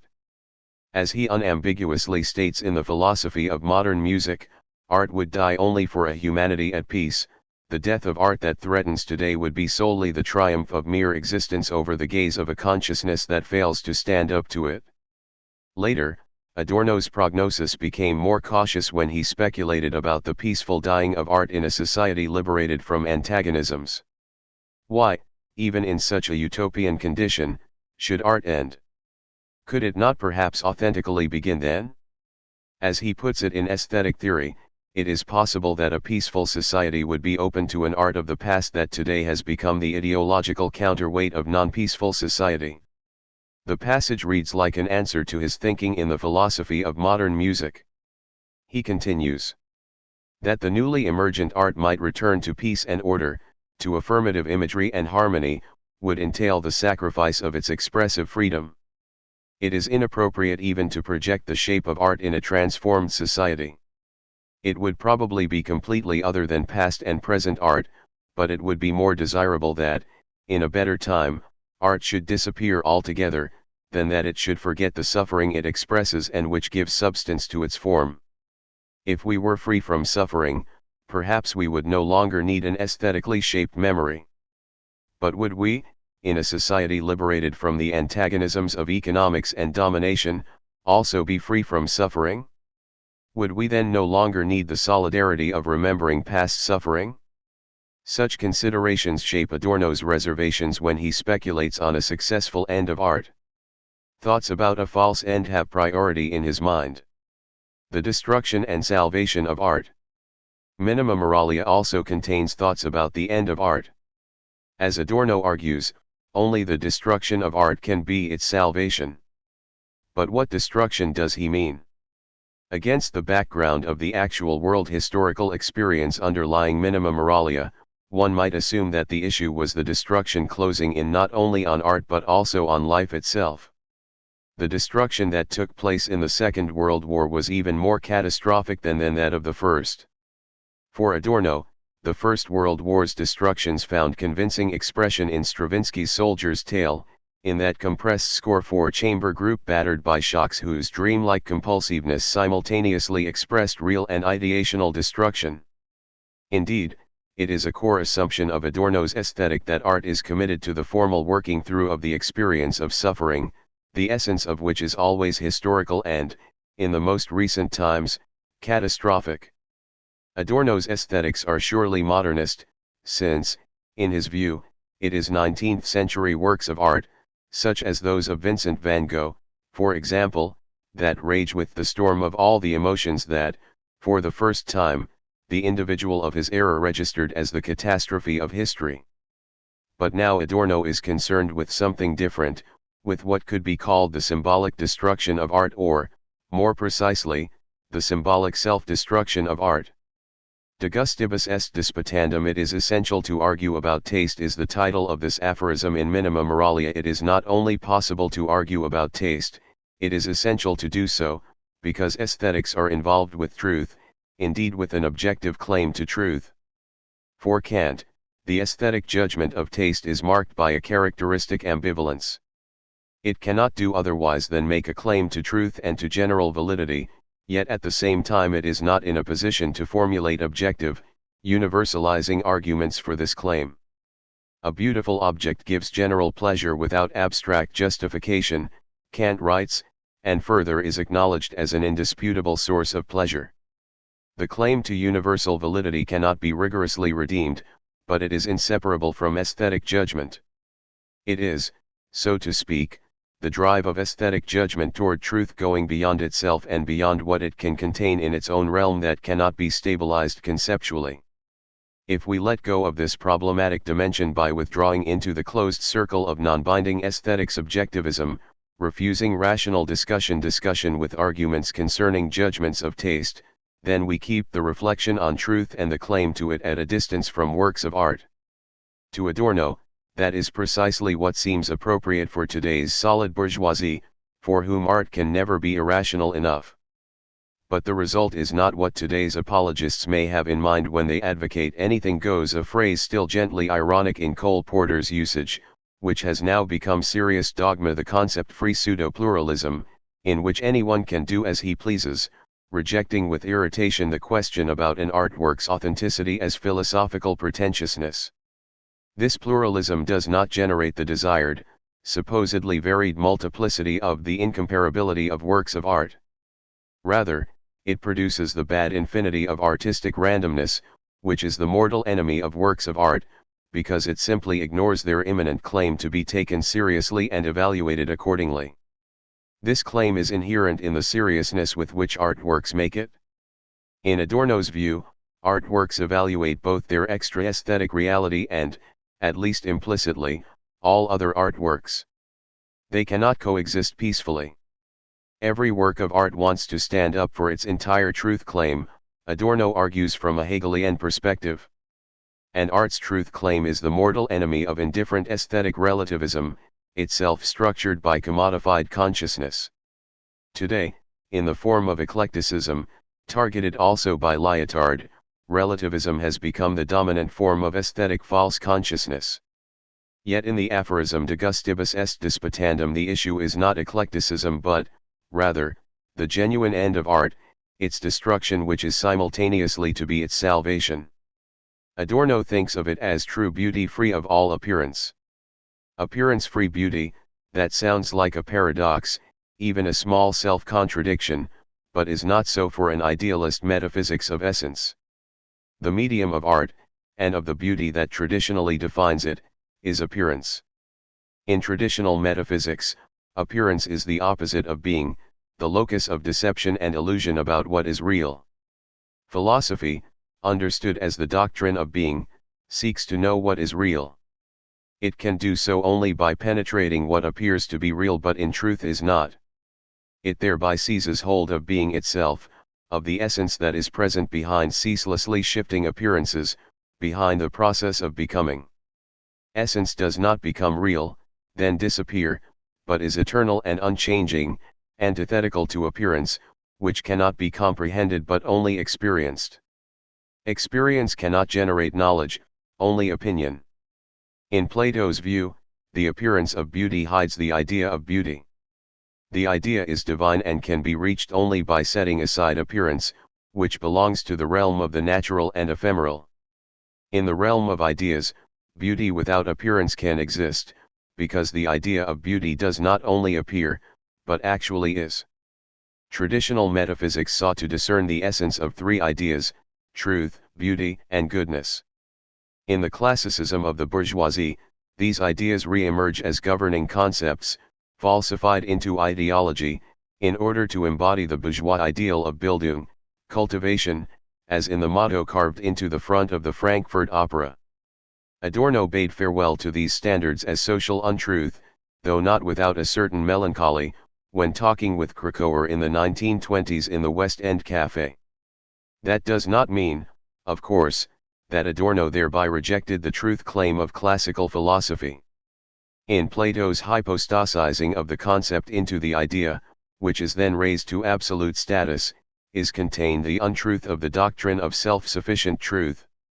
Yet the role of the absolute in critical theory is retained as a negating concept, as the other of the existing situation.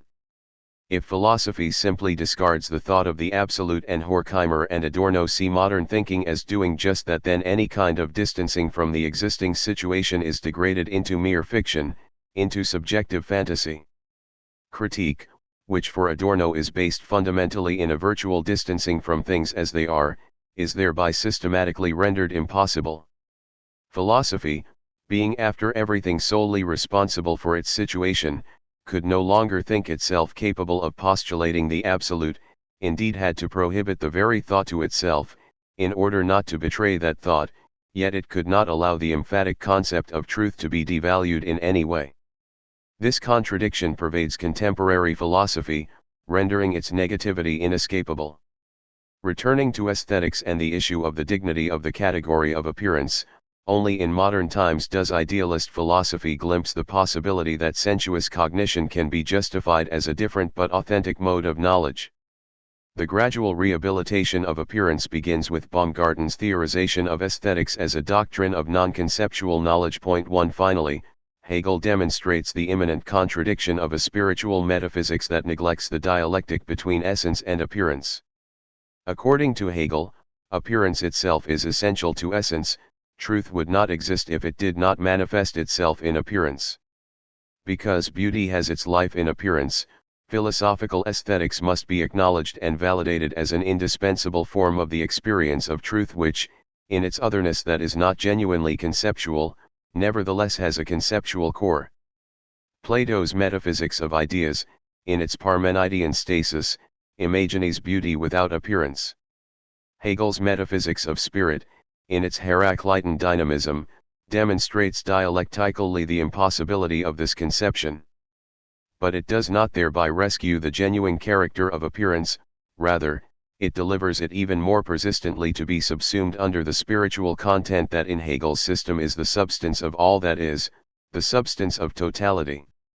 The important thing for Adorno cannot be beauty without appearance as an idealist construct, nor can it be rescuing appearance by demonstrating its ideal substance. Adorno perceives in the truth content of aesthetic appearance a differently shaped tendency toward transcending appearance. Even Hegel assigns only ephemeral status to the truth of art. He understands it as a stage that the spirit reaches, passes through, then abandons again, in order to attain higher versions of itself, religion and philosophy. Adorno, however, understands the concept of self-transcendence not idealistically but as a way of reaching the core element of all art which, following Stendhal and Baudelaire, he recognizes in the identification of beauty with a promise of happiness. This identification implies a way of negatively aiming at a condition where the aesthetic promise of happiness would no longer be needed, since beauty and happiness would no longer be mere appearances but actual reality. Stendhal's dictum of the Promesse du Bonheur says that art expresses gratitude to existence by foregrounding the elements that anticipate utopia, Adorno writes. Adorno therefore defines art as an allegory of unmediated happiness beyond appearance, encumbered with the mortal proviso of the chimerical, that it does not exist. The self-manifesting of the artwork points toward a happiness that could not only appear in the world but also embody its existent truth. Art is not deceptive per se, for it is not in league with the fact that happiness does not exist but, rather, embodies its very possibility. The existence of artworks testifies to the possibility of the possible. However, art can be the placeholder of the other only in the paradoxically ruptured mode of seeming to recall or be mindful of what has never been. The model of this process, for Adorno, is Proust's quest for a past that suddenly appears to the remembering subject, which is wholly constituted by memory work and thus is at once appropriated by memory and lost to it. The longing at the core of artworks for the reality of that which is not is transformed by them into memory. In memory that which is, once past, can be fused with what is not, since the past no longer is. The locus of the dream of what not yet is the act of recall that alone can make utopia concrete, without betraying it to what actually is. That which is inseparable from appearance, even in the past it was not real per se. If motifs from Kant's aesthetics enter, transformed, into Adorno's materialist version of the idea of the end of art, this is no relapse into pre-Hegelian discourse. Rather, it is the necessary tribute that materialist thinking must pay to objectivity, the priority of which Adorno asserts, in negative dialectics, is central to his program of utopian cognition. This tribute is due once Hegel's dissolution of everything non-conceptual in objects of thought, in favor of their idealistically assumed spiritual structure, is recognized in its totality as false consciousness. Kant stresses that the logic of aesthetic form cannot be presumed a priori, but only induced a posteriori, through abstraction from the individual work. Any prescriptive aesthetics would therefore be alien to art's actuality. When Kant writes that the rule must be induced from the deed, that is, from what is actually produced, he directs philosophical aesthetics toward the works themselves as its primary material. Adorno, who at least contemplates the possibility of an aesthetic doctrine of form that is both comprehensive and material, without claiming that he could realize it, agrees with Kant on this point. But like Hegel, Adorno envisages the development, the unfolding of aesthetic productivity, and hence what is permitted, necessary, or forbidden in the production of art, from the perspective of art's objective reality. Like Hegel, he thinks within the framework of an aesthetics grounded in the philosophy of history. But this difference from Kant is only one aspect of Adorno's aesthetics. One element they have in common is the doctrine of the priority in aesthetics of the object, of the specific work. In Kant this idea is very limited, because in general he argues for an aesthetics of taste and reception, focused on the responses of the subject. Adorno, by contrast, analyzes the objective experiential content that works of art substantially embody, in part spiritually, in part mimetically. He shares this approach with Hegel. For Adorno, works of art express one of several responses of the human mind to objectivity. The dialectic of mimesis and rationality defines not only the reception and production of works, but also their truth content. Works of art are simultaneously experience and cognition in a sense that, to be sure, differs with every work. In science and philosophy, there is a basic level of sediment experience that never quite dissolves into the dimension of conceptual structure, but very likely affects it by osmosis. Similarly, Adorno sees in even the most hermetically subjective and monadic work of art a basic level of rationality, expressed in the fact that the work either obeys a constructive logic or functions in a tension-ridden relation to that logic. Art is a mimetic performance that has at its disposal, for its self-objectification, the most advanced forms of rationality with which to shape its material and procedures. This contradiction corresponds to that of reason itself. If reason's telos could be termed a fulfillment that is not necessarily rational per se, happiness is the enemy of rationality and goals, yet needs them as a means, then art centers itself on this irrational telos. Thus it deploys undiminished rationality in its procedures, even as, confined as it is by relations of production to the so-called technical world, it remains irrational at its core. It may at first seem contradictory that Adorno stresses, on the one hand, the factor of public interest in the beautiful, a constitutive element of a materialist aesthetics, and, on the other, the Kantian motif of disinterestedness in the object felt to be beautiful, which is essential for Kant's understanding of the aesthetic dimension as such. For Kant, taste is the capacity to judge an object or an aesthetic presentation with pleasure or displeasure, without any personal interest. The object of such pleasure is called beautiful. As with the autonomy of the work of art, Adorno understands aesthetic disinterestedness as both real and merely apparent. He sees the essential impulse of l'art pour l'art, the aestheticism and art of the turn of the 20th century, to be the uprising against the instrumental reason of bourgeois society, which tolerates nothing that opposes the principles of efficient, business-centered rationality. Thereby the original bourgeois and enlightened motif of social self-interest is, in Bloch's phrase, distorted into recognizability. If self-interest was once indispensable for human emancipation and for the ideological critique of illusions generated by clerical and feudal legitimations of domination, it has become, in the 20th century, itself a component of the ideology of bourgeois society. Anything lacking in substantial interest for the processes of production and exchange that cannot be, in a word, exploited, falls out of contemporary man's system of coordinates for registering and evaluating things. Hence Adorno's anachronistic reference to this idea from Kant's pre-bourgeois aesthetics. In the work of Baudelaire, the poet of modern life, Stendhal's crypto-materialist theory of beauty is specifically mentioned, while Kant's categorical rejection of the fixation on the use value of beauty lives on without being mentioned, and only then achieves its full meaning. The spiritual physiognomy of the modern artist, which Baudelaire both described and embodied, is defined as much by the obliviousness of the subject who is capable of aesthetic experience, of rejecting self-interest and embracing the external world, as it is by that subject's attitude of rejection toward the bourgeois world of commodities. According to Kant, beauty is the shape of an object's purposefulness, to the extent that this is communicated without any image of purpose. The beautiful is not purposeless, but is what we can sense and experience without being dominated by the pressure to evaluate the object solely from the perspective of its purposefulness, in other words, the pressure to relate it to a category outside its own identity. Thus understood, beauty is not the abstract negation of the purposeful, but a suspension of the compulsory character of purposefulness.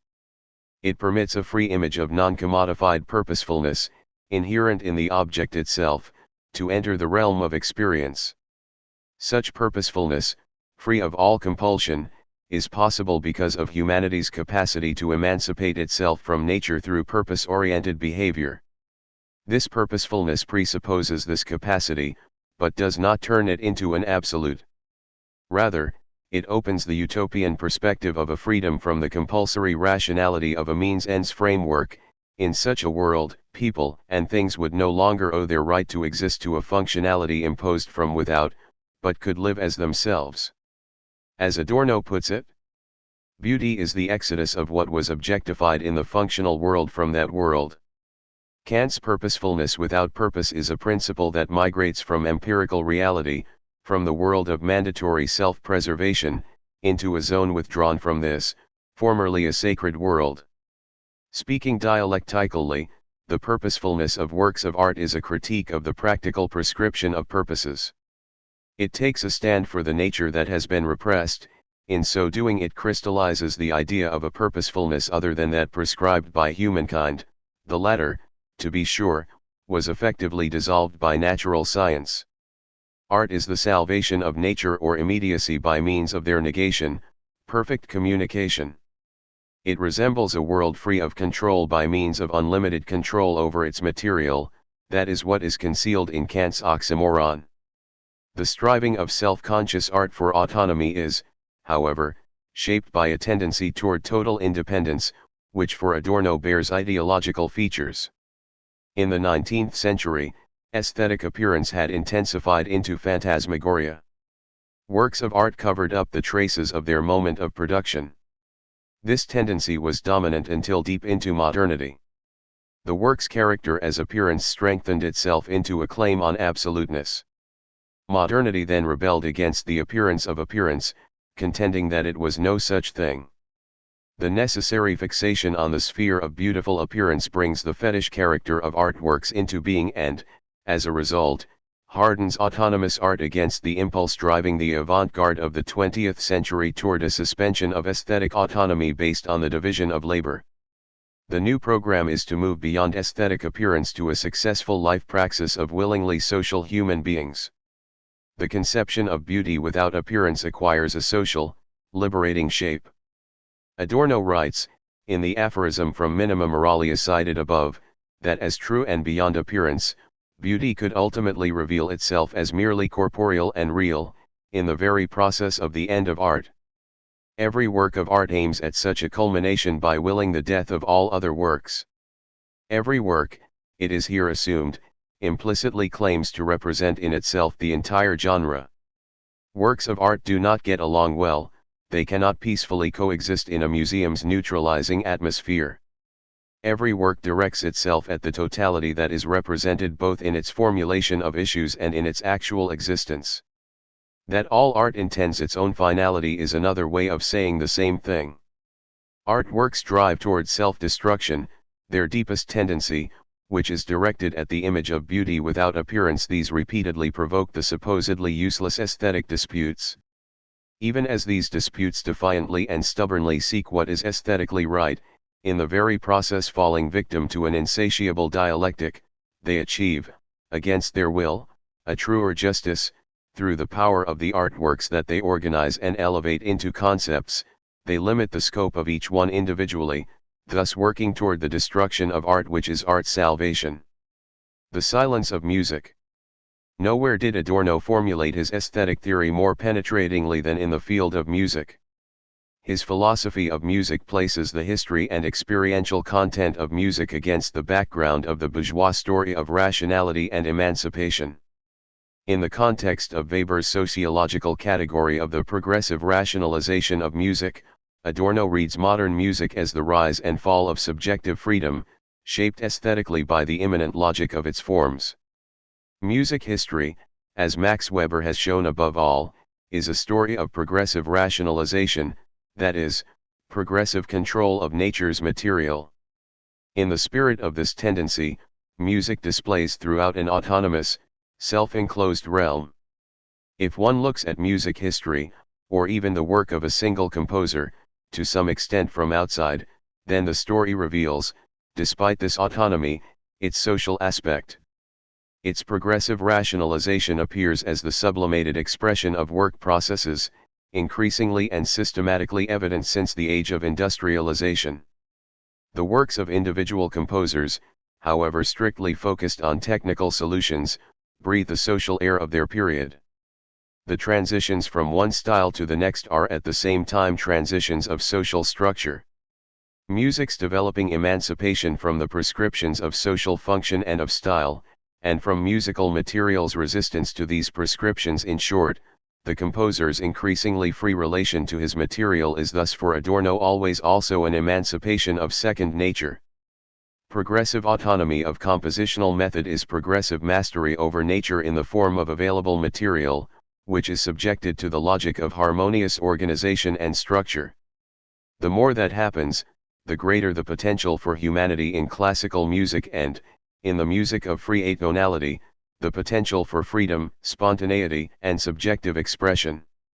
Yet this increase in freedom is, for Adorno, inseparable from its opposite, the heteronymous identification of both material and the composer subject through the pressures of compositional procedures that harden into a system, thus once again limiting the scope of subjective freedom that they once helped to enhance.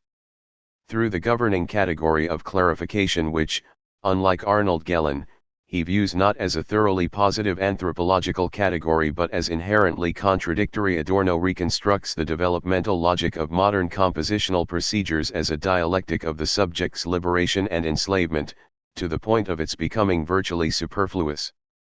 As we saw in Chapter 1, While working on the philosophy of new music during his Californian exile, Adorno helped Thomas Mann with his work on the novel Dr. Faustus. Among other things, he transmitted the origins of the 12-tone system directly to Mann's literary imagination and helped to formulate the conceptions of the composer Leverkusen's works. Adorno sees in the 12-tone technique the first great phenomenon of clarification in the new music that was to help the listener, as Eduard Steuermann had put it, to accomplish what the end itself could not manage at every moment. In Dr. Faustus, the central idea is articulated in phrases that allude to Adorno's argument about the spoken quality of musical language and to his conception of musical material. 2. One would have to go on from here and make larger words out of the 12 letters, as it were, of the tempered semitone alphabet. Words of 12 letters, certain combinations and interrelations of the 12 semitones, series of notes from which a piece and all the movements of a work must strictly derive. Every note of the whole composition, both melody and harmony, would have to show its relation to this fixed fundamental series. Not one might recur until the other notes have sounded. Not one might appear which did not fulfill its function in the whole structure. There would no longer be a free note. Rational organization through and through, one might indeed call it. One must incorporate into the system all possible techniques of variation, that is, the means which once helped the development to win its hold over the sonata. I ask myself why I practiced so long, the devices of the old counterpoint and covered so much paper with inversion fugues, crabs, and inversions of crabs. Well now, all that should come in handy for the ingenious modification of the 12-note word. In addition to being a fundamental series, it could find application in this way, that every one of its intervals is replaced by its inversion.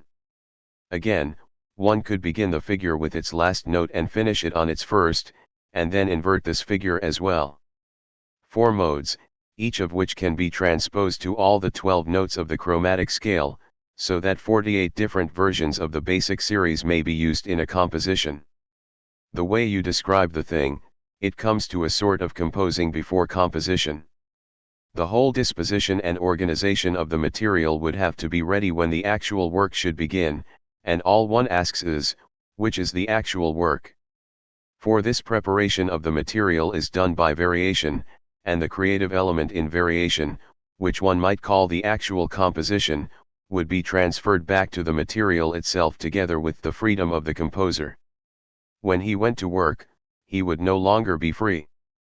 Bound by a self-imposed compulsion to order, hence free. Well, of course the dialectic of freedom is unfathomable. Dr. Faustus, 191-93.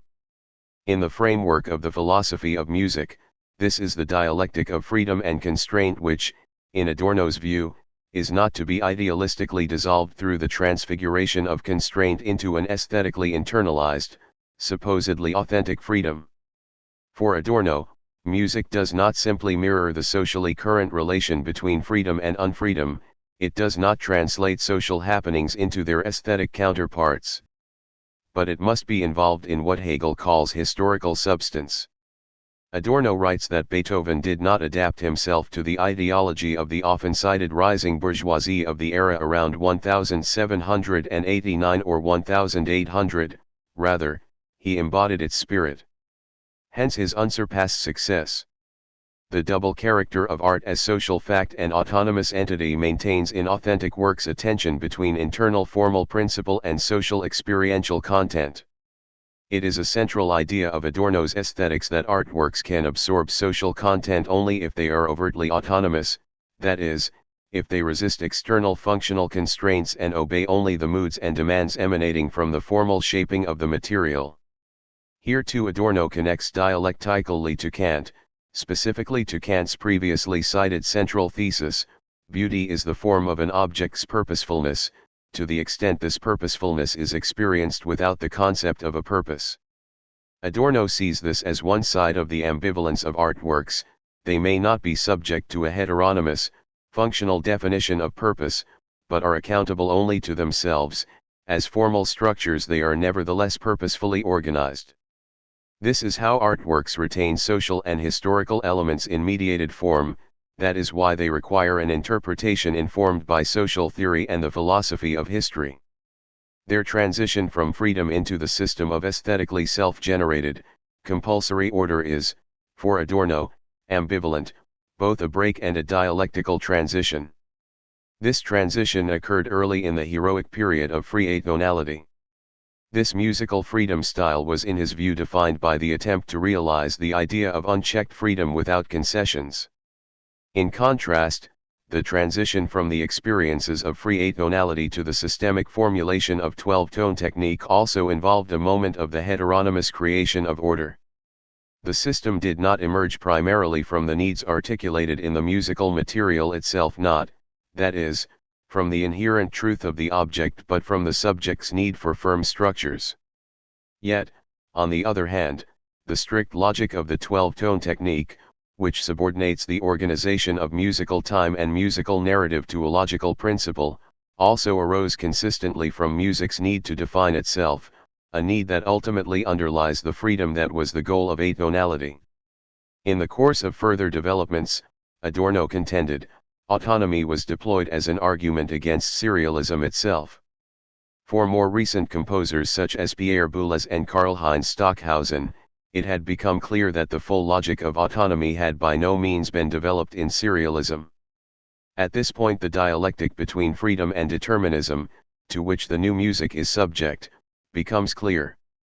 The school that emerged from serialism sought to radicalize the 12-tone principle, to extend it to all musical dimensions, to elevate it into a totality. Absolutely everything was to be predetermined, including the dimensions that are still free in Schoenberg: rhythm, meter, tone color, and overall structure. All musical parameters are reduced to the common denominator of time. But this process makes one uneasy. The commodification already noticeable in 12-tone technique, namely, the inhibition of the living, auditory performance as music's essential constituent, is intensified into a threat to destroy any and all meaningful context. Meaning is not an absolute category for Adorno. The story of modern art is to a great extent the story of metaphysical loss of meaning, unfolding with irrefutable logic. That goes against the pretension that meaning defines the norm of an art, music, that in modernity has included meaning's necessary destruction as part of its own structural law. But the abstract negation of coherent goals, the perspective of which, no matter how disguised, is ultimately that of a meaningful, humane, just life, would be the wrong outcome. Even art's loss of meaning, which it adopts as if willing its own destruction, or seeking to maintain its life through an antidote, cannot remain its final word, its intentions notwithstanding. The non-knowledge of the emphatically absurd work of art, in the style of Beckett, marks a point of indifference between meaning and its negation, and anyone who might read, with relief, positive meaning into this indifference would be offending against it. At the same time, one cannot conceive of a work of art that, even as it integrates everything alien into itself and rejects its own context of meaning, does not create new meaning regardless. Metaphysical and aesthetic meaning are not indivisible, not even today. Adorno does not see the threat to destroy any meaning-based context as a blow for freedom against the false claims of holistic, integrated meaning which for him would be wholly appropriate. Rather, the threat means that, not only for the structurally involved listener but also for the composing subject, absolute relief from metaphysics in the form of total freedom over material turns into unfreedom, causing music itself to lose its substance. Point 3. The apparent help for the composer puts him on the spot. He is subordinated to a version of law that is strange to him and which he can hardly grasp. The resulting music turns into something deaf and empty. In the 1950s, Adorno, as course director and participant in Darmstadt and Kranichstein, the centers of new music in Germany, both followed and influenced the musical developments of his era. It was therefore through strong personal empathy, not through an aesthetic concretization of Hegel's historical dialectic, that he was able to decode the so-called aleatory style embodied in the music of John Cage and Maurizio Kagel as the necessary antithesis to this tendency toward closure. Adorno writes that the principle of musical chance sought to break out of the total determinism, the integral, obligatory musical ideal of the serial school, but in fact the principle of chance launched by Cage remained as alien to the subject as its seeming opposite, the serial principle. It too belongs to the category of relief for the enfeebled self. To be sure, pure chance disrupts the tedium of necessity without exit, but it is no less distant from the experience of the living ear. Certainly Cage was right to sensitize us to what is false about the blind ideal of total musical control over nature, but his own work did not truly transcend the style of nature control. Adorno points out that György Ligeti, on the basis of his own experience as a composer, took note of the aesthetic and historical philosophical dialectic of freedom, which was also the focus of Thomas Mann and Adorno in Dr. Faustus. Ligeti drew attention to the fact that, in their impact, the extremes of absolute determinism and absolute chance coincide. It appears that Ligeti's compositions were, for Adorno, thoroughly equal to the task of addressing this point. Adorno himself offers no exit from the dialectical tangle embodied in the new music, neither on a practical level nor on a theoretical level. At the beginning of the 1960s he argued emphatically, and with a new avant-garde momentum, for a musique informelle that would be a necessary contemporary figure for the musical style of freedom.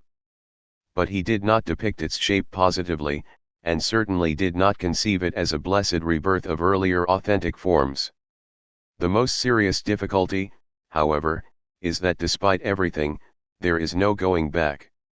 If, in the face of 12-tone technique, serialism, and the aleatory style, one endeavored simply to reactivate subjective freedom, that is to say, free atonality as expressed in Schoenberg's Erwartung, 1909, one would inevitably become a virtual reactionary.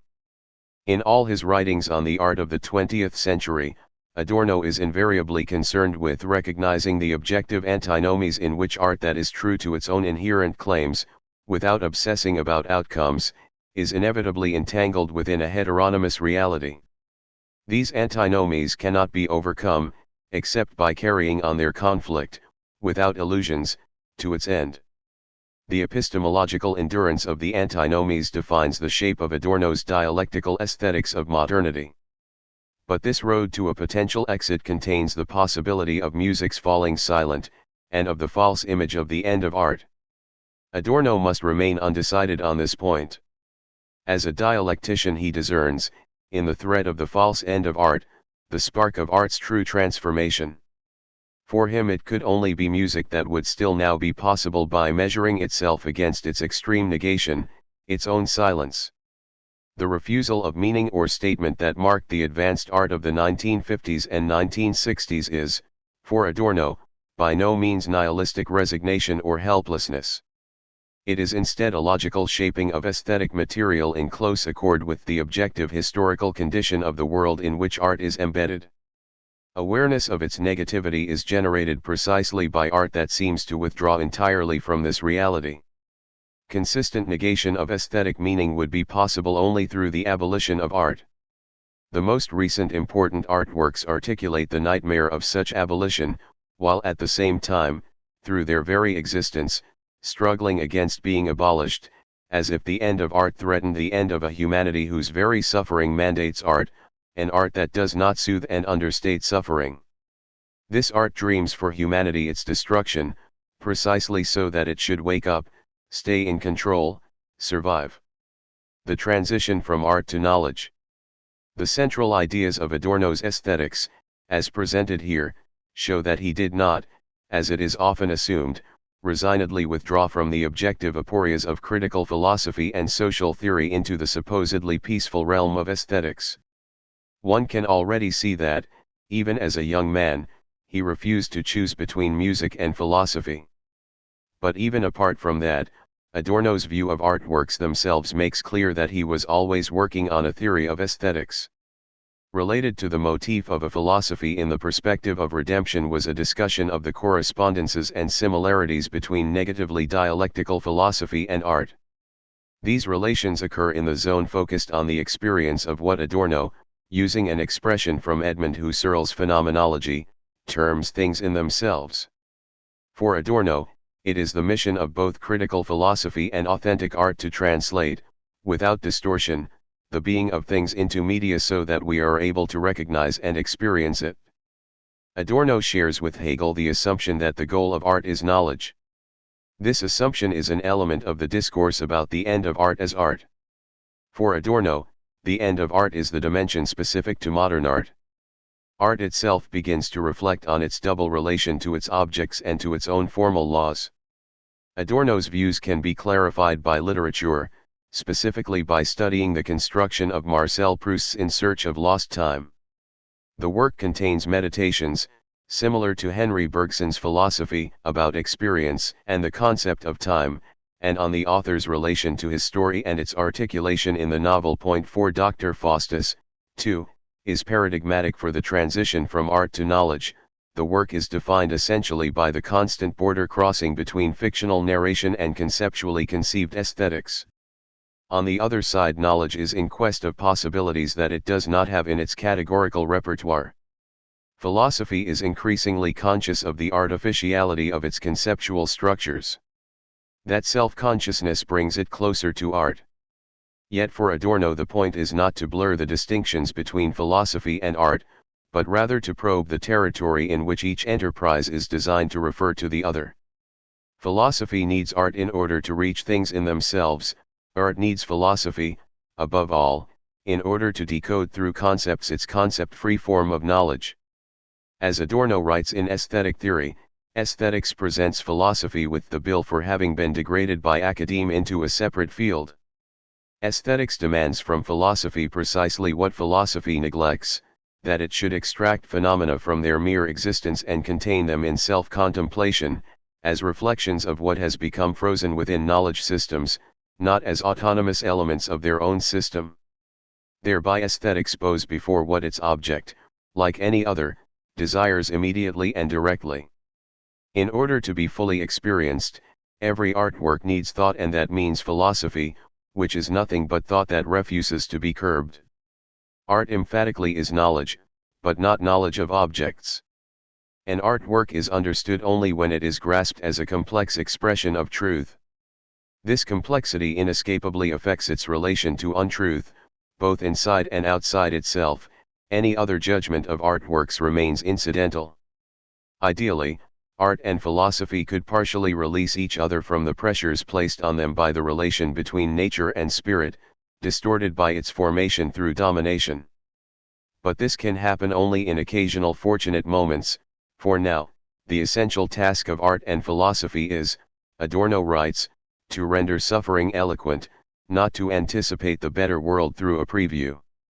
As Kurt Lenk writes, the cognitive function that Adorno ascribes to authentic art, is based on its capacity to generate experiences not yet regulated by the system of the administered world and to give them a language. Art's task, as it were, is to rescue once again what is totally lacking in the standardizing, conceptually fixed social thinking that endlessly reproduces things as they are. Art thereby becomes a kind of counterpoint to the all-dominating culture industry, which ceaselessly eternalizes the existing social condition only by replicating it. While the ideological control of the masses structures their mentalities once again for the ruling class's purposes, rendering void any potential thought of possible alternatives that might occur to them, art, at the point where it invokes accurate fantasies, still generates utopian images of a better world. As Adorno sees it, the social tendency toward a false abolition of art continues. The aesthetic difference from things as they are is constantly reduced. In jazz, which Adorno views as the culture industry's quintessential musical form, two elements define the process: the feigned rhythmic interruption of the musical process, which in fact continues, structured by the dogged unit of the basic pulse, and the standardization and pseudo-individualizing that he sees as its defining musical characteristics. Hence, Adorno declares, jazz is the false liquidation of art. Instead of utopia being actualized, it disappears from the picture. Adorno is not being entirely fair to jazz. He tries to interpret its basic aesthetic shape psychoanalytically, as the voluntary submission of the musical subject to the ever-present social threat of castration. This interpretation may still be enlightening when considering musical clichés such as those of Paul Whiteman, whose dance orchestra the young Adorno probably heard in Frankfurt. If one shares the socio-cultural view that the gestures of entertainment music prevalent in the transition from a liberal to an authoritarian society have something in common with the growing pressure to conform in an emerging mass society. But this interpretation was no longer true for the harmonic and rhythmic subtleties of swing music by Benny Goodman, Teddy Wilson, and Lionel Hampton. In the 1930s, Adorno was convinced that radio listeners who enjoy hearing Ella Fitzgerald sing a tisket accompanied by Chick Webb's orchestra must be sadomasochistic individuals in Erich Fromm's sense, stomping on their secret longing for the return of childhood happiness. Adorno fails to understand performative, ironizing styles in popular music. He is able to hear them only idiosyncratically and to stylize them promptly as images of those social tendencies that he, with good reason, rejects. On the other hand, Adorno publicly justifies, in 1933, the Nazis' prohibition against jazz. His dangerous, quasi-Hegelian argument asserts that jazz is untrue as an art form. In any case finished, there's nothing here to rescue. Jazz is not art music but bad musical craft, the consumer music of the upper middle classes in the post-war years. The art of differentiation that normally characterizes Adorno's aesthetic analyses, the proximity to the material and its structuring in his close readings, all this disappears from his writings on jazz. The German jazz guitarist Volker Kriegel, who in the 1960s studied sociology with Adorno, reported that Adorno was clearly unfamiliar with the names Charlie Parker and John Coltrane, let alone their music. However, although Adorno's critique of jazz is erroneous in strictly musical terms, it remains of systemic interest, as, in his dialectical theory of culture and his critique of the culture industry, the idea of the defined negation of things as they are is further developed. Theorizing Art and Culture in the Institute for Social Research. Critical theory was understood by its proponents as the conceptual articulation of structural and historical landmarks of high and late capitalist society, and of its antagonisms. This articulation was both materialist and normative. It was enabled by concepts that describe what is and anticipate both what is to be expected and also what is possible. From the outset, both art and aesthetic theories had a high standing in the research program of critical theory. The first volume of the Journal of Social Research, 1932, included the programmatic essays on the social position of literature by Leo Lowenthal and on the social position of music by Adorno. These essays do not propose, as their titles and the condition of the sociology of art at that time might suggest, sociological reductions of aesthetic contents to the social position of their producers. Rather, they offer exemplary portrayals of how social experiences are expressed in aesthetic objects, which, while never self-sufficient, may well be autonomous as artworks. Lowenthal deems it the task of literary studies, inspired by sociology, history, economics, and social psychology, to investigate which specific social structures find expression in the individual literary work, and what function the individual work exercises in society. Questions of form, both that of motif and that of subject matter, must be opened in the same way to the materialist perspective. Comparable formal methods such as open dialogues or authorial restriction on commentary are made transparent via the differing meanings they convey at different social and historical stages. For example, Lowenthal compares the work of the young German Karl Gutzkow with the Impressionism of Theodor Fontaine and Arthur Schnitzler. He shows that the modern conversation about bourgeois society in Gutzkow's work brings to the surface the post-traditional conception of informed, autonomous subjects in a liberal context open to new outcomes and with it the confidence about individual possibilities. By contrast, the explicit withdrawal in works of Fontaine and Schnitzler was driven by insecurity. This insecurity resulted, on the one hand, in the inability to conceive coherent new theories underpinning the author's own literary production, on the other, it substantiated the self-critical sensibility of the liberal bourgeoisie, who sensed that time was running out on their era. Lowenthal's method is based in the theory of reflection, but it is free of the problematic omission of autonomous aesthetic logic, which, under communist orthodoxy, rapidly turned this method into a schematic instrument for testing and monitoring fundamental beliefs. Interpreting a literary work's aesthetic meaning and decoding its social perspective are, for Lowenthal, inseparable. The Frankfurt School authors viewed the turn toward acknowledging a genuine formal logic in artworks as a development of great importance for immanent aesthetic analysis, and therefore as an expression of social conditions in itself.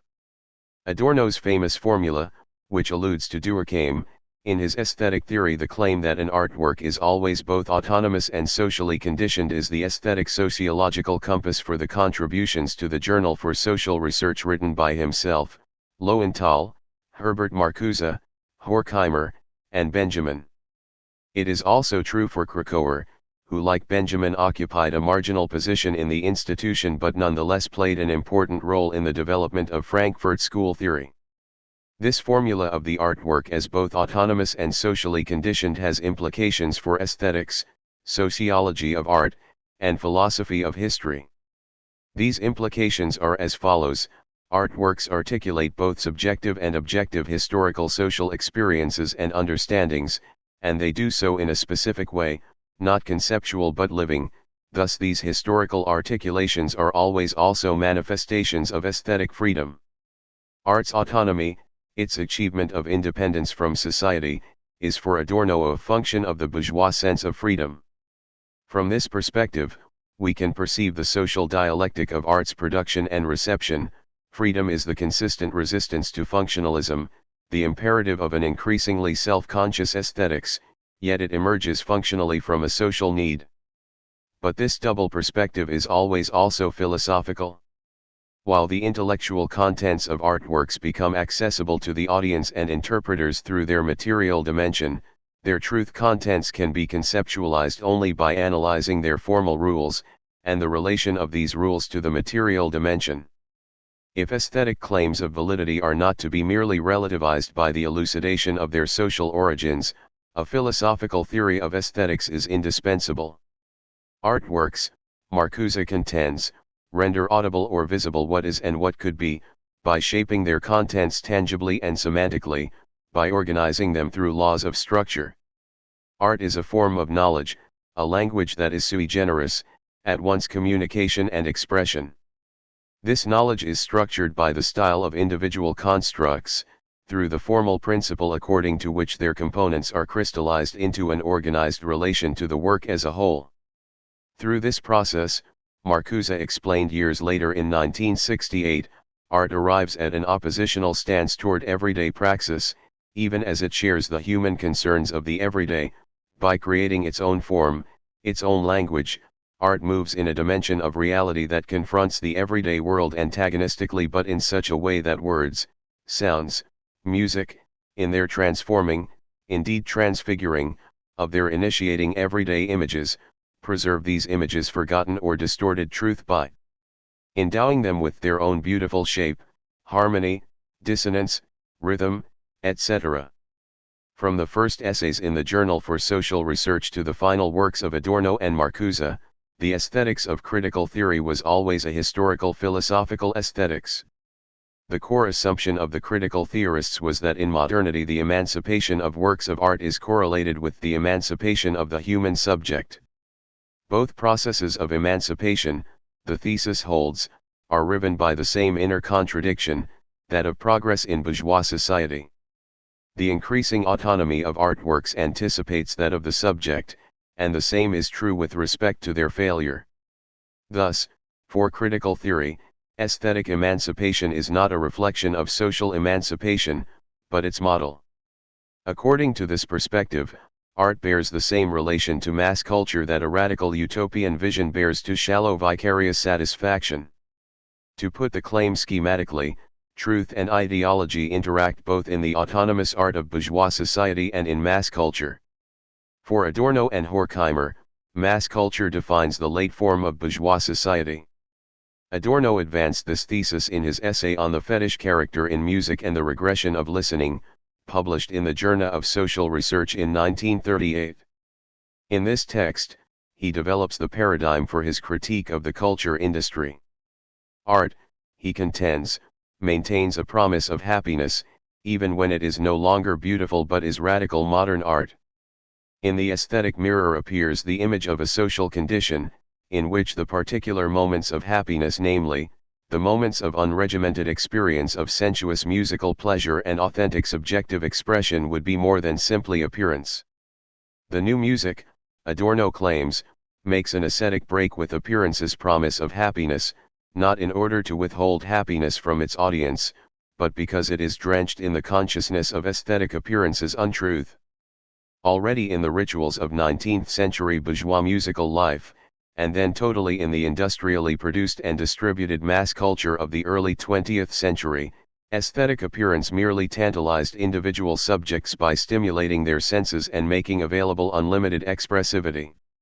Wherever pleasure, which is mediated by custom and sensuous experience, is misused by being functionalized for advertising purposes in the sphere of art as well as in mass culture, then authentic art becomes forbidding, refusing functionalization but in the process losing its accessibility.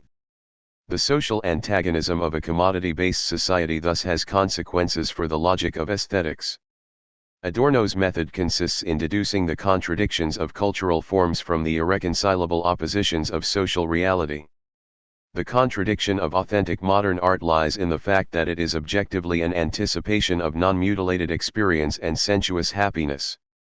But in the present, where the aesthetic sphere is put wholly at the service of the logic of commodification, art can play its anticipatory role only negatively, by sealing itself off from communication and sensuous fulfillment.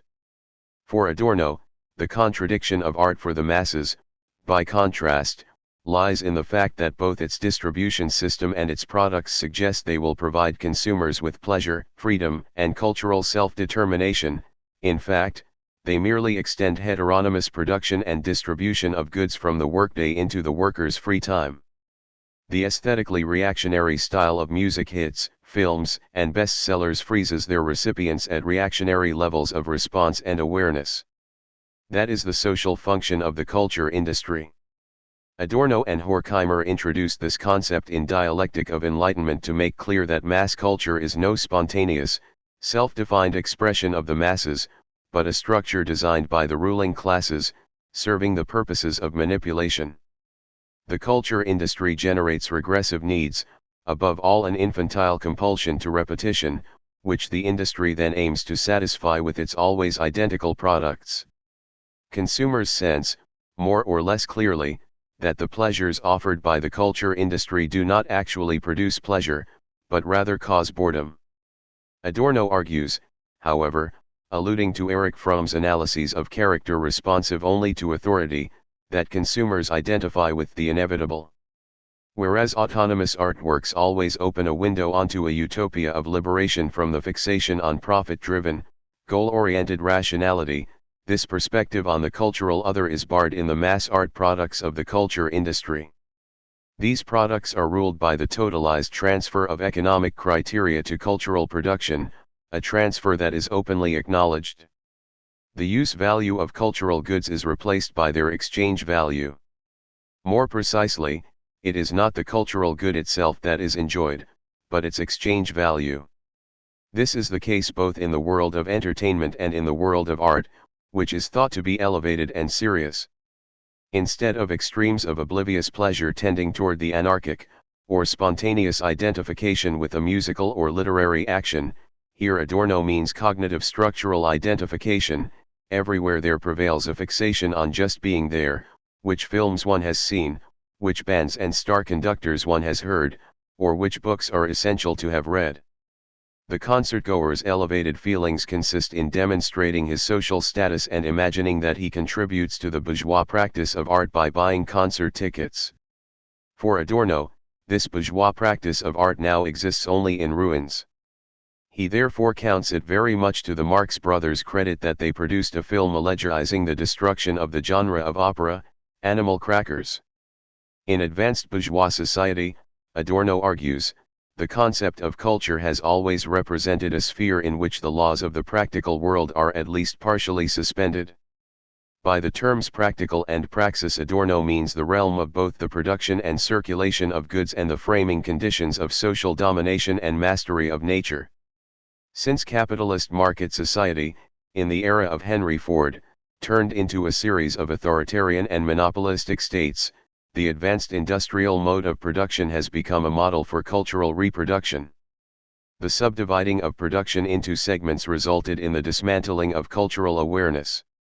The montage character of the culture industry, the synthetic, controlled mode of production of its cultural objects resulted in total social integration through the imposition of a media structure on all realms of life and experience. The result was the false identity of general and particular. Cultural products became indistinguishable from one another because, unlike artworks, they no longer obeyed a logic specific to each work. Work and free time became ever more similar. As a universal, media-based process of amusement, the culture industry turned into the opposite of amusement, an extension of work into free time. The culture industry's function was to reproduce the existing world. Adorno declares, in his 1938 essay, that identification with social and economic rule was the core of the conformism of mass culture audiences. All pleasure was exclusively masochistic. The culture industry's objects were thoroughly commodified cultural goods. In the realm of music they were masked outwardly by familiarity and commercial success, inwardly by easily memorized moments such as distinctive melodies or catchy texts, by simple structures such as intensifying and repeating syncopations, and by isolated sense stimulations that remain particular and lacking any meaningful compositional relation to the totality of the musical structure, such as beautiful voices or the supposedly exclusive sound of unusual instruments and voluptuous orchestrations. Before the time of emigration, Horkheimer's Institute had sought to introduce to Germany the statistical methods of empirical social research in order to be able to answer key questions: how a society in objectively urgent need of revolution can obstinately resist the practical process of revolution, and why human beings seem to prefer aligning themselves with the authoritarian state instead of fighting for political and social freedom. In the United States, too, empirical methods of cultural sociology, which centered on the transmission of impacts and the recipient's habits of listening, viewing, and reading, seemed to Adorno inadequate to the task of gaining a structural understanding of mass culture. He decided against a purely neutral description, and later evaluation, of the phenomena, engaging him in his collaboration on the Princeton Radio Research Project. Instead, he tried to deduce the basis of the audience's reactions in social antagonisms and their aesthetic correlates. Critical theory of culture and aesthetics is for him a philosophical theory, meaning that modes of consumption are to be derived from relations of production, which themselves are not to be understood as ultimate givens, but to be traced back to the dialectical concept of society as a whole. This methodological perspective begins with the thesis that the audiences for contemporary mass culture, that is, most people in modern Western industrialized societies, are largely alienated from themselves, from their own products and modes of experience, and are cut off from the possibility of free self-determination. To the partly imposed, partly freely conforming abandonment of individuality belongs, as a kind of reward for going along, the endowment of exchange value with affect. Adorno's analyses are thus constructed in a strict categorical way, but he hardly, or no longer, tested them empirically. The result is the Nietzschean pathos of distance they maintain toward the fields they explore, for example toward radio listeners, who were discussed above in relation to Ella Fitzgerald. But classical music listeners fare no better. As Rolf Wiggershaus has written, for Adorno, the way many people whistle a familiar tune in distorted form was the same as when children pull a dog's tail. The just as obvious alternative possibility, that it involved a variation on something familiar, a non-reverential adaptation of the well-known that he didn't consider worthy of mention. This blind spot differentiates Adorno's perspective from that of cultural studies, which is especially interested in deviant and heterodox appropriations of cultural material by its users. But even though Adorno's results often lack convincing empirical data, they are frequently on the mark aesthetically. For example, his observation that in mass culture, as a rule, what is experienced as close and intimate is actually most alien from individual experience, namely, the standard output of the mainstream, whereas avant-garde art, which endeavors to speak for the speechless, is felt to be profoundly alien and is therefore rejected by most people. Adorno insinuates that people far from the avant-garde essentially have only the false choice of remaining silent or breaking into a fascist howl. This made him deaf to the aesthetically and socially productive sides of mass culture. Benjamin N. Krakauer, theorizing mass art. Whereas Adorno begins his philosophical analysis of mass art and culture with the assumption that they are antithetical to autonomous art, Benjamin proposes ideas aiming to transform the very concept of art. For Benjamin, new industrial technologies generate new aesthetic techniques of representation and expression, which in turn produce new modalities of perception and articulation. In his famous essay The Work of Art in the Age of Mechanical Reproduction, Benjamin presents a new theory of the aesthetic that abandons the distinction between high and low art. In the process, he sketches the outline of a utopia of mass art. His starting points are the aesthetic views of two very different authors, Paul Valéry's modernist aesthetic of autonomous art and Bertolt Brecht's political, reality-based poetics and media theory. Valéry provides intrinsic aesthetic reflections on the substantial changes to which the 20th century artwork is exposed. Valéry was the first to point out how modern science and social practices affect art and alter its internal and external structure. Technical innovations change both the arts themselves and the theoretical concept of art. He recognized that modern technology tends toward reproduction, both in art and in the realm of sensory awareness in general, and he anticipated the modern technology of entertainment, which would deliver images and sounds into people's homes, just like water, gas, and electricity. From Brecht, Benjamin borrows the insistence on developing a new aesthetic approach that would be completely unusable for fascist purposes, specifically for the fascist aestheticization of politics. At that time, it was clear that both Italian fascism and German Nazism had outwardly ambivalent but unmistakably goal-oriented attitudes toward technical innovations. Radical modernization is the reverse side of the attempts to reanimate dead traditions and the artificial creation of cultural pseudo-archaism. In Italy, the fascist aesthetic, inspired by futurism, was thoroughly involved with the 20th century avant-garde. It blatantly exploited radical modernism, but not without an inward, material affinity for it. In Germany, by contrast, following in the wake of the internationally well-regarded author Ernst Jünger, synthetic art movements such as heroic realism were dreamed up, and political events were staged, as aesthetic events via the newest technology, for their impact on the masses. The authoritarian mass society is shaped with the help of the latest advances in the mass media. Benjamin recognizes such political staging as the vicarious satisfaction of the new need of working people for political and cultural self-determination. Instead of enabling the masses to achieve their right, namely, a revolutionizing of property relations, the National Socialists endowed them with expression one that is not authentically their own. Together with Brecht, Benjamin advances thoughts on how radio could be made useful for progressive social revolutions. With this starting point, he develops a materialist theory of modern media, together with their social premises and consequences.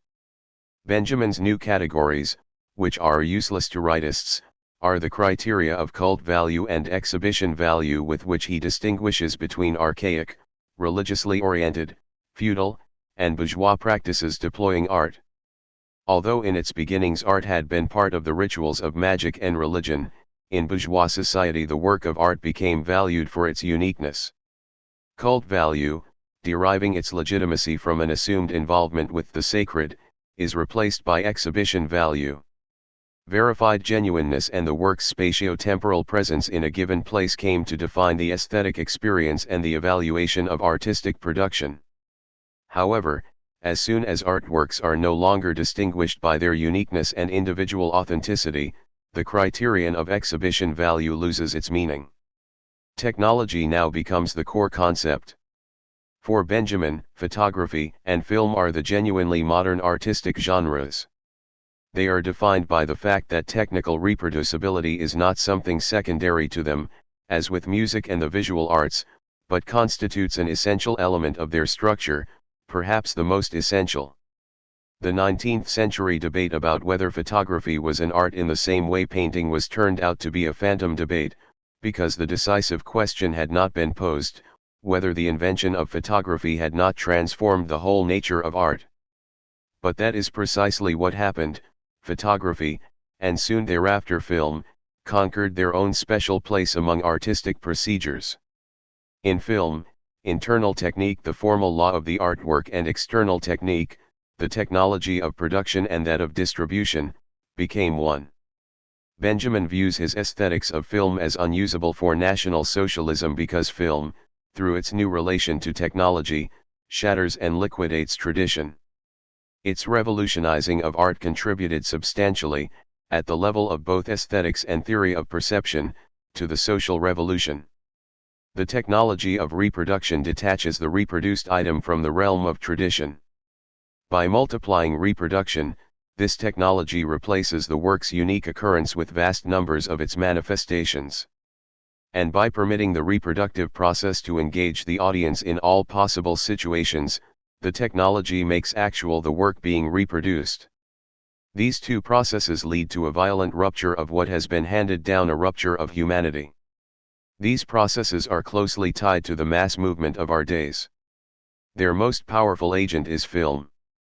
Its social importance is unthinkable without its destructive, cathartic side, the liquidation of the value of tradition in cultural heritage. In the reception of autonomous artworks, the decisive element was the experience of their uniqueness, of their individual distinctiveness and spatio-temporal specificity, which Benjamin describes with the metaphor, borrowed from Ludwig Klages, of the auratic. But what now characterizes the reception of artworks at the highest level is the disintegration of the aura. Films and the transparent architecture of the Bauhaus have no aura. For Benjamin, art in the age of technological reproduction is mass art. Huge numbers of works are produced, with the masses as their intended audience. Mass culture, an outcome of the increasing importance of the masses in everyday life, is, Benjamin argues, defined by a passionate interest of today's masses, the need to make things spatially and humanly more accessible. In the 1920s, Siegfried Kracauer based his theory of cinema on the thought that urban transformations in the capitalist industrial societies of the 20th century generate a need for a specific culture that is both affluent and legitimate. In his late, realistic film theory, he then juxtaposes the concept of autonomous art with its antithesis, non-autonomous art, which has a quite different relation to the external reality that artists engage. Kracauer ascribes to the cinematic medium the materialist power to rescue external reality. In contrast, Benjamin alters the concept of autonomy. Normally, the phrase autonomy of art implies the process of art's emancipation from the functional context in which it is harnessed, framed by ritual, religion, social cult, and the representation of power. In modernity, according to the theorizing of autonomy in relation to Weber's theory of rationalization, art is liberated from the compulsion to serve heteronymous purposes. Benjamin turns the tables on this theory.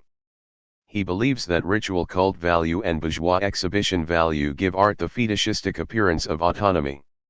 In the art business of bourgeois society, not only in the art worship of the 19th century, though that is an obvious example, the cult status persisted, to which artworks owed both their origin and their appearance of being worthy of veneration. Only when the age of its technical reproducibility separated art from its cult-based foundations did the appearance of its autonomy dissolve irrevocably. As we saw in Chapter 6, Benjamin, at this phase of his thinking, labels his solidarity with bad new things against good old things as a positive new barbarism. The destruction of aura and autonomy, in his view, was the precondition of the enlightened grounding of art in politics. He regards this not just as a temporal strategy but as a superior insight into the phenomenon of art. Since art is always defined by its social functions and reception contexts, Benjamin sees the idea of autonomy as ideology. In its age of technical reproducibility, therefore, the entire social function of art is altered. In place of its basis in ritual, art becomes based in a different practice, its basis in politics.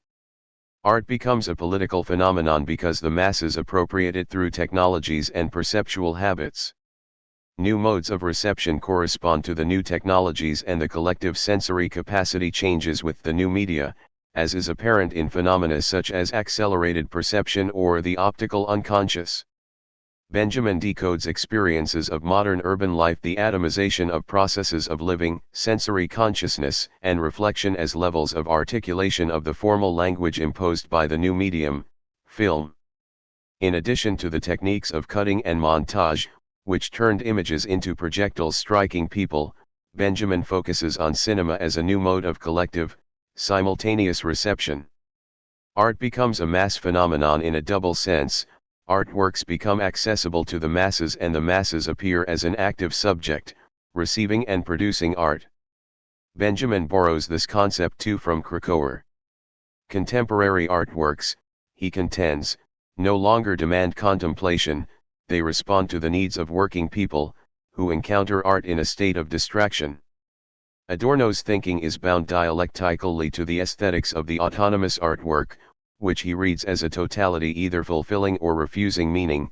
The elements of this totality owe their existential justification to the overall coherent context created by the artistic subject. Like Benjamin, Krakauer takes a different path. In his 1960 book Theory of Film he writes, however realistic the traditional artist may be, he overpowers reality rather than recording it. And since he is free to pursue his own formal inclinations, his work can be shaped into a meaningful whole. Hence the meaning of the aesthetic whole defines the meaning of its elements, or, conversely, its elements have meaning only insofar as they contribute to the truth or beauty inherent in the work as a whole. Its function is not to reflect reality but to actualize a vision of it. In contrast to Adorno, it is not axiomatic for Krakauer that the aesthetic, in its ever more self-conscious attitude toward objectivity, is necessarily destined either to become increasingly absorbed in itself, that is, in the autonomy of art, or to fail catastrophically, or both. On this point, Krakauer's theory differs fundamentally from Adorno's apocalyptic aesthetics. This is not just because his theory is not essentially framed by the history of philosophy, it is also focused much more strongly on the visual realm, with its specifically visual modes of awareness, than on the constructive realm of notated musical forms. Over time, Krakauer developed his early ideologically critical film theory of the 1920s into a variant of aesthetic realism, influenced by Erwin Panofsky's visual theory and constituting an alternative to the aesthetic realism of Lukács. For Krakauer, film is the aesthetic genre that can rescue external reality. What does that mean? Krakauer contrasts the film as artwork with the autonomous artwork that destroys reality.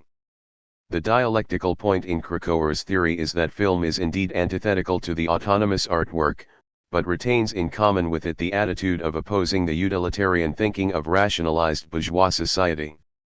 This is Krakauer's primary concern when he argues for the rescue of apparent, physical, external reality. The material of film is external reality as such. This is the argument of Panofsky, who laid the theoretical foundation for acknowledging the film medium as an aesthetic genre. Krakauer followed him in this project. Film, Krakauer contended, works with life in the raw. In other words, it can reproduce reality, that is, our visible world. This reproduction of reality is not just a poor visual imitation of the world that delights the public, rather, it is only in film reproduction that reality becomes visible for us. Cinematic images are signs that have a specific, non-arbitrary relation to the denoted object. Films, at the height of their characteristic aesthetic potential, had the objective intention of rescuing the world's phenomena. These phenomena are to be saved from indifference and functional reduction, that is, from mutilation by the wear and tear to which a commodifying society exposes them. They are to be saved, too, from the reduction of meaning inflicted on them by the constricted perception of instrumentalized reason. But physical, manifest reality also needs rescuing from the degradation into amorphous matter inflicted by artists who can see in it only the material to be shaped into a meaningful aesthetic totality. Aesthetically successful films capture images as raw material that tells its own story, they really show what they show. Filmmakers are people who dare to penetrate ever more deeply into the jungle of material phenomena, at the risk of losing themselves in it irrevocably. That is the ontological realism of Krakauer's film theory. Anarchistic and bourgeois romanticism. Adorno's critique of Benjamin. Adorno derives the criteria for autonomous art from the aesthetics of music. The work's formal law is constituted by the coherent relation of the parts to the whole. That does not mean the logic of the whole dominates the parts, but that it gives a shape to the unfolding aesthetic experience that is revealed only in the experience of the parts, indeed through processing their structure and development. Responsible art follows criteria that come close to cognition, consistent and inconsistent, true and false, Adorno writes. In his critique of Benjamin's concept of mass culture, Adorno designates autonomous artworks, which are responsible only to the truth content of their formal law, on the one hand, and functionally dependent products of consumer art on the other as the two violently separated halves of aesthetic freedom, both bear the stigmata of capitalism, both contain elements of change. The two are the torn apart halves of aesthetic freedom, which, however, cannot be reconstituted by adding them together. Adorno would have called the unification of high and low culture, in a society liberated from the antagonism between owners and workers, a false reconciliation. He is still convinced that in a communist society work is organized in such a way that people will no longer be so exhausted and dumbed down as to need distraction. But the claim that one must decide here and now between autonomous and dependent art is false. To sacrifice the one to the other would be romantic, either in the bourgeois sense of conserving personality and all the associated magic, or in the anarchistic sense of trusting blindly in the historical self-empowerment of the proletariat, a proletariat which is itself produced in a bourgeois framework. Adorno's use of the concepts romantic and anarchistic is idiosyncratic but not inexact, in terms of the history of ideas. Romantic aesthetics was linked to the theory of the free subject in Kant's critique of judgment. The subject is liberated by making its own rules for aesthetic judgment and above all for artistic production. Aesthetic autonomy is the autonomy of genius. The critique of ideology then reconstructs the underlying social conditions of advanced division of labor, the alienating results of which cause the suffering of the romantic aesthetic subject, but are simultaneously the enabling condition of the subject's aesthetic independence.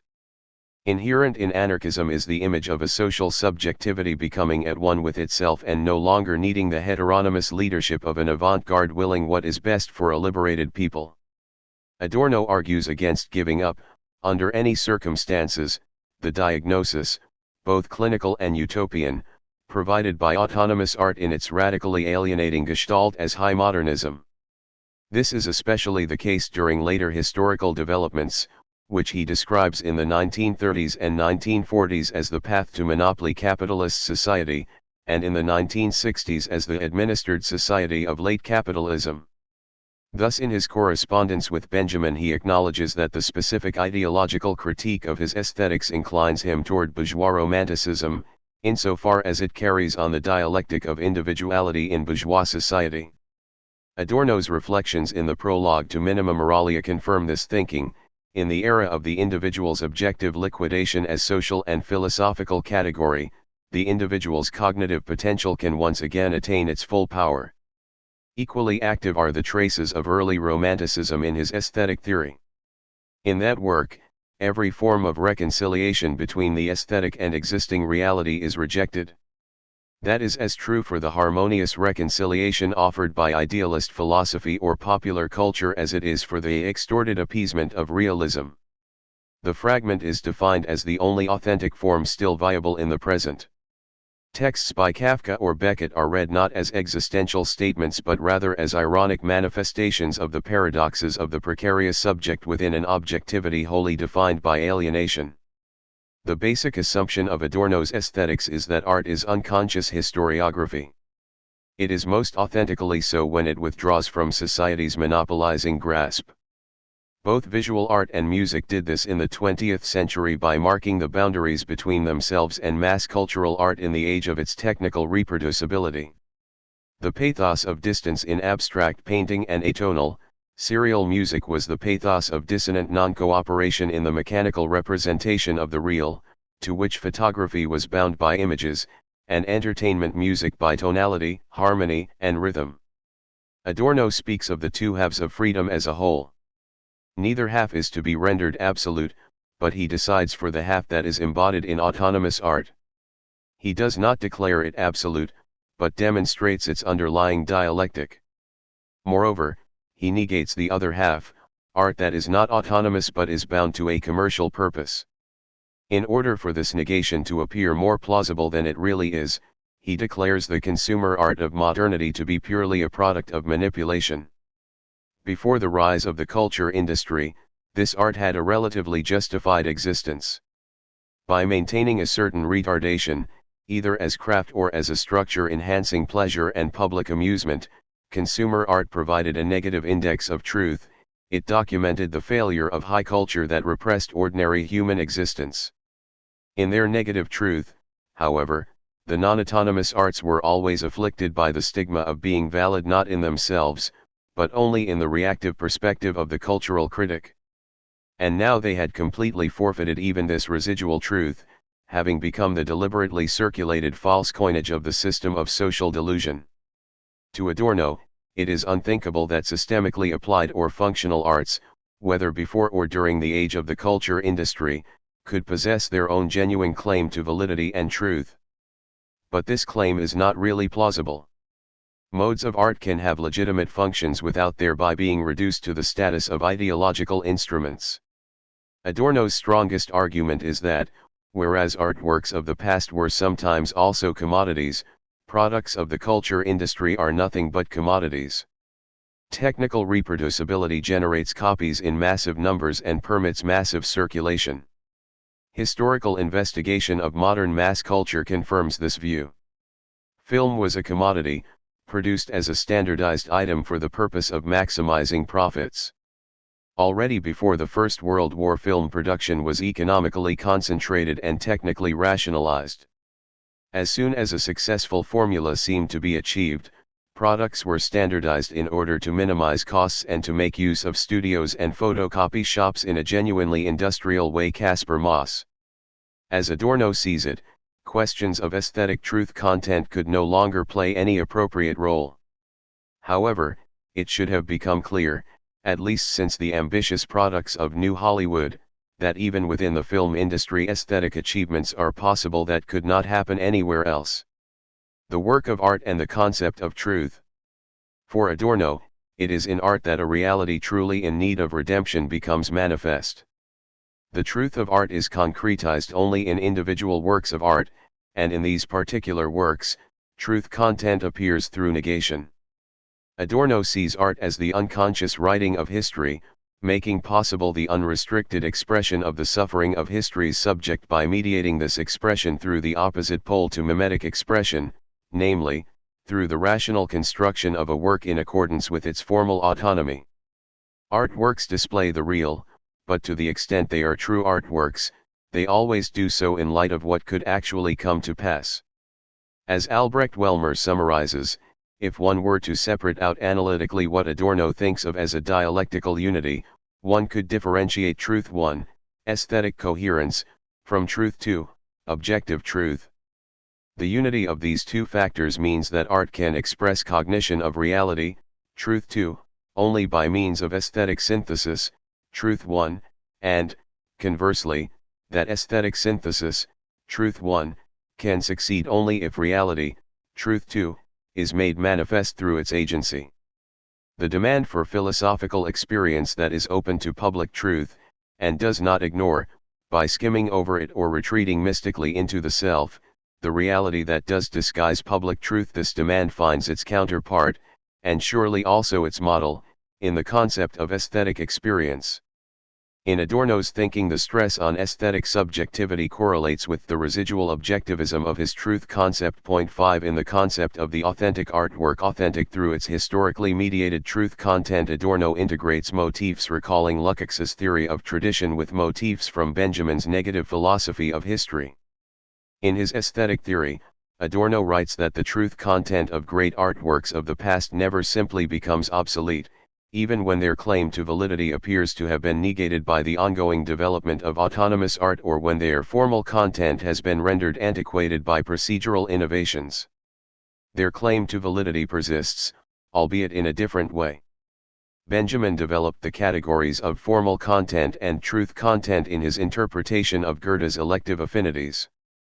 They function for him in relation to the perspective that revolutionary historical consciousness would consist in rescuing those elements of spiritual constructs that wrongly presented could not, in their original socio-historical situation, actualize their potential. For Benjamin, then, revolutionary cultural consciousness would not be the tabula rasa mentality of rootless Philistines demanding a new beginning. Rather, it would appropriate alienated aesthetic contents in its own way, thereby under certain circumstances attaining for them their own authenticity, their own truth. In this, Benjamin's concept of a truth content to be rescued after the revolution differs from Lukács's idea that the victorious proletariat would, by reflecting on its contradictions, absorb into its identity the progressive contents of canonical bourgeois artworks. These contradictions had, according to Lukács, prevented their producers from transcending their false class consciousness. 6 A contemporary example suggests what this could mean. One can describe the dissolution of East Germany as a revolution. The philosophers Jürgen Habermas and Ulrich Sonnemann argued this, in contrast to the Stalinist poet Peter Hacks, for whom the turn, Wende, was a counter-revolution. In principle, then, three post-revolutionary ways of analyzing East German visual art are possible. One can regard East German painting indiscriminately as socialist realist propaganda art, that is, as a counterpart to the programmatically abstract art of the West, standing in the anti-modern, totalitarian tradition of conformist art from Nazi times.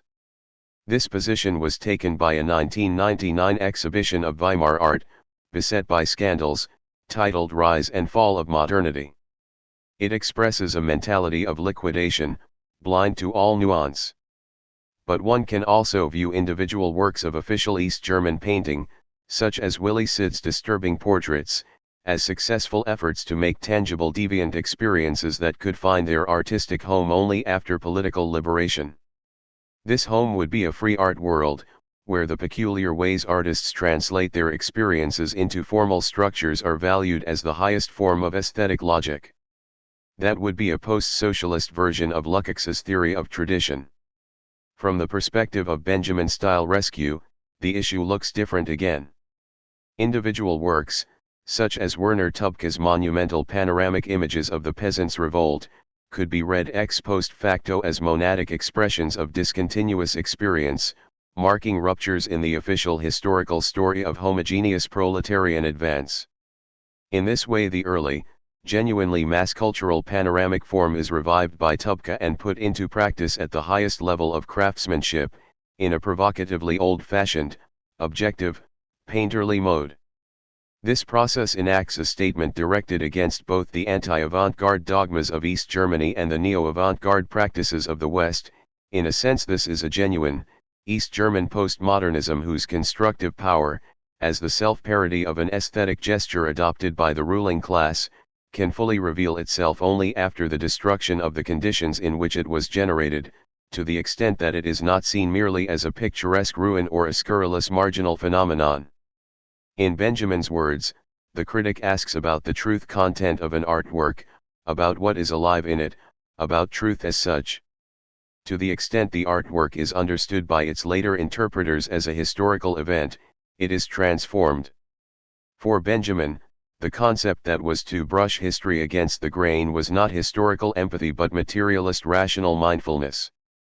Sven Kramer summarized this as follows: memory and historical writing can actualize and release the unused potentials of the past, and, by rescuing them, they formulate claims upon the future. Benjamin conceived these claims messianically. In the Theses on the Philosophy of History, he wrote, "The past carries with it a secret index, through which it is referred to redemption. This redemption would unleash the unbroken power of the collective cultural memory. Only redeemed mankind gains full access to its past." That means that only for redeemed mankind has its past become, in every one of its moments, available for citation. Adorno places similar reflections at the center of his aesthetics, although he largely empties them of messianic content, thereby maintaining a distance that keeps them secure against any temptation to work toward a new religion of art. The truth content of authentic art of the past, he argues in aesthetic theory, does not die because of historical transformations within aesthetics. A liberated humanity should receive the heritage of its antiquity for which it has atoned.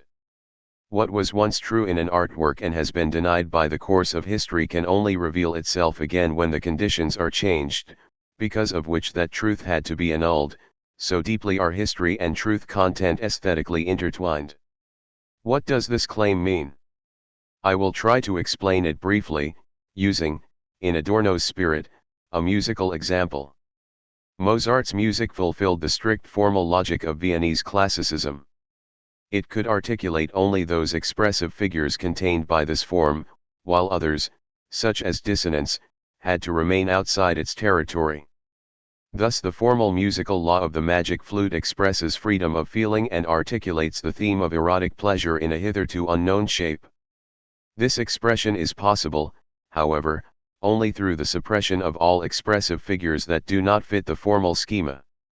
The madness of pleasure that breaks all boundaries could not be articulated until Wagner's music, which begins to shatter the limits of tonality. In Tannhäuser the destructive and antisocial power of Eros becomes tangible. In Tristan and Isolde the proximity of Eros to death insists on being heard. Here, too, one kind of expression is possible only at the cost of repressing something else. With Wagner the ideology of the total work of art, as trace of the power of the whole, dominates his art down to its most intensely inward elements. We can conclude from this that if artists could one day be free of the need to prove their authenticity by incorporating into their work's formal structure the negativity of a world order that reached in Auschwitz its provisional high, or rather low, point, they might perhaps be freed from the mandate of dissonance. They would no longer have to withdraw from communication with their listeners, rather, they could actualize a communality between structural requirements and the need for vital reception, of which even today we still know nothing. The happy balance between high and mass art, which according to Adorno was realized in the magic flute for a brief, quickly vanishing moment, could return at a new level if Mozart were no longer the favorite of a ritualized class of music and Wagner no longer a canonical source, mediated via Erich Korngold to Hollywood, of film music. Then what Adorno noted about musical modernity would perhaps no longer be the case. There is more pleasure in dissonance than consonance. The person who truly enjoys music, who experiences it not only intellectually but also, perhaps only, hedonistically, would no longer be in a state of untruth. Reconciled reality and the restored element of truth in the past might well converge with each other, Adorno speculates. The great works are waiting. What are they waiting for? For Judgment Day? For the end of times? For a world revolution that succeeds after all, without cultural revolution and without show trials? Adorno's negative apocalyptic perspective in the field of aesthetics binds aesthetics indissolubly to the philosophy of history.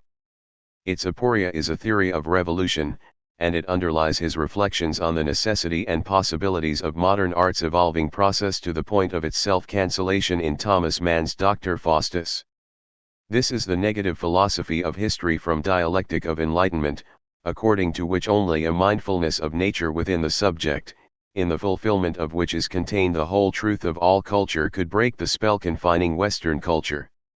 The West's irrational, measured against humane goals, rationality needs to be redeemed, as Adorno sees it, through reconciliation with its historical antagonist, mimetic expressive behavior, whereby life makes itself virtually identical with other life. Only consciously aesthetic behavior of this kind, in Adorno's view, could modify the abstractly standardizing, compulsory character of categorical reason in the administered world. Adorno's cognitive utopia consists in the reversal of the philosophical articulation of totalized negativity into its mirror image, the text of its opposite, a text that, as theology puts it, is to be read in a messianic light. Cognition has no light but the one shining on the world from the source of redemption. This light, as it is phrased in Minima Moralia, makes the world appear distorted and needy. Art that is a form of cognition and philosophy that opens itself toward the experience of the open, these are Adorno's models.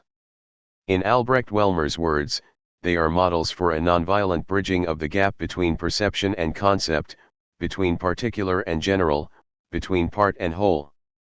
This definition of art's truth content in modernity omits certain aspects of aesthetic experience.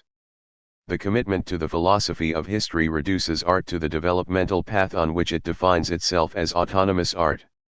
This definition amputates not only all avant-garde art that moves beyond the limits of the work, beyond the compulsion to organize, for example, musical material, such as the music of John Cage or Morton Feldman. It also excludes all varieties of applied art and mass art. In Dialectic of Enlightenment, Adorno and Horkheimer argue that cinema, radio, jazz, and magazines, a peculiar mixture of categories of form, genre, and media, are nothing but components of the system of the culture industry. For Adorno, music was exclusively the kind produced by composers, improvised music, or music that sees its role as functional, such as dance music, appears merely as the noise of advertising or the background murmur of the culture industry. The story is the same for art's communicative accomplishments, which Adorno wholly rejects.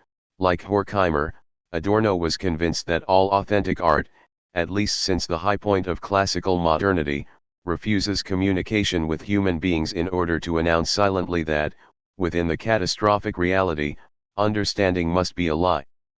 Two aspects of this assumption, however, are controversial. First, communication is here reduced to the goal of reaching agreement, to intentions that for Adorno belong in the realm of the commercial and the conformist, whereas communication in reality can mean all possible varieties of interaction. Second, it is not true that artworks portraying human terrors and sufferings such as Picasso's Guernica or Kafka's and Beckett's depictions of failed understanding would not communicate the terror, the suffering, and the failure to communicate. But Adorno has to cut these aspects out of his argument in order to illuminate the gap between actuality and authentic art with the vividness he desires. Even, or especially, the concept of truth in aesthetics is, for Adorno, structured in a utopian transcendental way. Truth is conceived not as free-floating, but as a point of alignment, to be defined intellectually, for the possibility of fusing cognition and praxis in the world as it is. It is the criterion for making distinctions, whereby Adorno differentiates his philosophical project from the presumably inadequate philosophy that remains purely technical, purely reconstructive. Is this differentiation persuasive? Adorno's insistence that philosophy must achieve more and different things than mere persuasion through arguments cannot absolve his theory of truth from confronting arguments that test its validity claim. For how could the sufficient condition for a philosophy's ambitious claims be fulfilled, if the necessary condition is lacking? Adorno constructs an opposition between conceptual rationality and mimetic expression that cannot be overcome through mediation, so long as there is no practical redemption from the heteronomy of a law of social operation that appears to be a law of nature. Welmer criticizes this with an argument of communication theory deriving from Habermas, because Adorno's thinking remains enclosed within the paradigm of the philosophy of consciousness, he is able to conceptualize cognition only through a subject-object antithesis.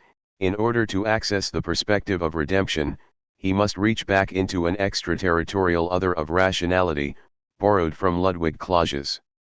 Welmer argues that Adorno could not see the mimetic moment within rationality itself, in its structure of communicative interaction that has understanding as its goal. This is true to the extent that Adorno simply did not trust analytic philosophy to gain access to the potential that, in his view, could only begin to approach the truth of things in themselves by means of a constellatory language. Moreover, Adorno operated with a peculiarly narrow concept of communication. But it is incorrect to claim that Adorno sought to summon mimetic strengthening from outside. In his dialectical theory, there is no outside, as Welmer stresses. Mimesis, as the other of rationality, is always already its own other. And, as Wellmer puts it, Adorno would in no way think the coming together of mimesis and rationality only as a negation of historical reality, since he did not conceive of it simply as negating historical reality, but rather as the defined negation of a defined form of historical praxis, a negation that, for now, we are able to grasp most readily with the help of messianic transcendental allegories so long as it does not take practical shape as active negation. 8. The failure of culture. The central thought in Adorno's critical theory of culture is formulated in Minima Moralia, that culture has failed until now is no justification for reinforcing its failure. It was always the culturally critical standpoint of critical theory that gained a broad public reception in the post-war era. And the theme of culture is again very current in today's debates. Cultural sciences, culturalist theories of society, and political programs of multiculturalism are all on a rising trend. Traditionally, culture was defined, in the words of Jacob Burckhardt, as the sum of those spiritual developments that occur spontaneously and do not claim universal or mandatory validity.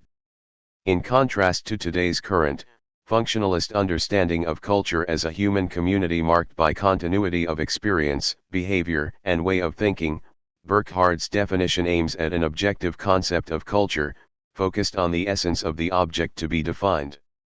At the same time, however, Burckhardt stresses culture's function, the satisfaction of human beings' material and spiritual needs. He points out that we can never quite separate the material and spiritual elements of culturally shaped behavior. And he articulates a basic idea of modern socio-theoretical understanding of culture. The total form of culture in relation to state and religion is society in the broadest sense.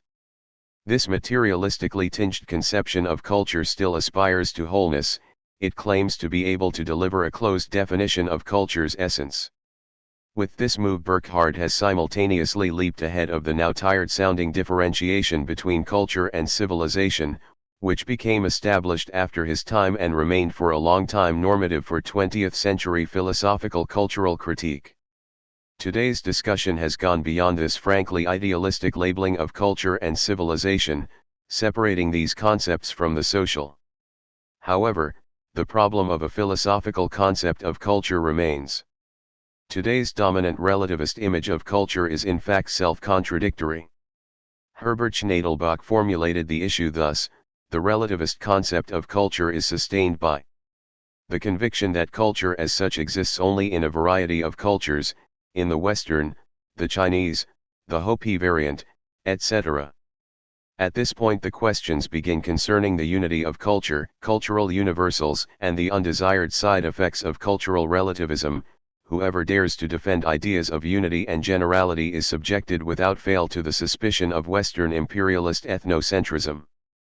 It is amazing that such pluralism grows precisely at the same rate that world culture moves toward planetary networking and normativity. The radically pathetic and guilty culture. Understanding the uniformity of modern culture and its inner contradictions was a central theme for Adorno. No aspect of his thinking has resonated so strongly in society's consciousness as his dialectical theory of culture, and at the same time, none has been so frequently misunderstood. There are two likely causes for this: the lifelong intensity with which Adorno dedicated himself to the theme, and the inner ambivalence of the object, culture, that he sought to reconstruct dialectically. The insistence with which Adorno turned again and again to cultural phenomena and the social structures underlying them heightened the presence of his thinking in the magazines and the cultural sections of the mass media, something unusual for a philosopher, but characteristic of his impact. But the dialectical tension that Adorno's theory brought to culture's internal contradictions was generally not pursued in the magazines.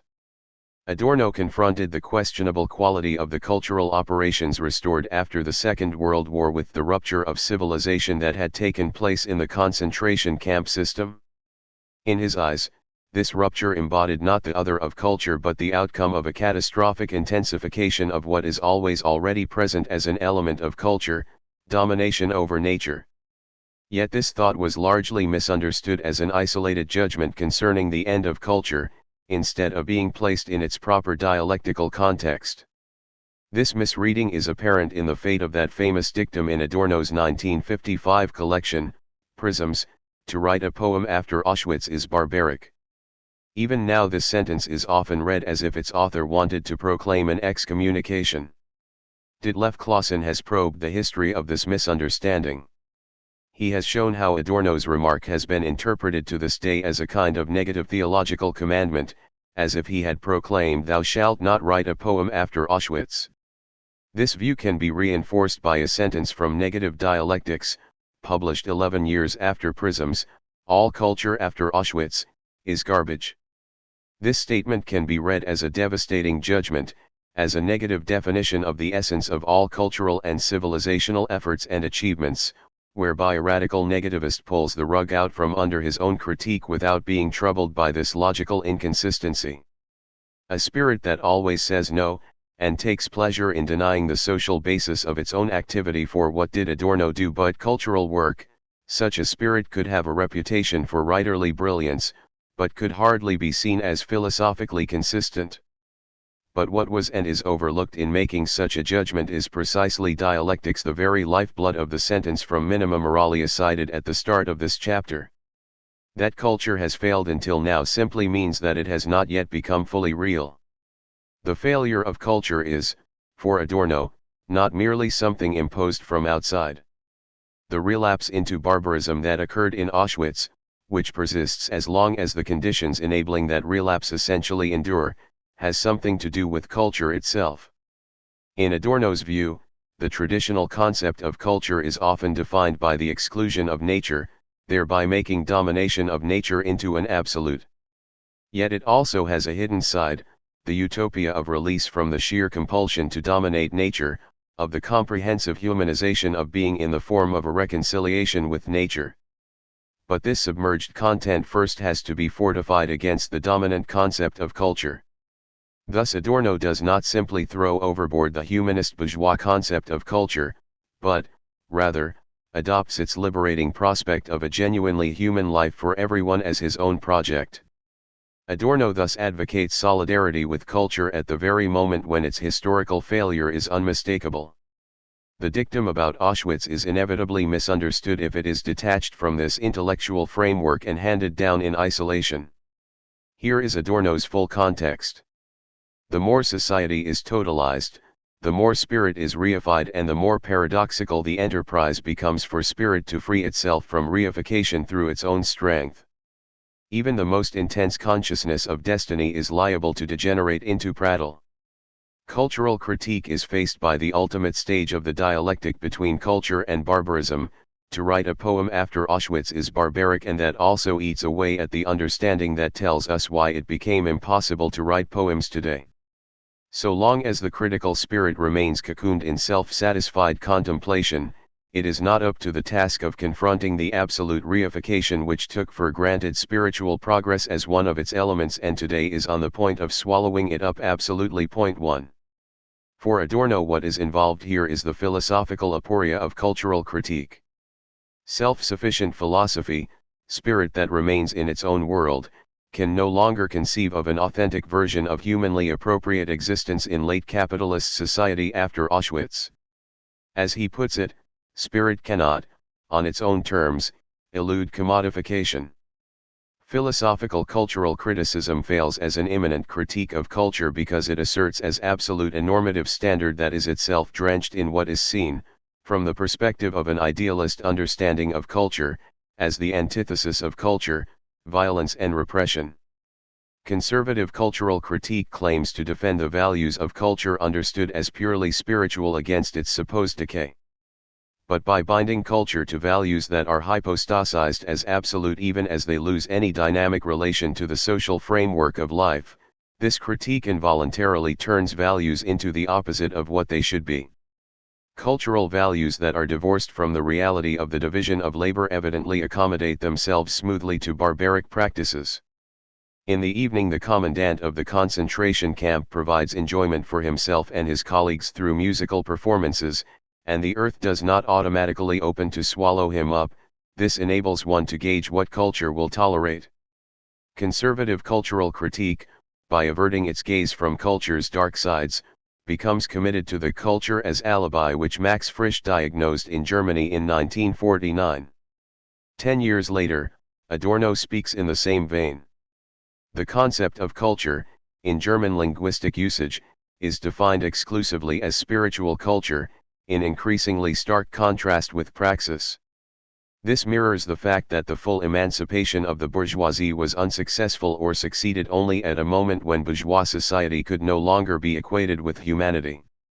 The failure of the revolutionary movements that sought, in the Western countries, to actualize the concept of culture as freedom, drove the ideas of those movements back in on themselves, not only obscuring the link between them and the project of actualizing them, but imposing a taboo on them.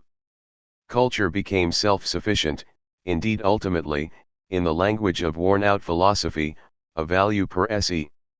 We are indebted to this self-sufficiency for major speculative metaphysics and the great music that is at one with it in its innermost essence. At the same time, however, such spiritualization of culture virtually confirms its practical impotence. Human beings' real lives are handed over to blindly persisting, blindly functioning social relations. Thus, for Adorno, conservative, immanent cultural critique is afflicted because it helps to destroy what it wishes to preserve. Yet the opposite attitude is no better. The transcendent critique of culture from outside either argues for a bourgeois, conservative critique of culture in the name of life and nature, or, representing a concept of class war, dismisses bourgeois culture in a lightning stroke as an empty, superstructural swindle. Both versions of the critique of culture are inadequate.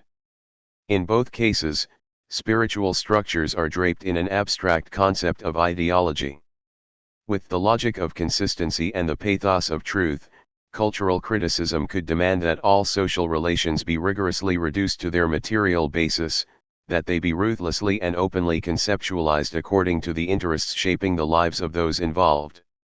But if one wanted to act radically in accordance with this logic, one would eradicate, together with the untrue, everything that is true in this situation, everything that strives, however powerlessly, to escape the realm of universal praxis, every chimerical anticipation of a more noble condition, and one would pass without mediation into the very barbarism with which, in its mediated form, one reproaches mainstream culture. This reversal was always a possibility among bourgeois cultural critics after Nietzsche. Spengler endorsed it enthusiastically.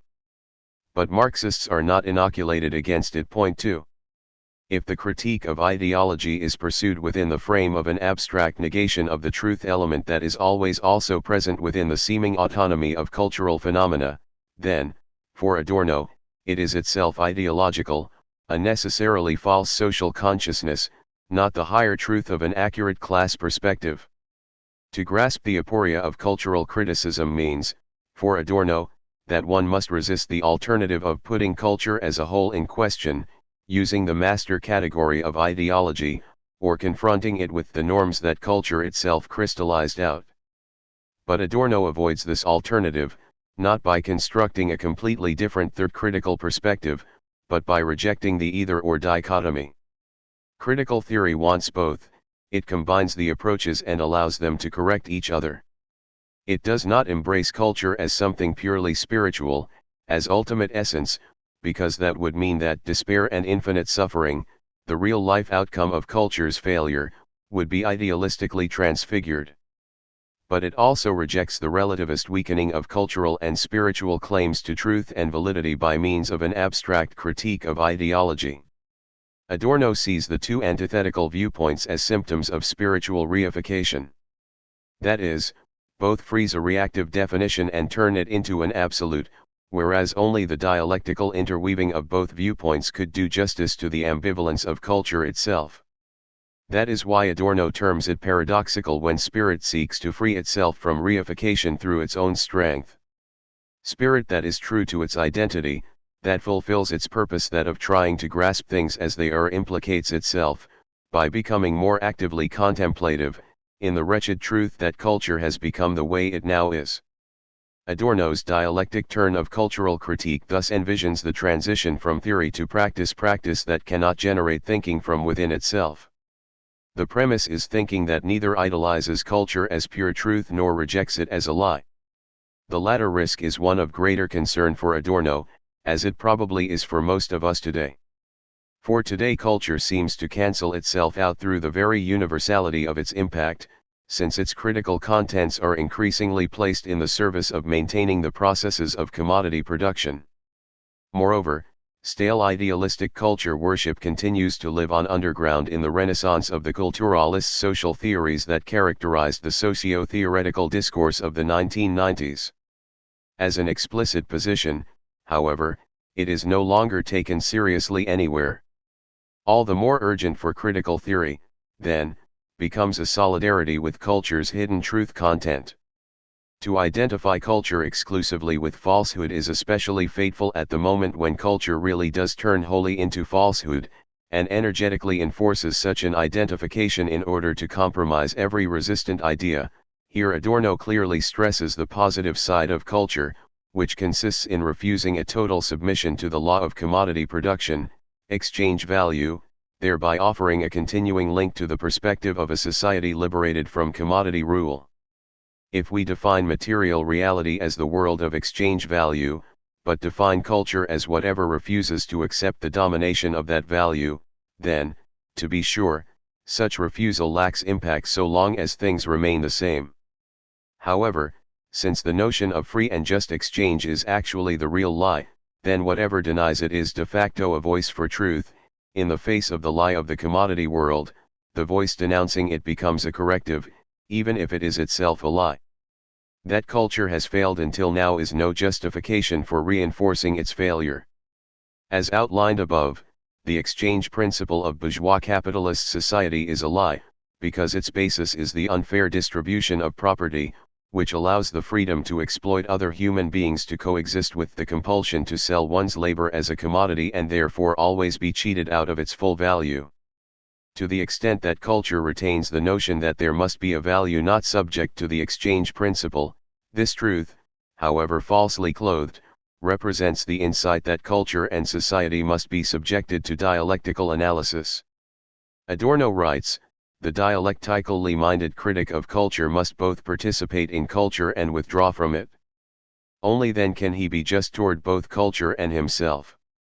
Adorno thus claims that, although critical theory is indeed a part of its own culture, it is simultaneously entitled to assume a position external to it from which it can practice critique. Here, too, Munchausen's trick would have to be implemented.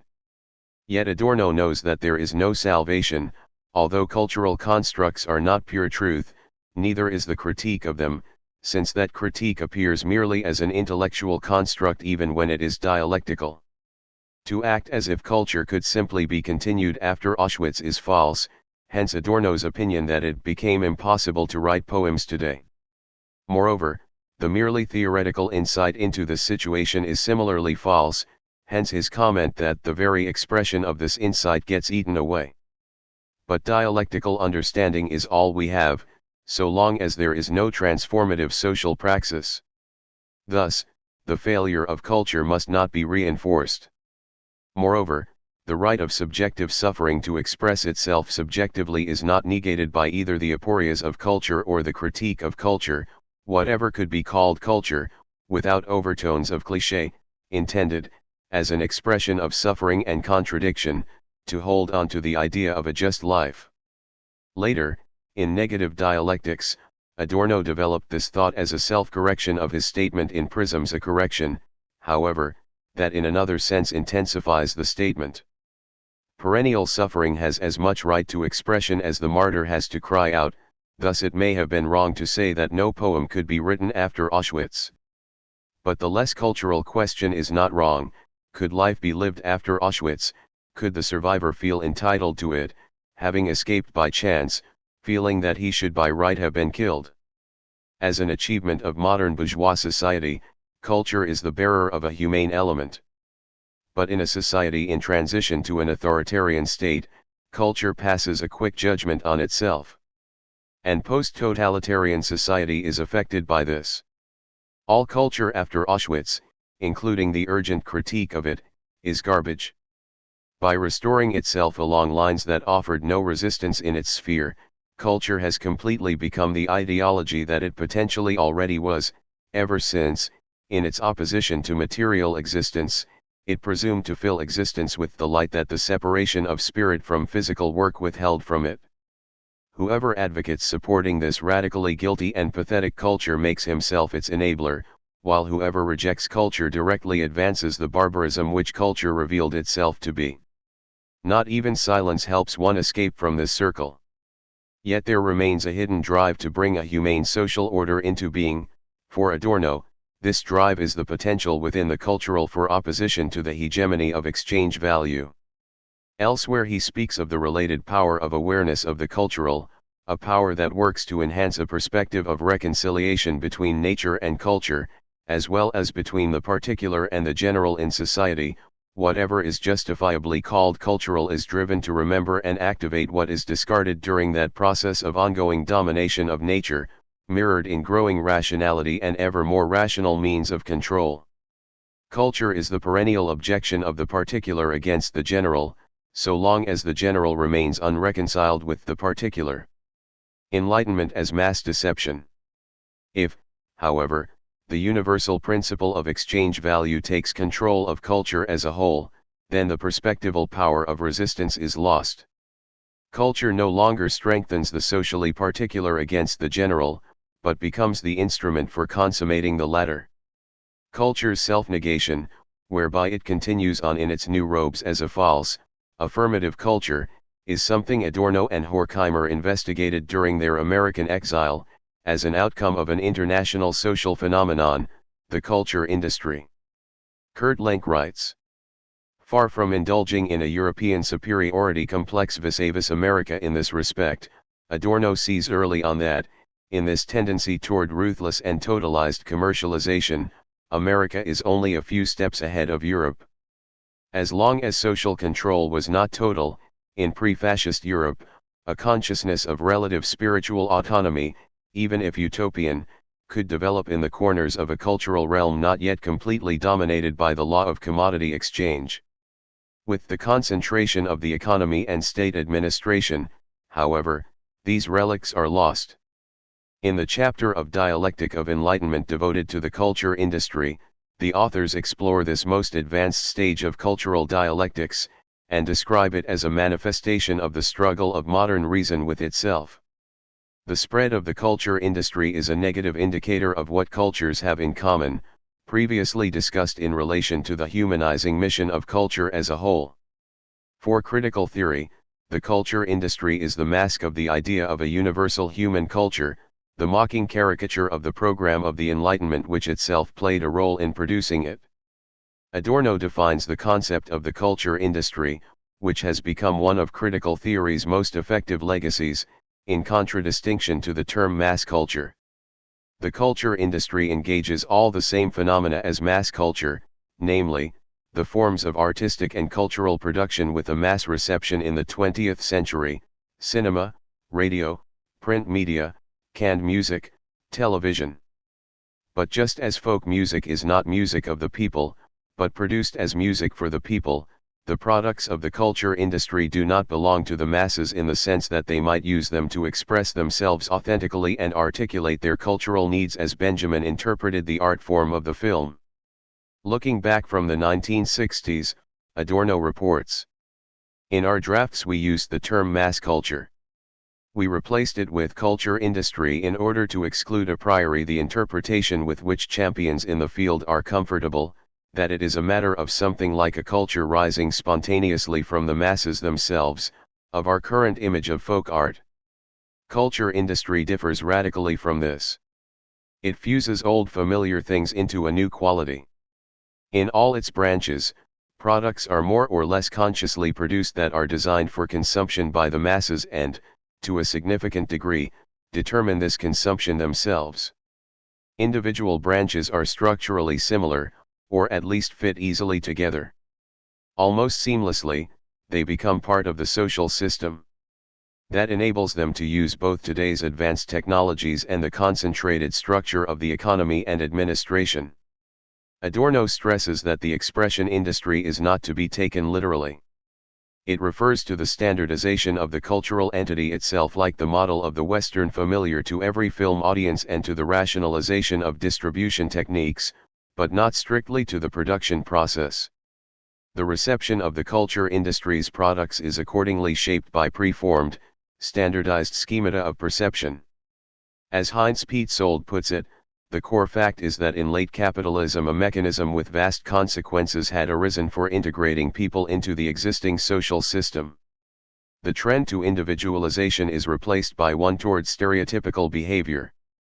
Instead of a liberation from work pressures in their free time, people are shaped by reflexes that repeat the work rhythm.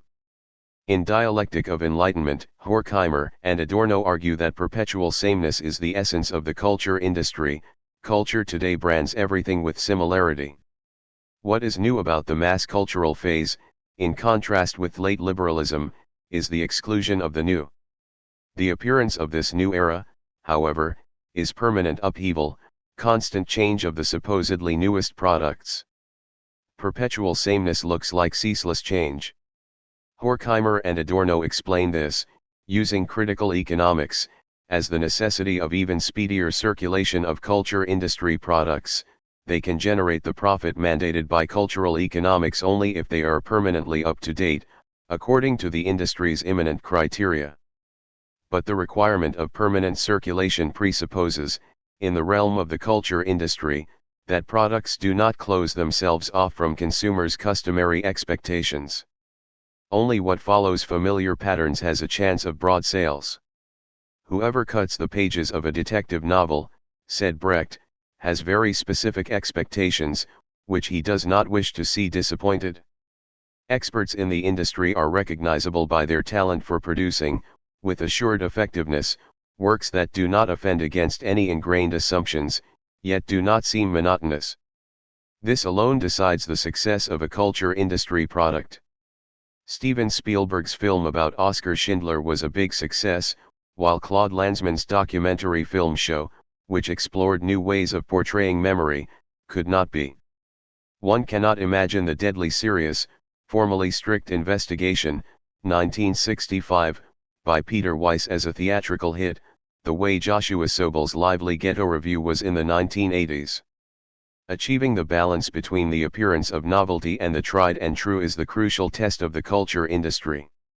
It may sound paradoxical, but the critical theory of the culture industry is not primarily a cultural critique. Rather, it is a critique of the commodity format in its most recent social manifestation. The issue is how to grasp the structural shift of a society that is rapidly transforming itself, by analyzing the socio-cultural phenomena on its surface. In Adorno's historical, philosophical, and aesthetic theory of the new, articulated in Minima Moralia, he shows that these problems do not appear only with the culture industry's functionalization of the aesthetic, but are already present in the autonomous art of modernity. The dialectic of the modern, both in its socio-economic modes of production and in its aesthetic emancipation, is grounded in the ambivalence of the new. In the modern aesthetics of Poe and Baudelaire, the idea of the new is phantasmagorical. This aesthetics rebels, in the name of something new, the experience of something other than what is, against the dominant tendency of bourgeois society and its busy production of commodities. But by doing so, this aesthetics remains under a curse. Even the most innovative artwork, in its very openness to unique experience, necessarily participates in the general uniformity of the social life form. In the cult of the new, hence in the very idea of the modern, there is a rebellion against the absence of the new, Adorno writes. The perpetual sameness of manufactured goods, the network of socialization, that both captures and assimilates objects and ways of perceiving them, transforms everything freshly encountered into a reiteration of what is always already present, into a random example of a genre, into the double of an existing model. The level of the unanticipated appears completely exhausted.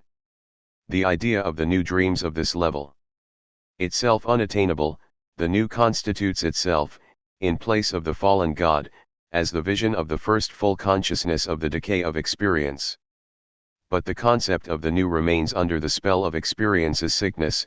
Its abstractness testifies to this, focused impotently on actualizing experience as it slips away. When the new is praised abstractly as the essence upon which everything depends, then it can no longer be distinguished from the basic principle of commodity-producing society. The issue, for Adorno, is that the totality of false social life always quickly catches up with even the most advanced efforts to escape it, since it is necessarily reproduced in their formal structures. Whatever flashes up, in contrast to relaxed perception which merely attains the socially preformed cast of things, is itself repetition. The new, when sought for its own sake, in a sense produced in the laboratory and hardened into a formula, becomes in its sudden manifestation the compulsive return of the old. In this context, therefore, Adorno finds the discovery of the new to be simultaneously eternal return as curse. But that does not mean he is articulating an aesthetic ontology implying the fateful necessity of this eternal return. In the introspection of artists in recent modernity, in the case of Beckett, for example, a central figure for Adorno, the category of the new has itself become brittle. Insofar as Beckett's endgame portrays the eternal return of the same as the inevitability of the absurd, it gives aesthetic form to history's framework of blindness even as it smashes it with form as weapon. The cult of the new actually prevents the arrival of the new. But the radical portrayal of the absence of the new generates an empty space which the new could occupy. Adorno does not simply reconstruct the culture industry as a danger-threatening art from outside, but, as his use of the concept of the new makes clear, views it as emerging from the dialectic of modern art. Only by overlooking this point can one see Adorno as critiquing the American culture industry in a conservative manner from the bastion of the supposedly elite European culture. Contemporary defenders of certain elements in modern mass culture, who focus on the expansion of the scope of freedom and experience and believe that mass culture contributes to this expansion, have judged Adorno's relation to the culture industry in just this way, and thus have criticized it sharply or sought to relativize it ironically. Certainly Adorno had little understanding of mass culture's genuine achievements. For example, he perceived only two things about jazz: the seeming freedom of a rhythmic schematism that actually induced conformity, and the stereotypical format of set pieces, out of which the soloist's improvisations are always assembled. Adorno's critique of jazz suffers from his ignoring all those forms that transcend that schematism productively which existed from the outset, and acting as though his judgment could claim universal validity.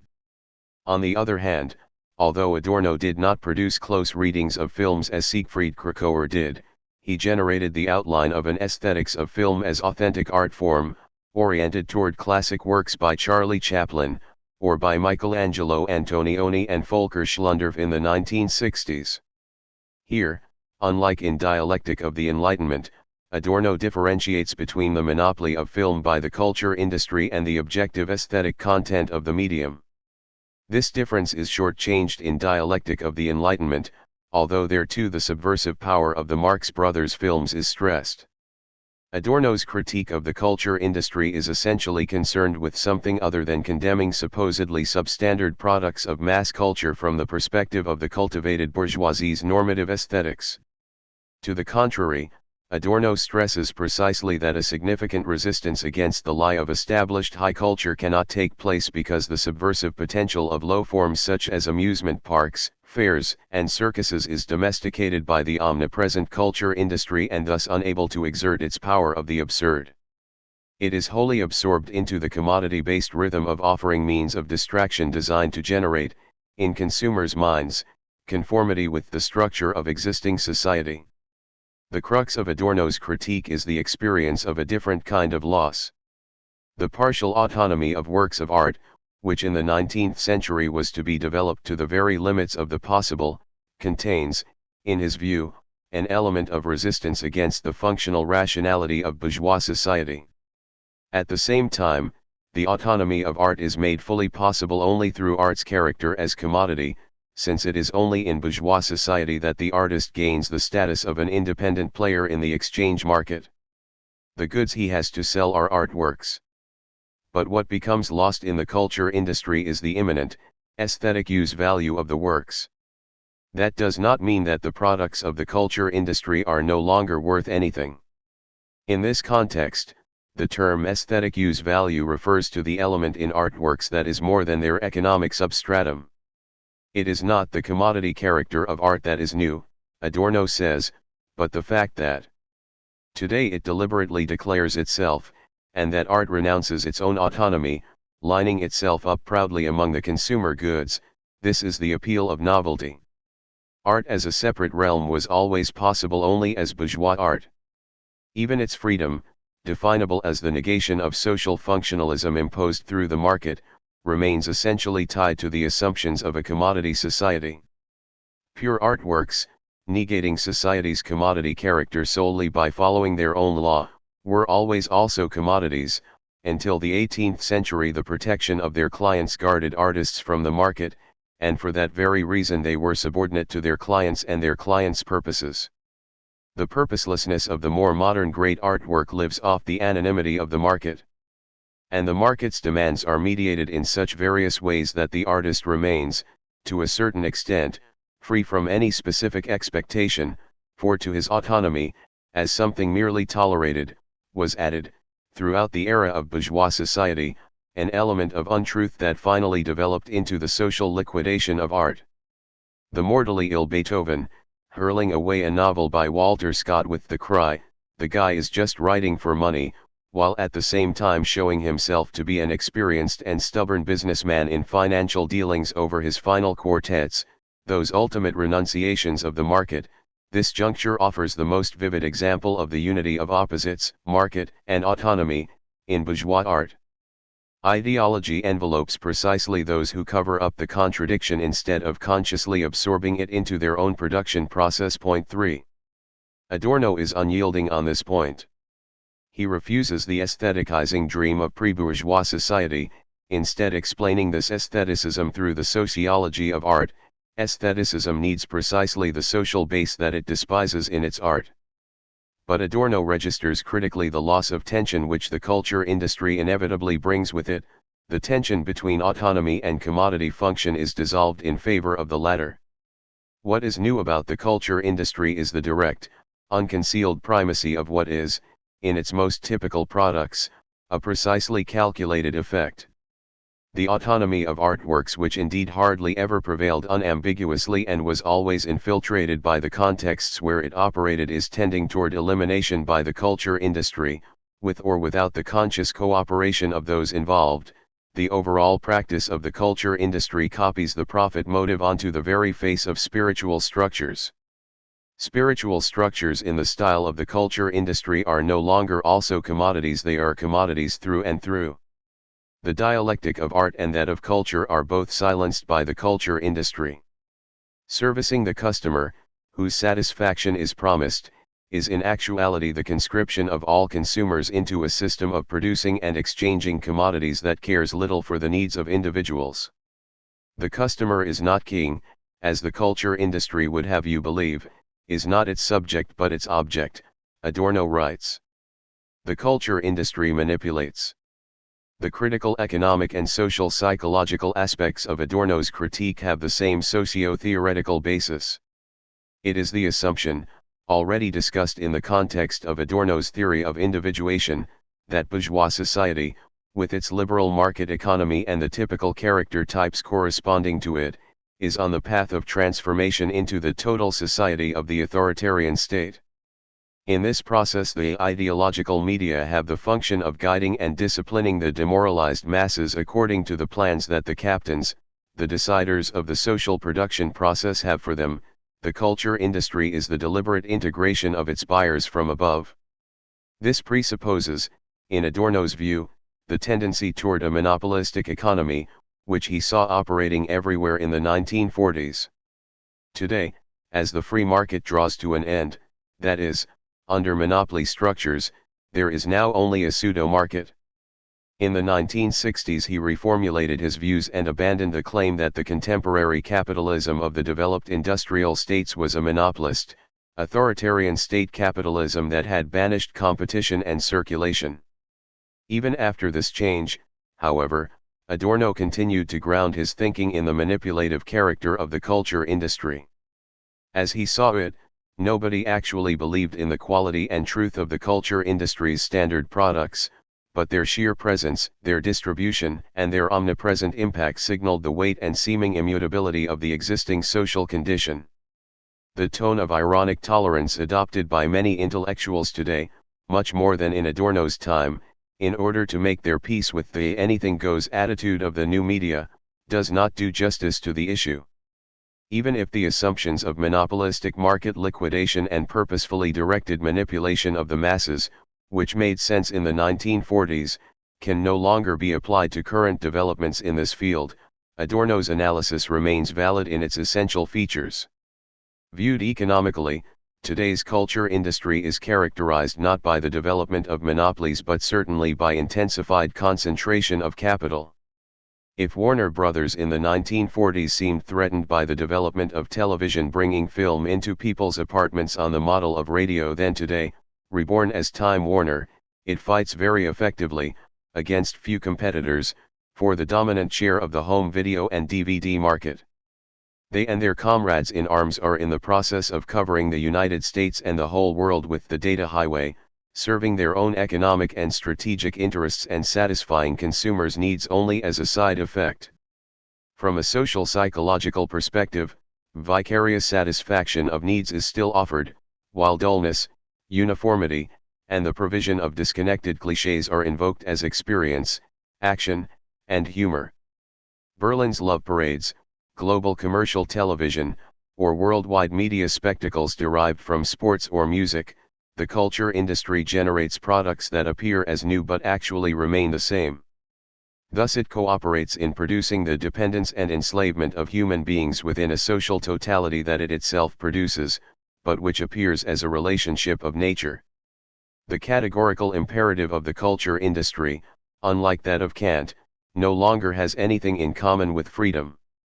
It states, "Thou shalt fit in, without knowing into what, fit into what already exists, into whatever everyone thinks anyway, as a reaction to the system's power and omnipresence."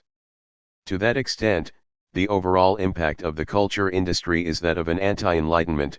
In it, enlightenment, namely, the ongoing technical domination of nature, becomes mass deception, a means of imprisoning consciousness.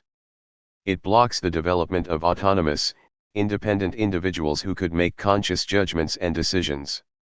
Adorno reaches a dark conclusion: if one understands culture with sufficient urgency as the debarbarization of human beings, lifting them out of the primitive state without perpetuating that state through violent repression, then culture has altogether failed. It has not been able to migrate into human beings, so long as the preconditions of a humane existence are lacking. Jean-François Lyotard has described, vividly and specifically, the cultural-industrial face of the eclecticism of a weakened postmodernity, which he rejects, thereby pointing toward its social causes. You listen to reggae, see westerns, eat lunch at McDonald's, and enjoy home cooking at night. You wear French perfume in Tokyo, dress nostalgically in Hong Kong, and have an insight into the question posed by the TV quiz. It is easy to find a public for eclectic works. By turning into kitsch, art flatters the confusion that rules the taste of its fans. Artist, gallery owner, critic, and public, all delight in sheer randomness. It is the age of weakening standards. But this realism of the random is a realism of money. In the absence of aesthetic criteria, it is both possible and useful to measure the value of works by their profitability. This realism can be adapted to all trends, like capital, which adapts itself to all needs with the indispensable proviso that trends and needs dispose of the necessary purchasing power. Point 4.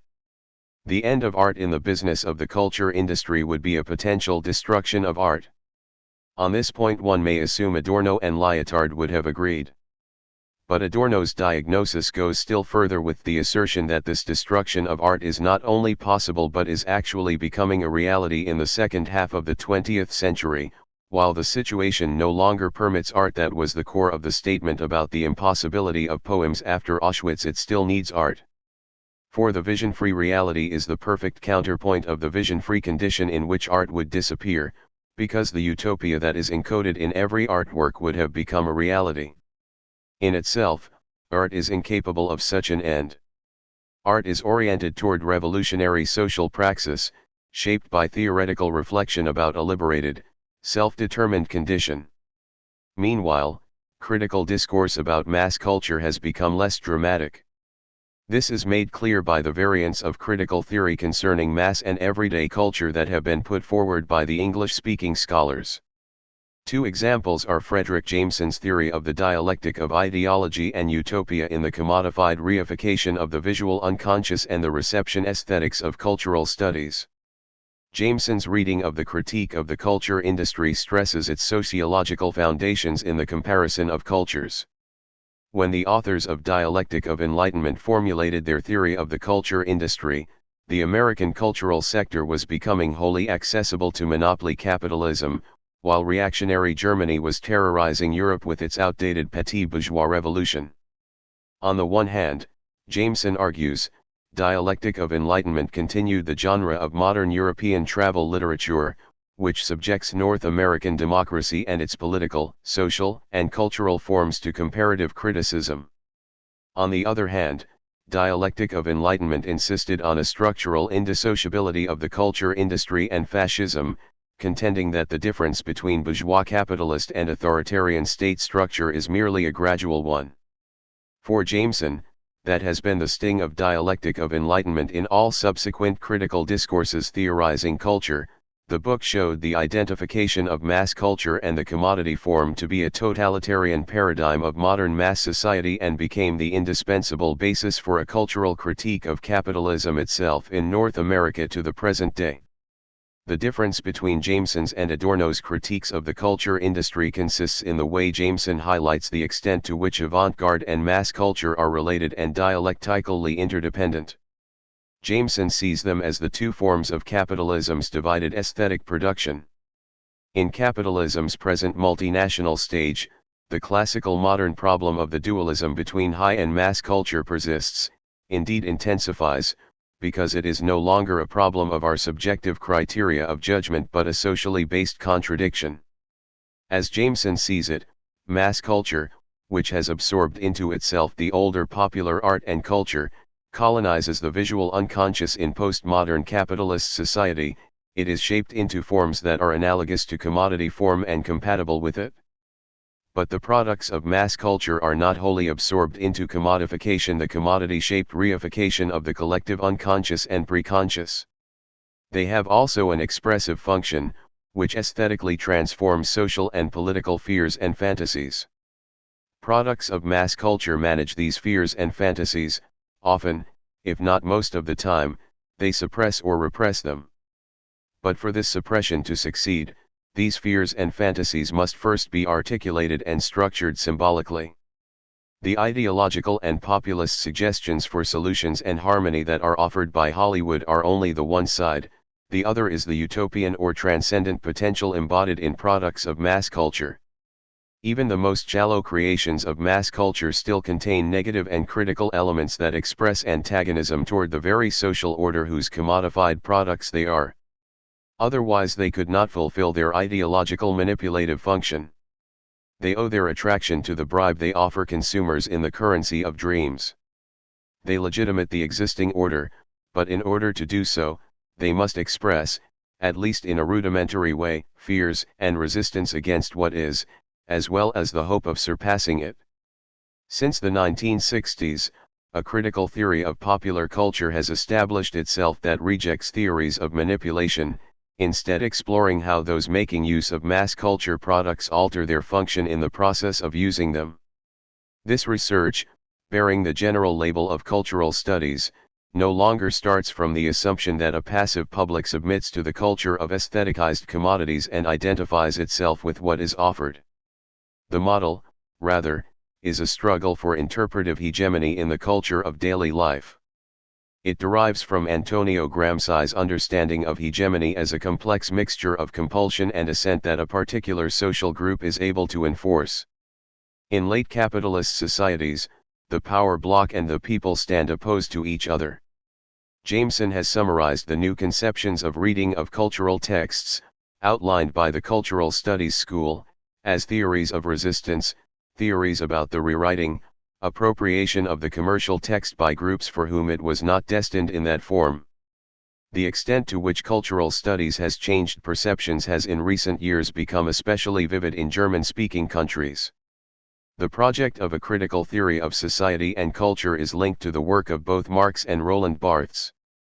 For those studying the reception of mass media, mass communication is, in the Marxist sense, a relationship of production in which raw materials, namely, content, are imported, through encoding as information, into a commodity-based circle of exploitation. However, it is also the case that aesthetic use value undergoes complex subjective evaluations that cannot be reduced to their ideological manipulative content. In Myths of the Everyday, Barthes formulates a structuralist semiotics of culture. He shows that cultural phenomena are organized like texts, that is, as sign structures generating both denotations and connotations. In mass culture's media communication, the core meaning is overlaid with secondary components of meaning derived from connotations. The mythologies produced in this way are secondary sign systems in which ideologies of everyday life are shaped. They cause social relations to appear as natural structures, and normally work with antithetical pairs of signs that exclude each other but appear together, like two sides of a coin. The conflicting meanings produce ambiguity. Even, or especially, with the most trivial objects, the semiotic multivalence of cultural texts can be decoded, and not only when it is generated by humor, irony, and metaphor. Stuart Hall has argued that cultural texts can be decoded quite differently from the way they were encoded. Independent meanings can be achieved because different cultural users activate the text's levels of meaning in their own ways. The ability to recognize and decode multiple meanings is what defines aesthetic competence in the reading of mass culture. Stereotypical products can be received in individualizing ways contrary to their intentions. Obviously, increasing independence in reception, which makes old TV series such as Dallas or the 1960s German sci-fi production Space Patrol into cult objects today, is not necessarily an indicator of autonomy or freedom in the reception of commercial products. But such reception trajectories remain possible, the structural ambiguity of mass culture permits them. Indeed, that has long been acknowledged in specialized fields. Ambiguity no longer arises organically, but is manufactured. The fleeting interplay between explicit statements and latent meanings is planned. Again, Jameson's view is relevant. He insists on the fundamental difference between a critical theory of the culture industry and a theory of mass culture such as that advanced by cultural studies. He thinks it time to correct this discourse by means of a new theory of manipulation and a theory of postmodern commodity universalism. While this is certainly important, in my view the productive aspects of mass culture, deriving from its ambivalent relationship to art, cannot be denied. Aesthetic experience is not defined only by specialists, today it is a means through which one understands oneself. A person's self-definition as human, as man or woman, as member of a group or ethnicity, as a social and political being is always also filtered through the articulation of needs and through the structuring of aesthetic competences. With their help, we can gain access to our own inner nature, as well as an understanding of what deprivation of such experiences means, that is, of how aesthetic competences can be blocked or suppressed. Popular cultural practice also includes a marking out of difference which, conversely, generates a sense of involvement in a particular discourse. As consumers of commodities and media, we are not passive victims of ideologies but are negotiating compromises between our own interests and what the consumer world is offering. The collaboration of media powers and their domination of public language make it ever harder for us to act autonomously. Yet methods of appropriation that counteract these difficulties, stubborn, self-defined forms of decoding, cannot be suppressed. As Adorno and Horkheimer stated in the 1947 edition of Dialectic of Enlightenment, the critical theory of mass culture is to be continued. Today both dimensions, critical theory and praxis, seem perhaps even more blocked than in Adorno's time. But to take that as a cause for resignation and bitterness would be to misunderstand Adorno. In his view, Manipulation and compulsive conformity do indeed produce a context of blindness, but not a determinism that would forever prevent that blindness from being destroyed. In Minima Moralia, the relevant epigram reads, "There is no true life within a false life." But that means there can be no true life for individuals, so long as the life of society as a whole is false. Only autonomous social praxis could counteract that trend. Adorno thought that a liberating praxis is today obstructed and blocked, and hence must be postponed, but not forever. In his pedagogical writings and conversations he argued for a turn toward the subject in order to prevent the production of a true consciousness as an educational goal from being forgotten, and in order to maintain the perspective of the concept of an autonomous, mature human being capable of resisting the repetition of Auschwitz. In his sketches toward a negative moral philosophy, he wondered whether there could be, if not a true life, perhaps a deputizing life, whether it might be possible to build, in the most intimate human relations, something like models for a true life. To do so would be to conduct one's affairs in the way that one could imagine, on the basis of one's own experience, how the lives of liberated, peaceful and mutually supportive human beings should be structured. But Adorno had no illusions about this precarious, powerless concept of a life. As he writes in Minima Moralia, there is no emancipation without that of society. However, lack of illusion does not mean lack of hope, not so long as philosophy and social theory make the rescue of the hopeless into their own cause. Biographical timeline. 1903. Theodor Ludwig Weissengrund Adorno is born on September 11 in Frankfurt am Main. His father, Oskar Weissengrund, is a wine merchant. His mother, Maria Weissengrund, born Maria Cavalli Adorno della Piana, is a singer. 1918. Beginning of friendship with Siegfried Kracauer. 1919. Attends the Hoch Music Conservatory in Frankfurt, studies composition with Bernhard Sickels and piano with Eduard Jung. 1921. Abitur at the Kaiser Wilhelm Gymnasium in Frankfurt. Studies philosophy, sociology, psychology, and musicology at the University of Frankfurt. Begins work as a music critic. Becomes acquainted with Max Horkheimer. 1923. Meets Marguerite Karplus and Walter Benjamin. 1924. Gains a doctorate in philosophy under supervision of Hans Cornelius. His dissertation is titled The Transcendence of the Material and the Noematic in Husserl's Phenomenology. 1925. Studies composition with Alban Berg and piano with Eduard Steuermann in Vienna. Meets Arnold Schoenberg, Anton von Webern, Rudolf Kalisk, and George Lukács. 1927–28. Returns to Frankfurt.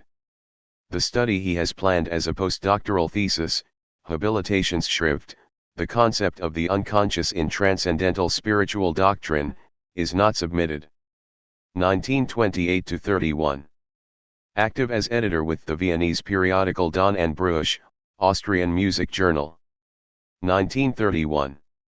Qualifies as lecturer, habilitation, at the University of Frankfurt with his dissertation, supervised by Paul Tillich entitled Kierkegaard's Construction of the Aesthetic. Inaugural lecture as instructor, Privatdozent, in philosophy. 1933. Publication of Kierkegaard, Construction of the Aesthetic. The Nazis withdraw his authorization to teach at the university and remove him from office. 1934. Exile in England. Residence as advanced student and instructor at Merton College, Oxford. Meets Karl Mannheim. 1937. Marriage to Dr. Marguerite Karplus. 1938. Emigration to the United States. Joins the Institute for Social Research in New York. Directs the music studies section of the Princeton Radio Research Project. Changes name to Theodor W. Adorno. 1941. Moves to Los Angeles. Intensive collaboration with Max Horkheimer on dialectic of enlightenment. Work on the philosophy of new music and Minima Moralia. 1943. Collaboration with Thomas Mann and Hans Eisler. 1944. Contributes studies in prejudice to the Berkeley Project on the nature and extent of antisemitism. 1947. Publication, with Max Horkheimer, of Dialectic of Enlightenment. 1949. Return to Frankfurt. Appointment as supernumerary professor of philosophy at the University of Frankfurt. Publication of Philosophy of Modern Music. 1950. Publication, with Els Frankel Brunswick et.al., of the Authoritarian Personality. Re-establishment of the Institute for Social Research in Frankfurt. Adorno is the Institute's acting director. 1951. Publication of Minima Moralia, Reflections from Damaged Life. 1952. Residence in the United States as scholarly head of the Hacker Foundation in Beverly Hills. Publication of In Search of Wagner. 1953. Return to Frankfurt. Appointment as extraordinary professor of social philosophy at the University of Frankfurt. 1954. Awarded the Arnold Schoenberg Medal. 1955. Publication of Prisms. 1956. Publication of Against Epistemology and Dissonances. Appointment as full professor of sociology and philosophy at the University of Frankfurt. 1958. Appointed, with Max Horkheimer, as director of the Institute for Social Research. Publication of Notes to Literature, Volume 1. 1959. Publication of Sound Figures, Vol. 1. 1960. Publication of Mahler, A Musical Physiognomy. 1961. Publication of Notes to Literature, Vol. 2. 1962. Publication of Introduction to the Sociology of Music, as well as Sociologica 2. Gives lectures with Max Horkheimer. 1963. Elected President of the German Sociological Society. Awarded the Goethe plaque by the city of Frankfurt. Publication of Hegel, 3 Studies, Interventions, 9 Critical Models, The Faithful Repetiteur, Teachings on Musical Practice, and Quasi una Fantasia, Writings on Music, Volume 2. 1964. Publication of Musical Moments, Reprinted Essays, 1928-1962 and the Jargon of Authenticity, on the German Ideology. 1965.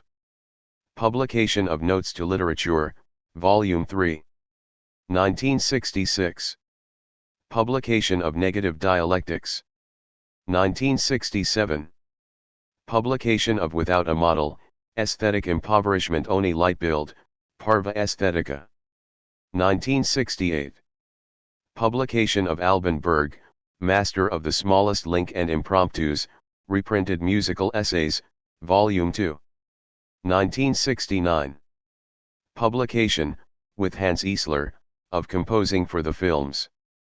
Publication of Keywords, Critical Models and a new edition of Dialectic of Enlightenment. Publication, with co-authors, of The Argument over Positivism in German Sociology. Adorno dies from a heart attack on August 6 in Visp, in the Swiss canton of Valais.